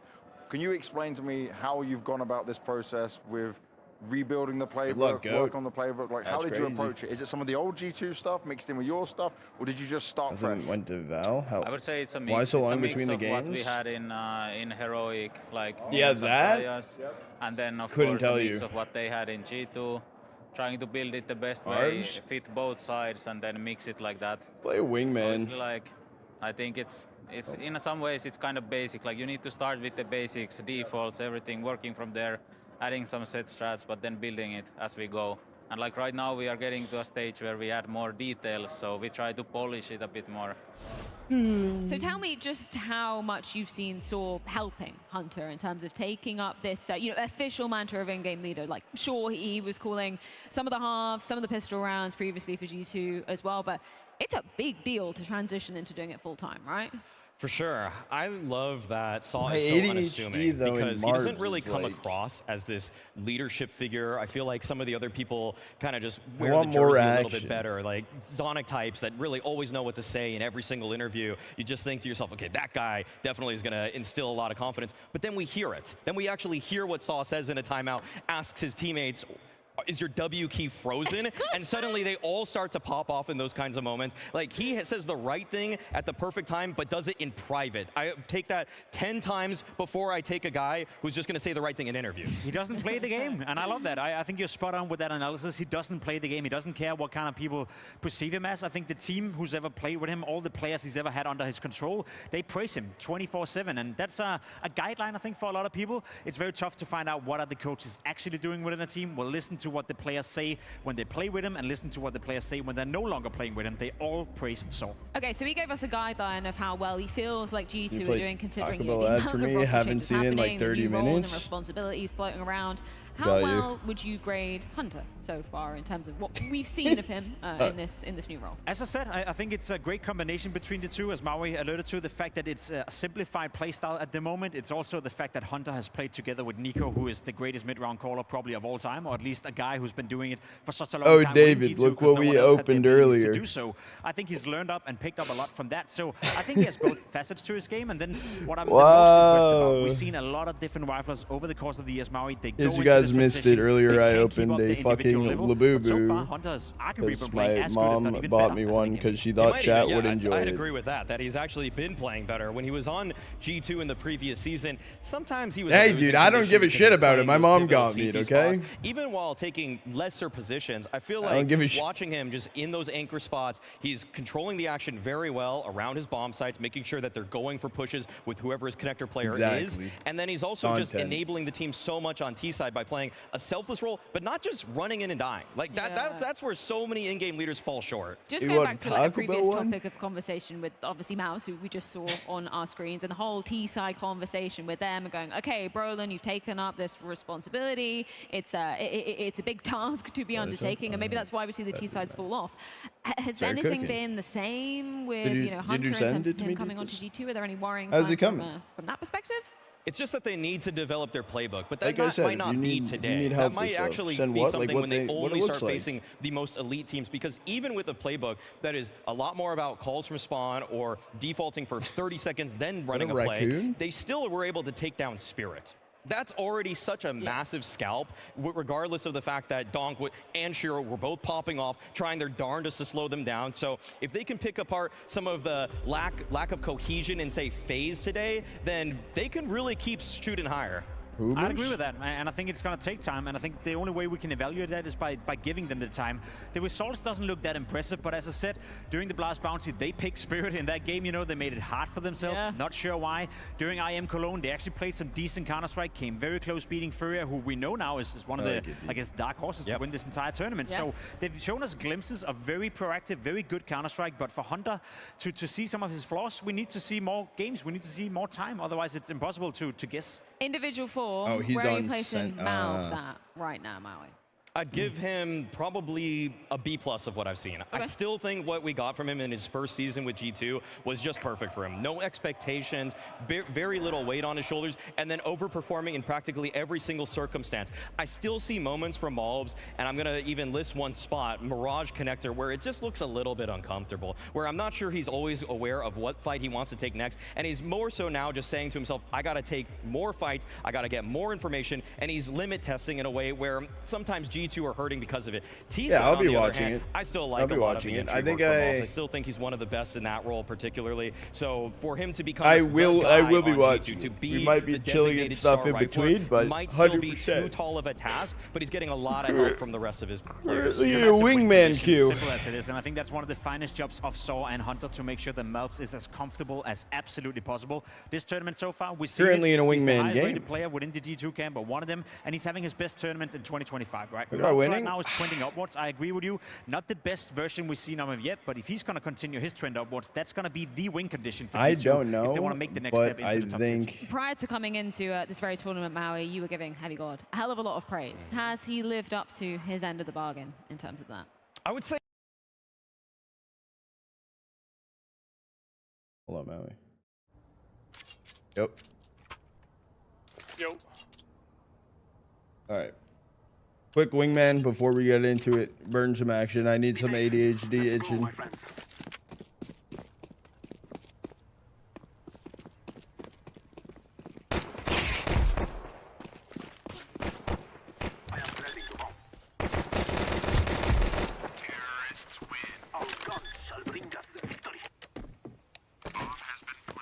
Pi has 40 kills. Is that the strat? Do you think that's gonna happen, David? I won. Let's go, LTP. Let's go. Keep farming. Keep farming.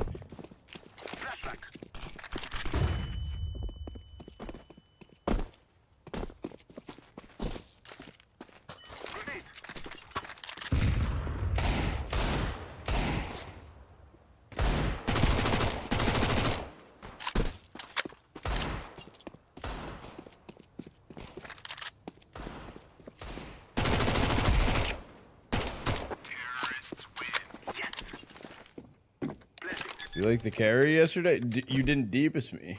Shut out 13-1. Okay.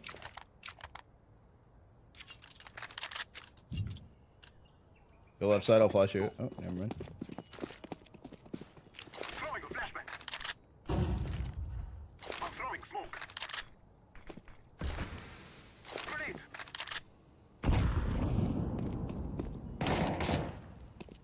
Watch out, car.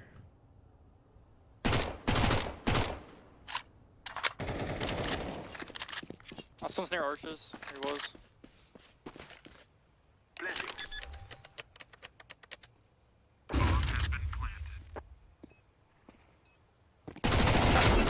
Nice, hit an AK down. We have arrived. Somewhere.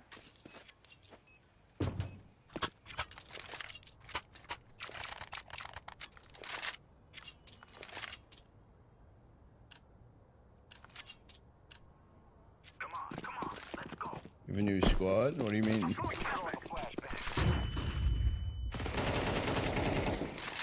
HP.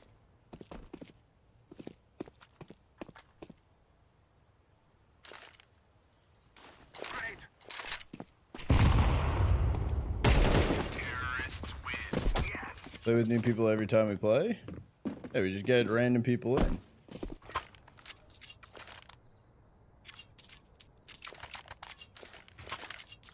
Is this level 8 skill? Yeah. Well, do you consider me level 8, lol?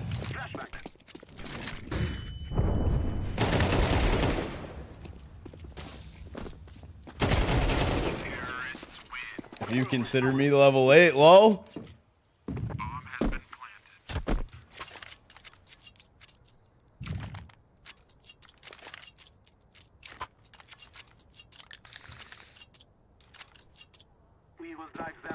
There you go, B. Oh, this is wingman.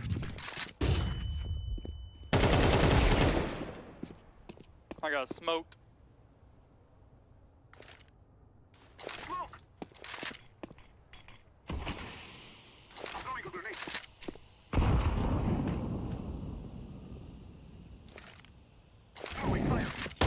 Fucking shit, dude. Without butterfly, you're level 3. Yeah, basically. Not gonna cap on that one. I'll give you that.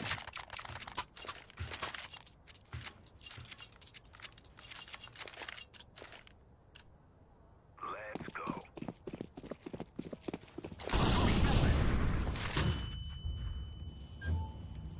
One by truck pit area. Got him. Went back, Moto, on site.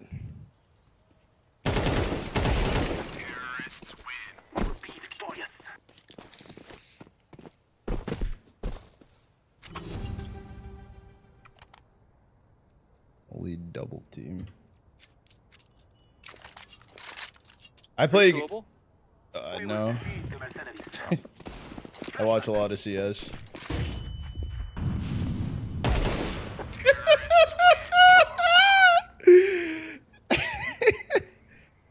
Yeah, I don't play like a crazy amount right now, but I just. So you're not ranked in wingman? Let's go. Oh, in wait, I don't. I'm like fucking. I'm like the dark gray background with some yellow on it, dude. I'm gonna be real. Oh, you're good, bro. I don't know the OG ranks anymore. Fire.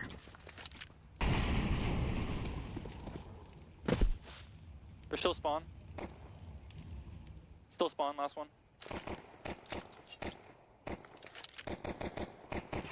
Counter-terrorists, we got this.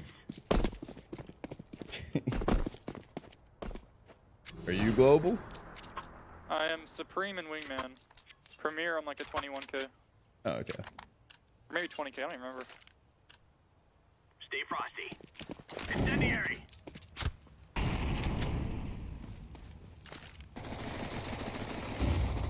Throwing grenade.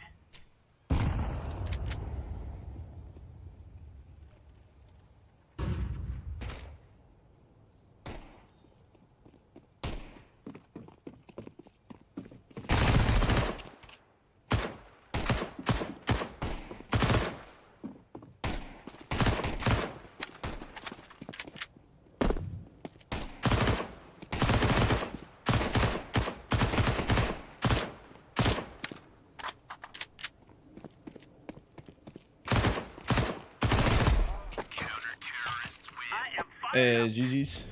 GG.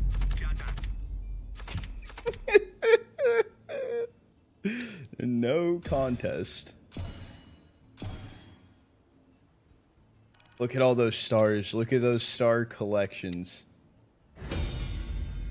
Ellie. Okay. Okay. We got 17 minutes. Should I might queue another. I might queue another. We got 17 on the clock. We got time. That was hella quick. Motherfucking star boy? What do you mean? I'm not gonna lie. I've been actually like I've been cooking. I've been kind of cooking lately. Your brewery? Hell no. Hell no. I ain't queuing no random fucking maps. That shit booty buns. I love brew. I ain't ever play that shit. I don't touch that. The second I touch fun maps is the second I suck at this game.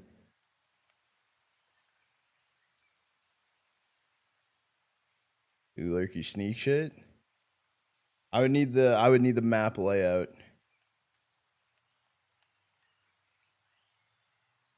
More likely it's just gonna be Inferno. Normally fucking wingman queues are Inferno or Nuke. I've never gotten a Vertigo or Overpass. Bro, scared? Yeah. Yeah. The issue is I'm gonna go into that and it's gonna be like, oh, you're a silver 1, and it's gonna put me against someone using a fucking a Nova. In fact, when you play the map, you get the layout on the top right. Yeah, thanks, Coochie guy. Thanks. Okay, you know what? I never thought of that. I never thought of that.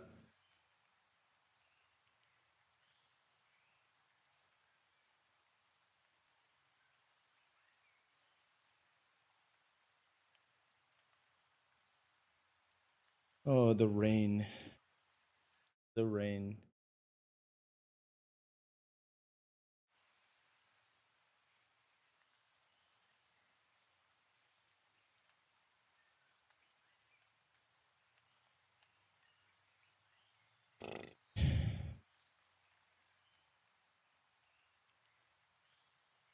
Oh, I got you. How's Leo doing? Oh, I can't see it. Leo's in a game right now. He's playing what's his nuts? He's playing versus Reactor 9 in lower bracket. They already played Reactor 9 and they lost the first time, but let me pull up the bracket. I thought I still had it open. Where's Leo? Where's Leo? Maybe they haven't started yet. Maybe he's warming up.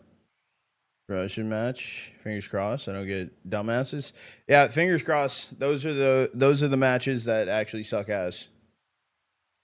So hopefully I didn't jinx it. And hopefully I didn't jinx saying I jinxed it.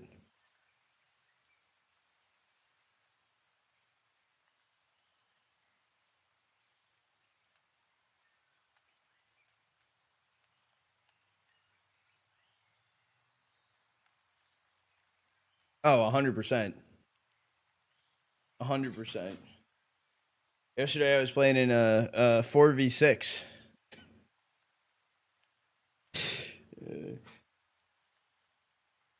4 team kills.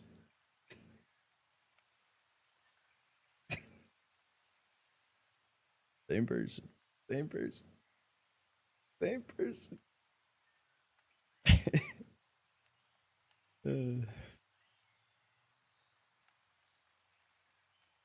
I'm just trolling. It was Joel, though. He was team killing me yesterday. I think on purpose. Not really. Not really.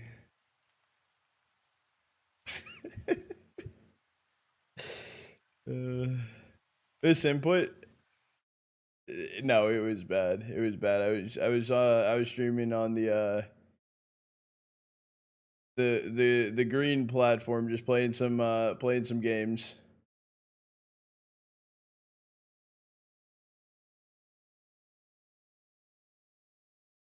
It was 3. I'm still here. He's in my head.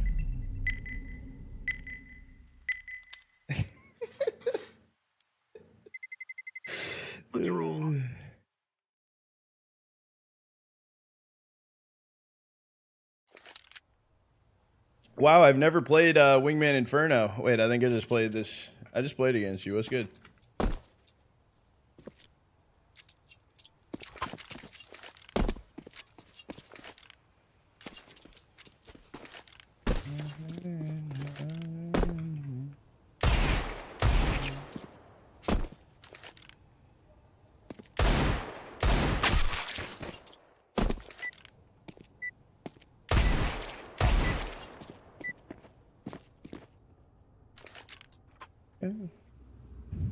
Let's move out. All right, let's catch this dub. Woohoo!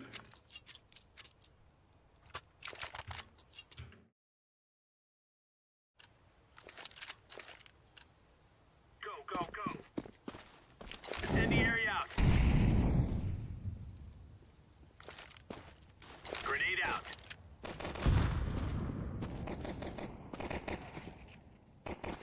Counter-terrorists win. There's no stopping us.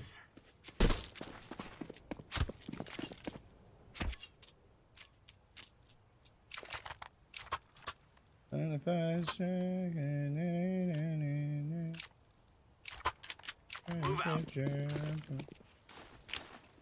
Fire in the hole. Smoke.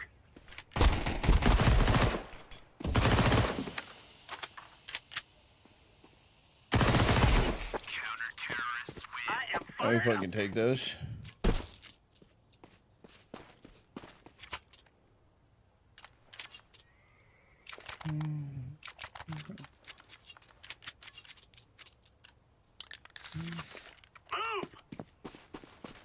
Throwing fire. Throwing grenade. Incendiary out. Throwing smoke.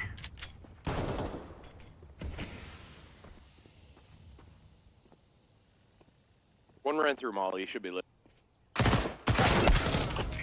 knew that was gonna fucking happen. Oh, you.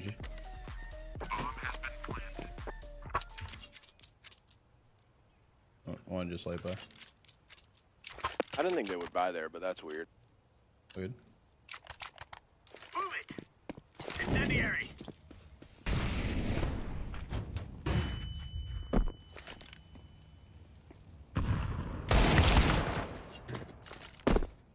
Gordon, abs. Laying down smoke.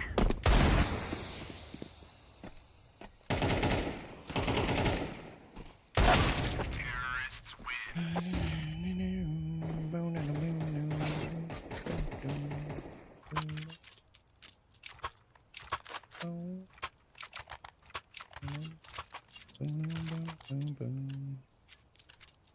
This day right here is where we end this.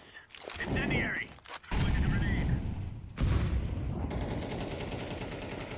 Laying down smoke. Grenade out.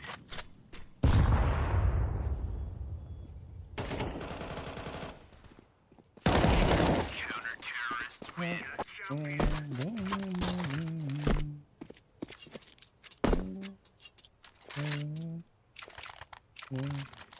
We didn't see that? Yeah, no, you're good. You saw the kill though. Push. T-side Molly. Throwing fire. Grenade. Throwing smoke.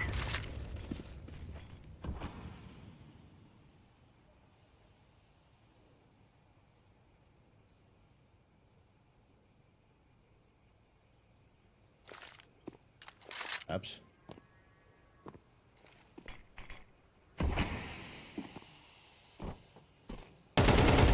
Counter-terrorists win. Oh yeah.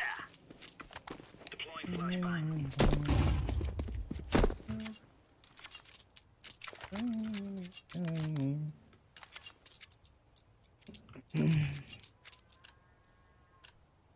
These fellas are gonna regret waking up this incendiary out.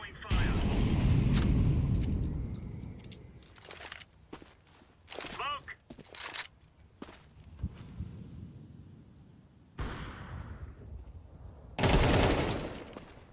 Fire in the hole.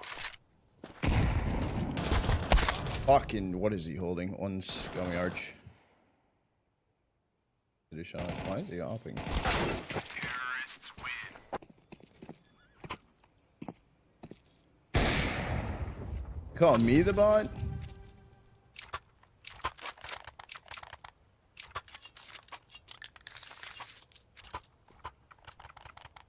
Let's go. Counter-terrorists win. All right. Let me take those. Come on, let's go. Oh, he got kicked.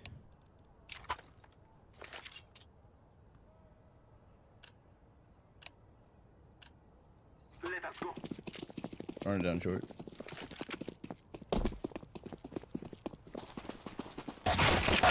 Wow!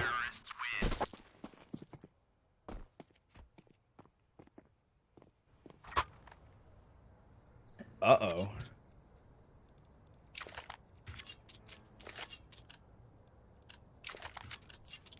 We shall rule the day. I'm throwing flashbang.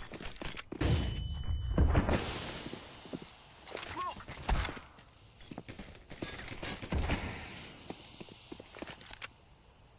So he's just gonna sit and pit every time.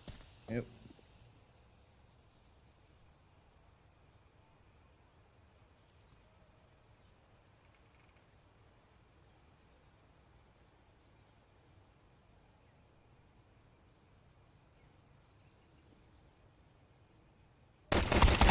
Counter-terrorists win.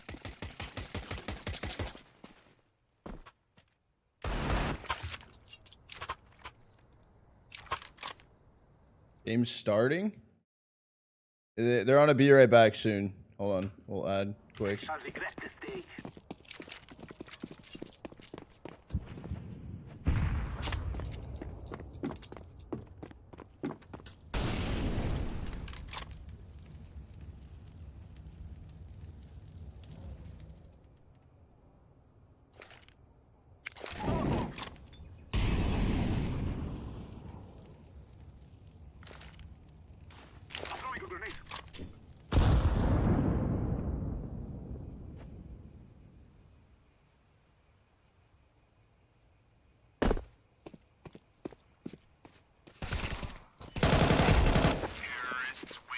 What's their mic?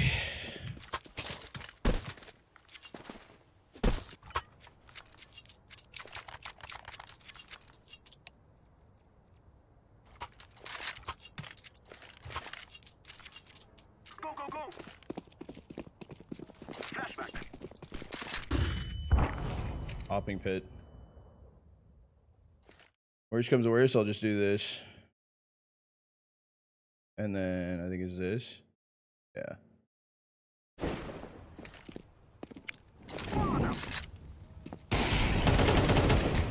I was gonna say, please just finish it. Snaps.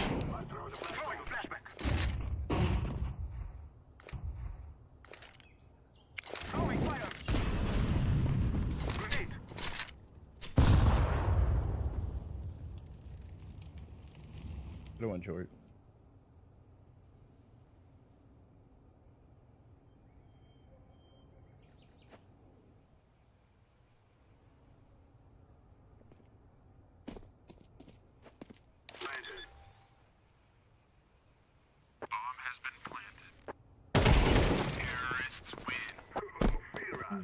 The story, I do not have a shop yet. Not yet. Soon enough. Hold on, I'm gonna do this for you guys. I'm gonna do this.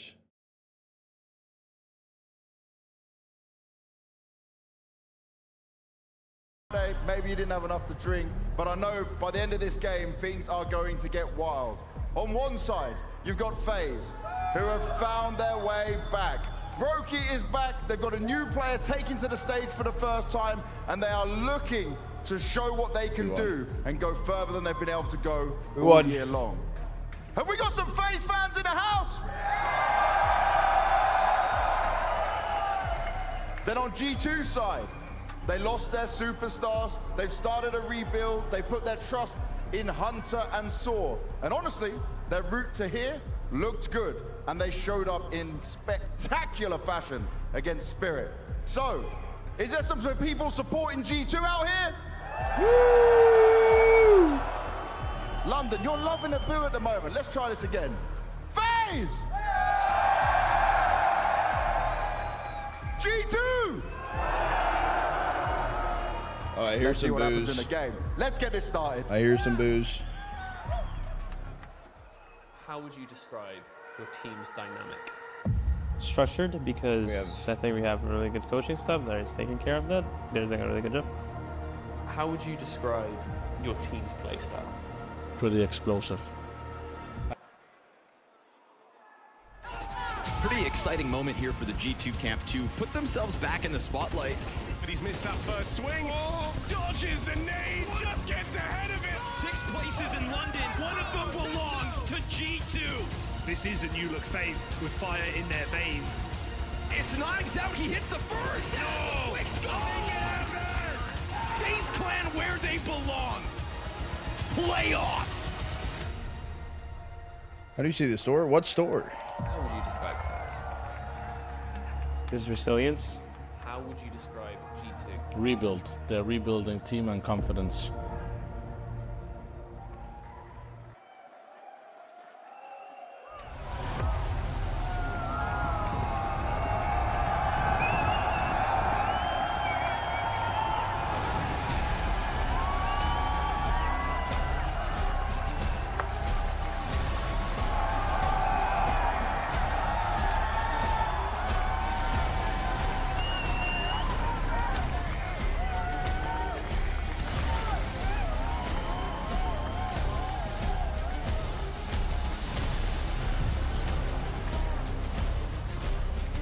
This is Fortnite. This is Fortnite World Championship. 9 months of struggle, but they are back with a bang. Back with a new player. Back where they belong. This is FaZe Clan!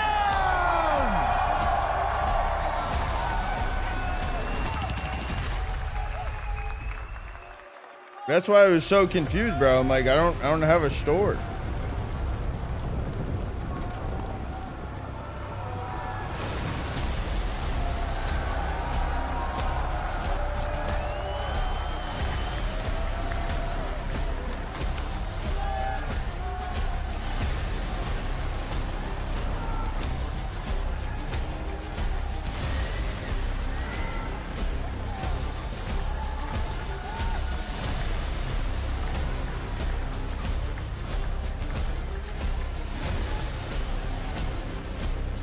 No definitive star. Everyone contributing. A new leader. A new way of playing. Out with the Got old, channel point prediction is open. with Who's the taking new. map 1 Inferno? It This is G2's map pick. G2 Esports!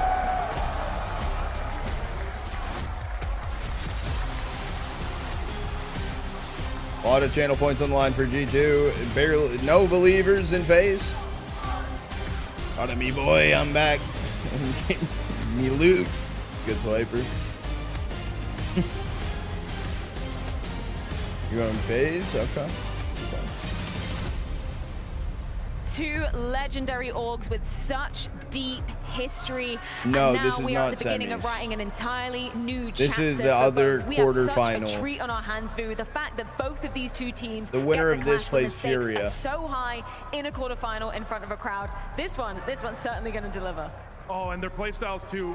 It's going to set them up for such an interesting game. Both teams playing so aggressive on their T sides, getting into these matches. It's going to be a head-to-head, just absolute clash of aggressive play. He's average height, Moose. You know, I see Kerrigan as one of the best directors that we've ever had in Counter-Strike, but with the pieces he's got right now, G2's just better in my eyes. I think G2's got this one. I think right now, he's acting as the critic in what is an anticipated box office release for Jacob in his arena debut, Saw's gonna say thumbs down, it's gonna be a flop. Okay. I raised some comparisons then, because of course we were talking a lot about Brokey for good reason in the online portion. How does he compare to Sun Payas on the other side of things? I think that's why I got FaZe. That's why I got FaZe on this one. You've got Brokey, he's just absolutely popping off the aggressive play. Sun Payas really struggling. Rifler-wise, I think I might give it to G2 with that duo. Map pool-wise, I think G2 have an advantage. But man, you can't deny the FaZe magic, Maui. It's hard to, it's difficult to, and the one word that I would use to describe FaZe is resilient. They always can outlast their opponents. They were the hardest team to put away through 2022, 2023. I called them the great procrastinators because they would join a series so late into it, but they would still get the assignment done at the end of the day. And FaZe just hits so different when you enter these playoff stages, when you're playing that true LAN experience. And for Jacob, this is what is going to be the ultimate test of resilience, right, Vu? I can't even imagine what he is beginning to experience right now, knowing he is just moments away from entering his first official inner playoffs in front of a huge audience. That's where the big question mark is for FaZe, because Jacob, I think when you look at his first couple of games, he really struggled to hit the ground running. He basically just kind of capitulated at times, and you see him come into an arena, especially on a map he's not comfortable on. He's gonna have to bounce back, I think, because map 1 I don't see going well for him, even if FaZe can pull it over the line. Even though I have G2 as the favorites in this one, FaZe themselves definitely worked on Inferno. They knew this was coming in the veto. They knew that Jacob was having trouble with it. It's time to see what Neo's made of, because he's gotten a lot of flack. He's been under a lot of scrutiny as a coach. People asking, what does he even do when we know Kerrigan does so much? Well, he needed to go back to the drawing board, instill a little bit of Polish wisdom to his fellow countryman. And that's where I feel like extra sorry for Jacob, right? Is because they're going to be starting on the CT side of things. So that aggression that you were talking about from the get-go from G2, Vu, he's going to experience that so quickly in this series. If he doesn't pull it off in the first few rounds, G2 are a team that will absolutely run them over round after round after round. We saw it in the previous series as well. This is a map where Jacob. This should be a good series. This is such a late night delight. Our second quarterfinal between FaZe and G2, live from London. Late night delight, dude. That sounds like a brownie. It is. And London, thank you for having us. I fuck up a brownie right now. What a playoff that we have coming up. Starting with this match. It's a new FaZe, a new J2. A lot of questions about individuals on these teams, but no question that this is going to be explosive. No doubt in my mind. You know, what's beautiful about this matchup is just that London has been blessed tonight. When you consider that FaZe Clan have only played Counter-Strike in 3 stadiums this year, and this is one of them. They've only ever won a single stadium best of 3. So whether that is a possibility with Jacob in the server is the big question. Guys are pulling up right on time. G2. Other side, looking to revamp their organization's reputation. Not with a Modesty, not with a Nico, but with a new system. And still that Kovac blood. It runs deep when it comes to Hunter IGL. Is that the jam, Yoshi? Rebuilding from the backbone of the coach. Gotta stream this. From there, I think giving themselves a lot of future potential. Saw's in a position where I think if he's on the team, you're going to be able to attract talent to the roster because of Saw. It's one of very few coaches where I think you could say that. A lot of his former teammates who are playing for other people have said good things about him, you know, and how much value that he's brought so far. We had one of his tack pauses, which sort of called his teammates out for being scared, ended up having G2 come back into a game versus Spirit, beat them in a very close match, eliminate them on Ancient, absolutely crush them in the finish. It felt like off of purely his advice. Well, I would say embarrass them. And there was almost like this unquenchable bloodlust on the G2 side of things. Hunter was glowing in that post-match interview because he knows that defeating them is no easy feat, and to embarrass them is all the rarer. So I think it's about time we get into this next matchup. London, you're blessed. It's G2, it's FaZe Clan, it's Counter-Strike on a Friday night. So let's channel point prediction gonna be closed here soon. I love that fucking opener. Let's do it, and it's going to be the biggest test here for FaZe to play Inferno with their new piece. With, I hate to say it, Kerrigan's individual low. That is sort of weird because you'd think there'd be no way they could qualify with his level being so low, but they've actually still done that. That's you with the sort of implies that there's more to show, but Malbs has other ideas. Am I not a good mod? Take down a Frozen. 2 players still up here at the top of Banana. Yeah, last call for channel points on the predictions. Highest first kill per round stat in the entire event. Higher than Donk even. His entry's unstoppable. Love that. But the second frag comes out from Jacob, and that's what the desk was emphasizing. Jacob needs to hit the ground running because you may be surrounded by some of the most clutch playoff players of all time, but you've got to prove that you're not going to be a broken cog in what has to be a fully functioning FaZe machine tonight. It's a bit of a standstill because the CTs can't overstack, knowing that there's enough time for G2 to go back, and in fact, that's what they're going to try to do. Brain takes the mid peak, gets dropped by Hunter, king of the pistol.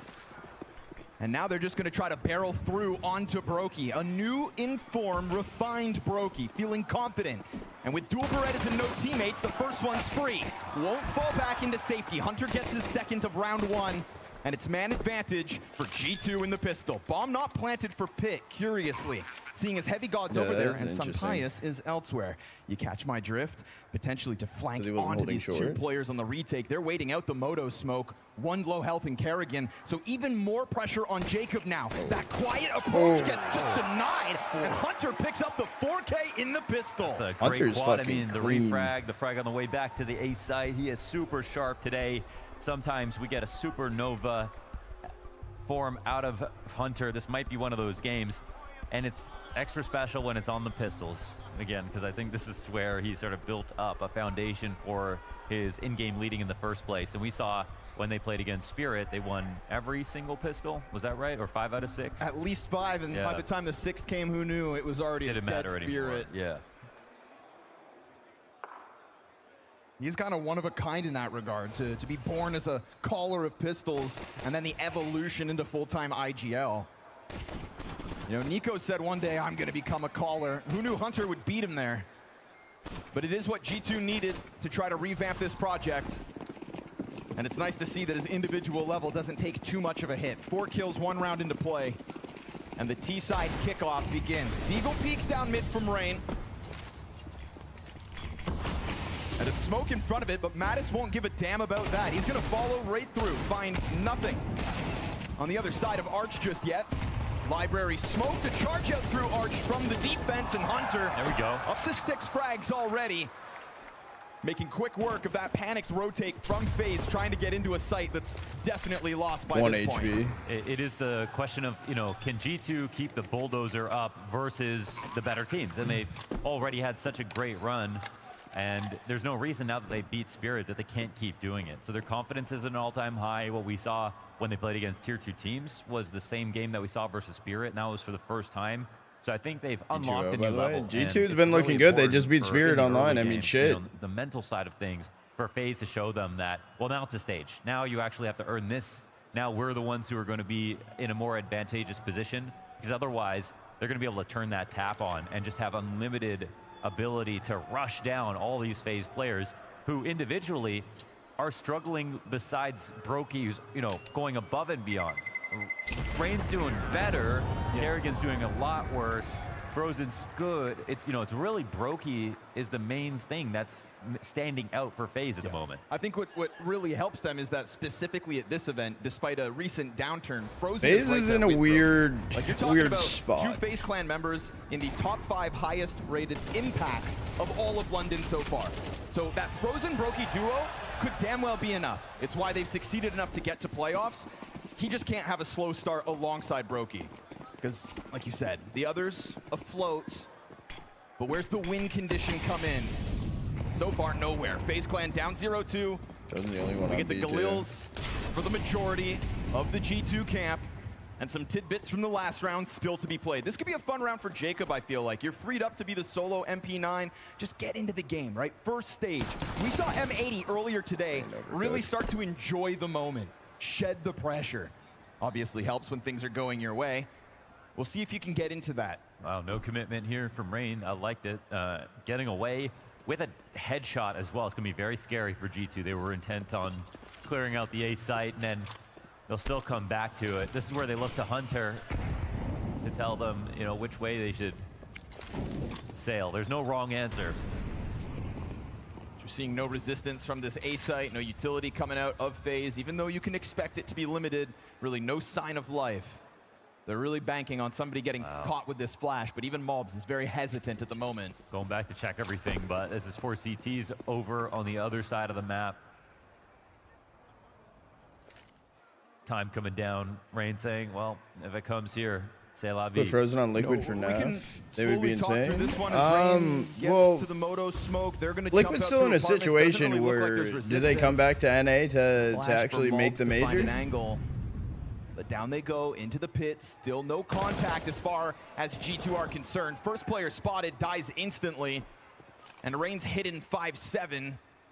Does it even emerge? He's on no man. He's going to hope somebody tries to come at this exit, but a very slowly called round by Hunter. And so I ask you, before the gun rounds really get going, they probably should. Evolution in Hunter so far as an in-game leader? Yeah, totally. I think we saw a lot of set plays and rushes that G2 were doing. Problem is the problem is not but ultimate. He has a lot more range already, I feel like, with the variety of calls. Their defaults are looking better. One Rifler's not going to fix the team. However, they could have beat Spirit. If they come to NA based on their VRS, they'll be able to make it in. Teams they played against. So I kind of, you know, I really believe that. I mean, honestly, what if they just do minus Shuey, just put twist back to IDL and arranged around top 10 multiple years in his career? You know, inside the shadow of Nico and Monacy, right? Not just one other great player. So wasn't talked about for that reason. That can't be Elise. She's smiling. That's great. But I think he's, you know, on Liquid. The perfect place for him. He's always been a I don't know. utility player. He's always been somebody who does multiple roles within one round. And even though he's you want to see NACS attend tourneys or win tourneys? So both. I kind of love to see it. I think it's working out. Got to attend to win them, exactly. Yeah. Quite the puppeteer, fine-tuned by Saw. That's a whole other side of the conversation. But Brains to the wayside, Bronze up next. We've got guns in hand for FaZe, looking to start their game on Inferno. We hear the rumblings of this banana presence. Maltz gets popped open inside that smoke by a teammate. Meant to jump on the defenders that were standing right there. The defenders he knew was there because they were making a ton of sound, throwing out that util. I feel like FaZe are actually lucky to get away with as little damage as they did. Well, they're kind of in business now. This helps out a lot around where they have an MP9. As we can see for G2, they've got money left over, but the buy they have remaining, it's really not that inspiring. We've got very active spotting over towards A. If G2 don't find an early timing on this side of the map, there will be a push coming out quick. They're already starting to block on B, because again, they're not tucking on A site, they're actually actively spotting into middle. Well, Hunter kind of gets wind of that, goes back to take a look. He better be careful because he is playing with bomb. In the world where somebody peeks down middle in this moment, Hunter's done. Yeah. So good on him to disengage that utility. They messed this up because they're spotting middle. No. Well, they smoke on library, so it's like a half-assed execute coming over the top. Yeah, they just assume that no one's actually holding this. Here we go into the B site. It's gonna be a scramble over from the Arch players. Hitman goes down with bomb. Frozen gets his double where Garrigan drops the ball, no frags. It maintains man advantage. We get the upgraded gun picked up. Mattis to plant front sight. A flash for Sun Pius on 50 health. Helps Hunter V8. And he gets flashed in the backdrop. More utility coming forward from this retake out of the CTs. Instant headshot for Jacobs. Good. Why are you standing in the open? His game going early. Let's go, rookie. And he's off to the start with Frozen by his side, hyping him up. It's these players right here. Those two just dominate inside that B as the hold, as the retake for FaZe Clans first. Yeah, they're definitely in business now. Again, I think Hunter takes a small risk here by trying to smoke library instead of actually just smoking off Arch. He doesn't know what's going on A. If he did smoke that, he's assuming that FaZe are in the same passive setup we saw last round, then there's a lot of value there because they're going to be really afraid of that Arch trap to come in. There was enough time for it. But because they didn't, well, it really just put the B players on high alert. And it just paid off that they were spotting from Arch that entire time. Information pays. Brokey into the AWP. Not the case for Sun Pius. Looks like they've actually just copied and pasted this last round. Jacob and Ray side by side. He's 3-1. Dude, look at Hunter, bro. Hunter's 7-1. Looking for his opening kill again. Oh, Frozen steps into the stream of bullets. Utility's going to keep him peppered. Oh, that flash is Full blind, still alive. Hunter has no business getting that kill. Yeah, he had to switch guns. Sitting duck. What? On top of car. Frozen couldn't believe his eyes when he comes around sandbags. Yeah, he could. How did Frozen? Was Frozen blind? Oh, he didn't have his gun out? I'm kind of surprised that he didn't just get spammed out anyway, though, as soon as that flash hit.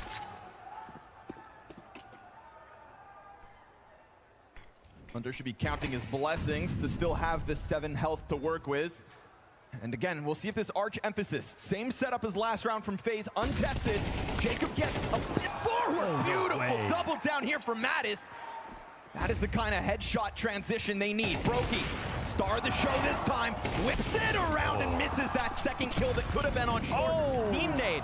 Mattis starting to let Kerrigan get back into the game, but he knows this one's too far gone. All that early damage, no kills yet for Kerrigan.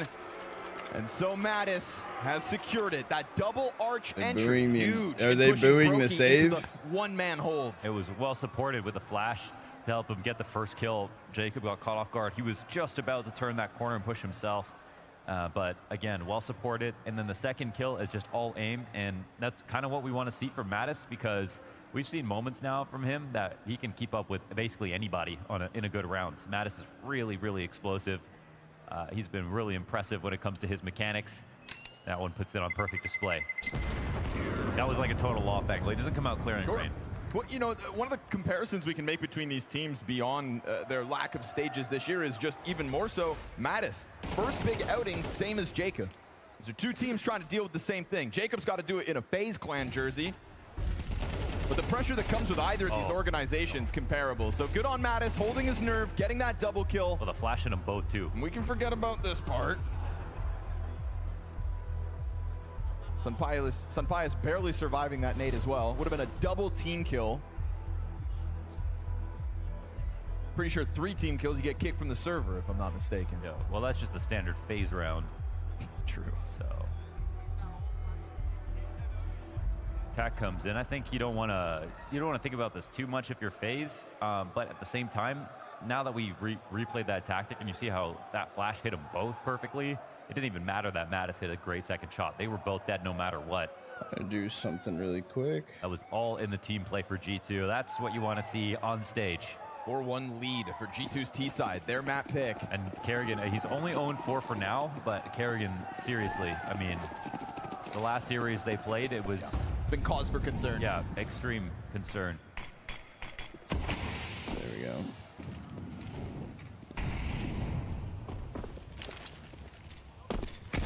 All right, now I'm focused. Now I'm fully focused. Ooh, wow, swinging through smoke, Frozen, ballsy. Mob's doing an awesome job on these openers. Oh, one more HE, and that would have just been an enormous disaster for FaZe. They barely skate by, make this a much longer round because of that. Life just drains from Brokey as he has to run away from this site with 8 health. In an act of desperation, just putting a smoke down in front of the B site. Good emergency protocols here for Kerrigan to reclaim control and at least leave some doubt as to how many players have rotated over. Are they just tucking mobs here to go A, or are they actually going to go B? Now. I think they're actually going to go B. They have lost track of the op. It's gone back to the A site. Oh, no. Maybe. Feels like FaZe kind of setting themselves up to just transition into another save. Yeah. Hoping that they come to the A site instead, but what is Kerrigan truly going to do against 5 players on site? That's good AD. Find a quiet way to exit through Con behind their CT smoke when the time is right. You know, if he wants the ace, I'll be ready. Good luck. Good freaking luck. Low. Smoke in front of him. 20 I hope it goes well. That clock. And I hope you're doing good too. He's going to pop this open at some point. We'll see what he's catching on the other end. But climb up onto orange. Well, but good luck. has got the return. Kai. Bomb plant guaranteed. Okay, it's over. It's a save. It's a save. Take a look at that from bottom middle, considering the site hold goes as poorly as it does. So 5-1 early T-side advantage, G2. Yeah, agreed. It's kind of like, do you even want to try? Because you could have a majority saved in this spot. G2 had full control of that situation.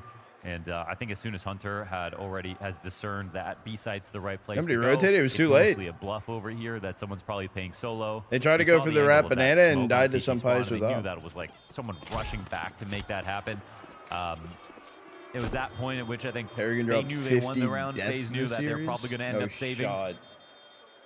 Maybe if it goes map 3. So a pretty disappointing start here for FaZe. But G2 doing all the right things. How's everyone doing in the fantasy, by the way? How are we really leaning on this Mob's opening success. I might be cooked. Round after round, guiding the banana kills. Whether Frozen comes charging at him or Mobs is taking it to the other side of the half wall. I think Frozen knows right now, because of his level and because of Brokey's level, like there's more emphasis on him to like start the saving the day each round, and I think he can certainly feel that pressure. Oh, that's the old fantasy. Hold on. Disappointment thus far. Hold on. Watch as Kerrigan works his magic. A fan favorite no matter where we go in this planet. He is trying to kickstart the war machine that needs to step it up. He probably has fans on other planets too. Probably, yeah. Mars rovers and whatnot.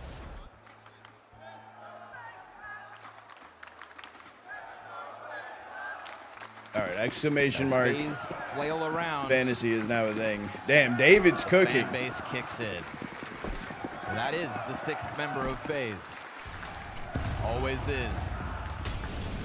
Utility exchanged again, yet on banana. Mob's not gonna stop, man. Oof. But Brokey's got him dead to rights. This isn't that 8 health Brokey that had to run from sight last time. He gets his opening kill. You shut down Mobs. Who's gonna pick it up? Could very well be Heavy God, but Jacob just pushing weak off of sight with lesser because they're trying to gamble one side and they're just going weapons. against them. Lesser nades as well. They're just struggling. struggling. Nice upgrade to find, but I think it's just scary enough that Heavy God got that kill. So Jacob getting back to safety. MP9's in a good spot. He can really stay here for the rest of the round, honestly. G2 looking for a way to make this worse. Is Rain in the server? Well, his body is in the server. I just right now, but Brokey's on the right line. If Brokey fails this shot, low likelihood, you've got Jacob Insight to clean it up, but that could help. A departure from the library. And Kerrigan just picks up this angle in brackets, says it's clear. Jacob knows there's somebody here, but if Jacob lets his guard down, Hunter could catch him in an awkward moment. Just like that. Oh, that was so good. Kerrigan's got a health advantage over Hunter, but Hunter's got closer teammates. They are barreling in, and Hunter will be dropped by the FAMAS, but no double kill from Finn. Mattis fakes it, just in case. Brokey wants to play his hand. Points but that here good. we go, That seems the pretty big good. impact players of FaZe Clan versus Mattis and Sunpius. Stomping up from middle, Sunpius takes his angle, and he'll get that man advantage now. It's a Brokey clutch or a FaZe Clan bust. And deep inside that site resides their anchor. It's almost unwinnable. Who's going to make a mistake? He wants Sunpius to make that move. Wanted Sunpius to step into the scope. Not going to happen. FaZe have to retreat yet again to the single save.